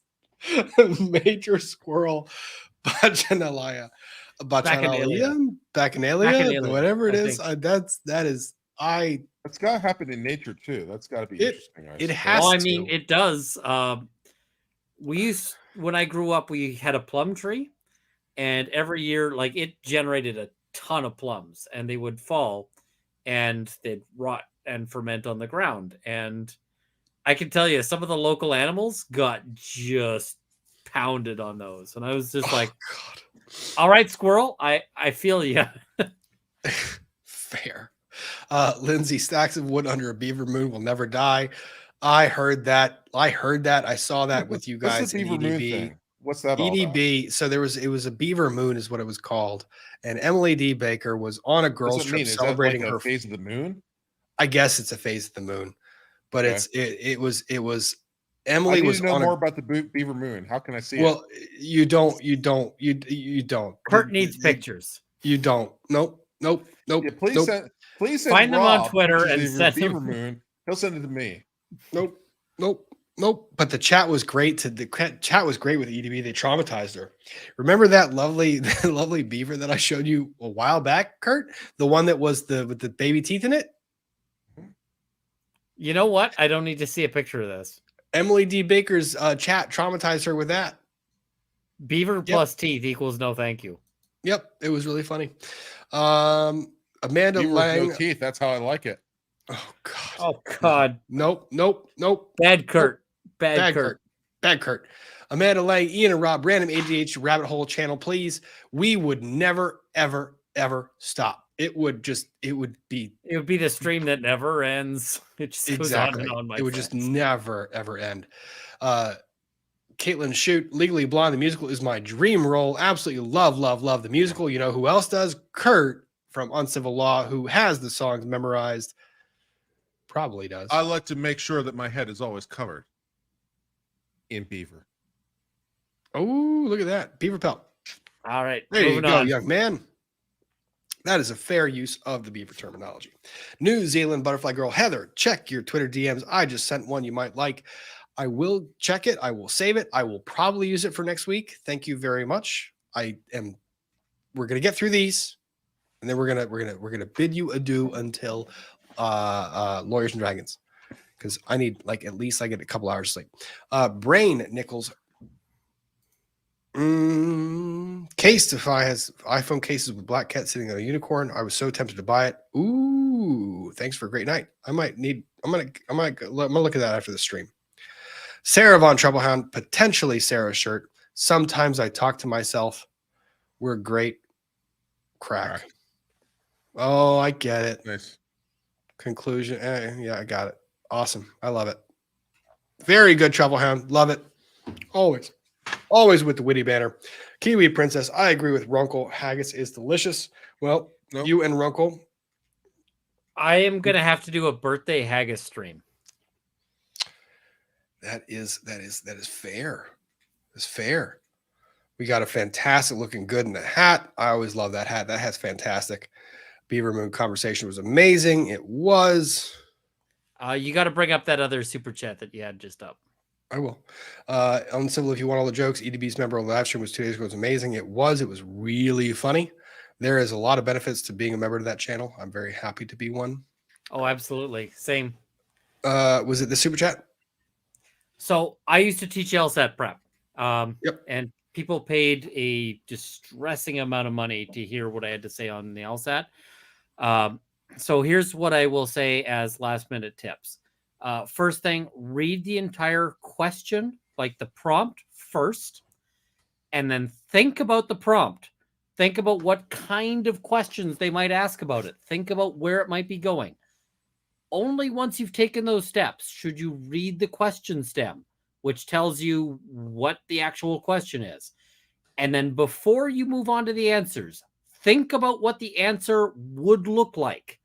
Don't go and look at the answers and go, what is the best choice? Think, what is the answer to this question? And once you've come up with that, move on and look at the answer choices and look for the thing you just thought of. This on its own, people do better doing this than you would think. And the other thing is when you get to reading comprehension and logic games, take careful notes. You should have almost all of the answers on your page before you move on to a single question. If you are at that place, you are probably scoring in the 170 plus. But I mean, you're not going to necessarily be able to get to that place by this, but just that as a strategy is a better thing. And 170 plus would be amazing. It is kind of gauche to talk about LSAT scores as a lawyer. I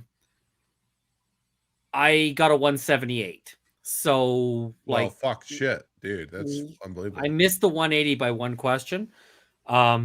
Listen to me when I say, these things, because I'm not. I feel like a fucking idiot.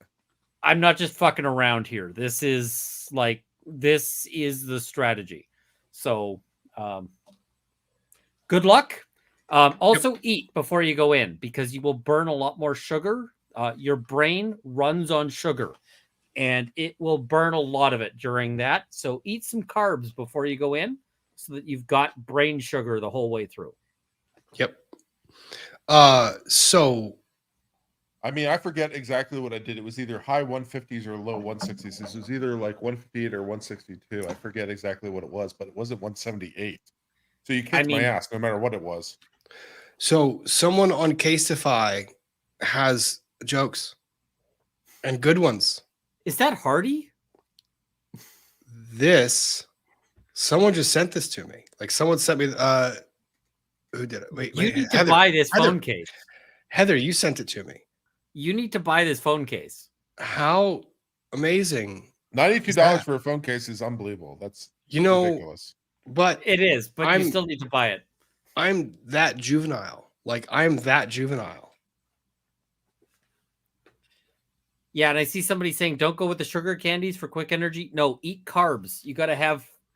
It's several hours long. You got to have brain sugar the whole time through. Oatmeal is a great breakfast for that. Yeah, no, that's all me. And you know what? To the chat, don't even bother. I already put it in my cart. It's already done. So anyone who's thinking about it, don't think about it. I already did it for myself. I do these things for myself. For $92, you're insane. Yes, yeah, I mean, $92 is kind of extortionate, but still, it's kind of awesome. I don't. It's just. You buy a phone for that. I don't care. It's going to be what it's going to be. This is me. Here's the thing. I have to do it because I have seen. So you can write it off as a business expense. No. The thing is, I have to do it because I have seen what y'all do. Crazy Cat Queen being one of them. A bunch of you guys, just you are way too generous. And if Someone I left sent me that up, a complete copy of Black's Law Dictionary. That was pretty cool. Well, that's what I mean. If I left that up for any longer and I didn't actually do it for myself, one of y'all were going to do it, and I don't want you to do it. I'm going to do it. So I take that power away from you. That's now mine. I now have it. Get me stuff. It's very nice. I know it is. It's very, very nice. It's very, very nice. I love it. Actually, the other day, someone EDB is apparently sponsored by them. Ask for a code. Lol. Nice. Oh, I want EDB can get you a discount. Fair. earlier this week, someone and I'm so sorry. I'm not trying to be rude in saying this. My brain, I think it's Melissa who sent it. But so this was sent. This is artwork that was made. That's nice. I think Melissa or Nice. Melinda. I'm so sorry. I have it downstairs. This is one of the cards I have to write tonight or tomorrow. I like the tree one in the upper left. That's The nice. aspens. Yeah. Aspens are very interesting. You know, aspens actually form their own ecosystem. Their roots interconnect and intertwine to the point where they actually become one tree. I like pretty that cool. black and white offset. It's really cool. Isn't that beautiful? It speaks to me. That's what I mean. Like like you guys are everyone is so generous and so nice with their time and efforts, and I love it and I want to encourage it, and I want you guys to continue just being you and having fun. Hopefully we keep giving you good content. So Ian, where do you sell your stuff? Miranda Lucas wants to know. Right now, the only stuff I've ever sold has been on Twitter via Auction for Extra Life. I don't normally sell stuff. I may end up at some point doing like, here is Runkle merch that is, because I suck at merch. I've got a store. Nobody knows how to find it because, of course, it's hard to properly link to. But the problem is that so much the merch stores out there just suck for quality, and I don't want to be the guy selling shit to my fans. So I may end up just doing like, hey, I occasionally sell some leather work, and I haven't really sort of settled that out. But so far, it's all been on Twitter. Yep. Okay. Sarah Von Trufflehound coming in again. Dear Sarahs, thank you for making me a Sarah this week. We did great work during the Runkle Charity Marathon. Oh, you gotta bring up the chat from Lady K 55258.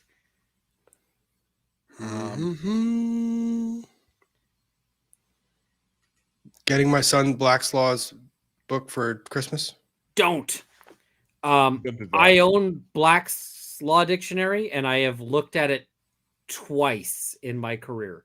It is not a good. It is not a good buy. It's not a great. It's not a good buy.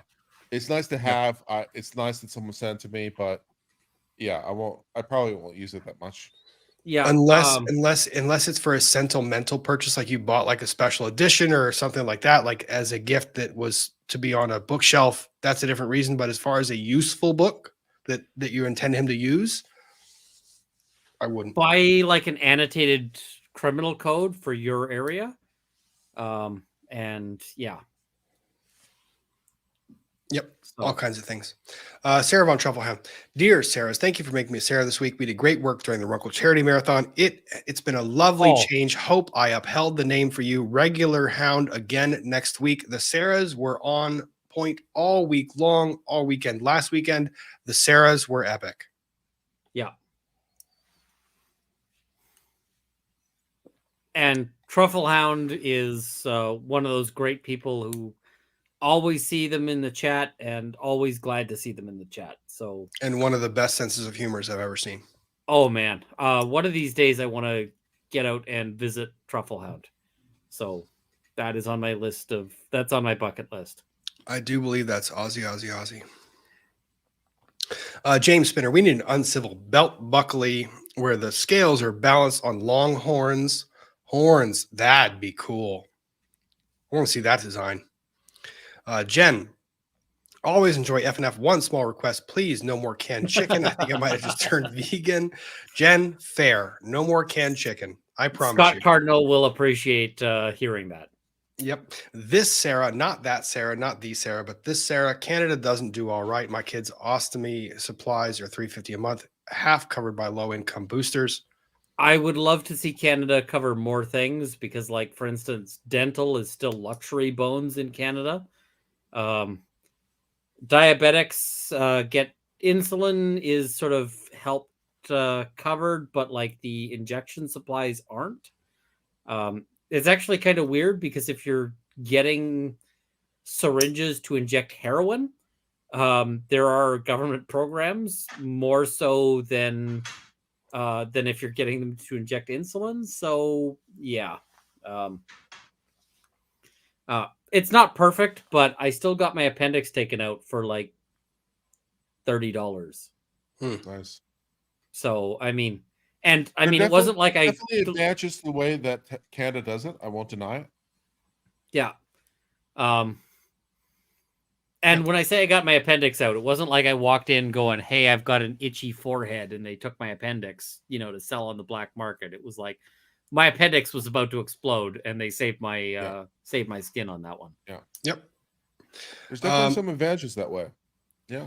I had a jaw infection because I had surgery and it was getting infected, and I got IV antibiotics that were like on the open market, like 10 grand a dose. And I had that for like 2 weeks and it cost me nothing. So I am alive because of Canadian healthcare. You got it. Azam, sorry. Wow, you guys are still alive. I watched you went to school and came back. I taught an extra class just now. Yep. Angie Solano. The U.S. military and VA health care systems are proof the U.S. government should be in charge of everyone's healthcare. I'm saying this as a U.S. vet. I don't know if you meant it the way that you said it. That you said it did, because the VA healthcare system. Angie, DM me on Twitter. This conversation I actually do kind of want to get into. I don't have the answers, and I don't have the capacity to have that discussion right now. That's a brain thing. There's That's a me advantages thing. and disadvantages. Yeah, it's just it's ups and downs. But yeah, I do want to have that chat. KMZ Yilmaz, thank you very much for the generous super chat. Hello, guys. 8 hours ahead, and I can rarely catch the FNF live. I'm an attorney with ADHD. It makes me smile when you talk about U.S. and Canadian law as I read up on both during LLM research and later. Much love from Turkey. Excellent. Thank you very, very much. We're very glad to catch you live. We're very glad that you're also listening and gaining something from this content. Good luck studying. Keep doing that research, and hopefully you are having a wonderful day and evening or day. What time is it in Turkey? Yeah, 8 hours Still ahead. night. Yes, Still night, I one think. of those. It is One of either those. evening or day or Currently night. morning. Yes. Or yes. morning. Thank you. Thank you. Nicholas Stero, welcome to Sweden. If we can it, we can it. Nicholas, send me a is message another one. sometime to let me know where you are in Sweden, because I would love to visit Sweden. And if I do, I would love to end up in your area. And maybe, I think Sweden does akavit as well. So yeah, let me know sort of whereabouts you are, because that would be awesome. And I feel like Nicholas and Truffle Hound have back and forth over who has the better, like, dry humor. I love it. It's fantastic. Yes. Emma Black 202. What would Judge A say to this case in her court? Get the F out. No, she would very graciously listen to the case. She would. Oh She's my, fantastic. she was such a good judge. She was good. Ridiculously good. Yep. And then Heather coming in again. You need to show that phone case to David. Prototopics. I feel like he needs one as well. I will show it to him. I absolutely don't. I absolutely will. I will. Mostly because I did just kind of purchase it. Well, it's in my cart.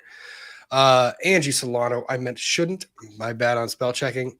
I kind of figured that might be where you're going with it based on the reputation the VA has as kind of not getting a lot of things right. Yeah. I figured that was where you were going with it. I did. I figured. I got there. Okay. We have caught up to all super chats. We are now 4 hours and 17 minutes into Friday Night Frenzy. This is possibly the second or third longest time we've gone, but we had two very important cases to cover, and I'm very gracious to my guests, Peter Tragos, Law Talk with Mike, Ian Runkle of the Bailey, and Kurt from Uncivil Law. Thank you guys for being here. Any parting thoughts before we bid the chat adieu? Watch us on Lawyers and Dragons tomorrow. We are going to get up to some shenanigans, and Hoag's character is going to be starting off the session stabbed through the important bits. So we're going to have, Gimlet's not stabbed, so No, he's I'm still fine. able to do shenanigans. But you should totally check out just to see how we deal with this, because I got to tell you, I got no ideas. I'm going to be winging this. I'm going to be winging it. Oh, yeah. I'm gonna be alive. That's my goal. Be alive. Yeah, and not stabbed through not the stabbed. middle. Kurt, what can we look forward from you on your channel, my friend? Well, I think on Monday we're going to be doing this Supreme Court oral reaction to this Native American adoption case. Pretty big deal. The Native American tribes. Oh, this have is the special ICWA. protection. Yes. Yes. There's special protection for them for adoption. Supreme Court had oral reaction on Wednesday. It wasn't available yesterday, and we didn't do it today, so probably on Monday. Essentially what it does is it gives Native American tribes priority for adoption for Native American children. But that's a bit of a problem potentially if you want to not do that if you are inclined. So there was a legal challenge to that this week, and we're going to cover that. It's a huge deal dealing with Native American rights and all the rest of it. So look forward to that on Monday. Sounds similar to some issues we have here in Canada as well. It probably is similar to some issues, yeah. Because like Canada had stuff like the 60s scoop, where they basically kidnapped a ton of Indigenous kids. There was a little bit of that too, where there was definitely some forced separations. There was some ugly period. Maybe we overcompensated for that, some of the idea, but yeah, there's definitely issues dealing with that. And there's a couple different families suing. I don't want to get this completely wrong, but I believe there's a Native American family who wanted to adopt in the general community, but they weren't able to because of the law. And also some states are objecting because they're being imposed upon in violation of commandeering doctrine. So it's complicated, like all good Supreme Court issues are, and we'll cover that on Monday. Cool. If you want a piece of that, you can join me on my channel. Yep. And I gotta see what I'm up to on Monday because I may or may not be free, but it sounds cool. I know that Barney Cat, a frequent watcher of the channel, was actually in the courtroom for that argument. So I'm curious about that too. So yeah. Excellent. Being in the courtroom is pretty awesome. I was in the courtroom for oral arguments for Eller. I was in the courtroom for oral arguments for McDonald.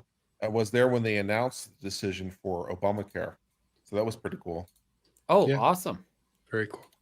I would love to do more court attendance. I got to figure out a way to make that happen because I enjoyed covering the Depp trial, but I mean, there's lots of other trials that need somebody to sit there and be like, hey, here's what actually happened.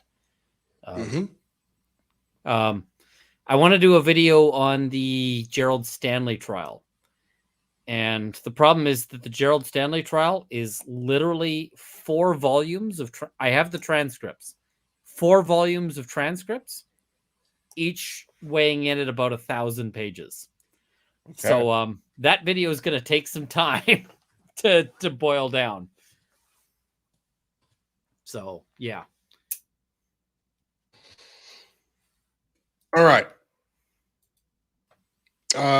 While we were doing that, I pinned a top comment from Against the Tide to the top of the chat. I'm going to put a link in the description to Ian Runkle's fundraising. If you have a moment, go ahead and take a look at that. If you have something to donate, please do so. It would be fantastic. To the mods, thank you for putting up with I definitely got to add a little bit more to that. Ian Runkle over here is doing some real good. He is trying to raise some money for the sick children, Miracle Hospitals, Canada, and he's raised $52,000. That's $52,000 to help the sick children. Do you like sick children? If not, you should help donate to Ian's cause to help support fundraising for them all. Please click on the link, support him today. Make sure he's number 1, and let's go from there. And my guests saw my sarcastic comment in the chat. All right. Love you all. Love the mods. Thanks for sticking around for this marathon 4.5-hour stream. Thank you very much. Please check out my guests, Runkle of the Bailey, Uncivil Law. Their channels are great. They put out great content. If you can, give them a like, a subscribe. They very much appreciate it, as do I. Until next time, until tomorrow, Lawyers and Dragons, I wish you all a wonderful evening, a fantastic weekend, and then we will see you soon. All right? Right.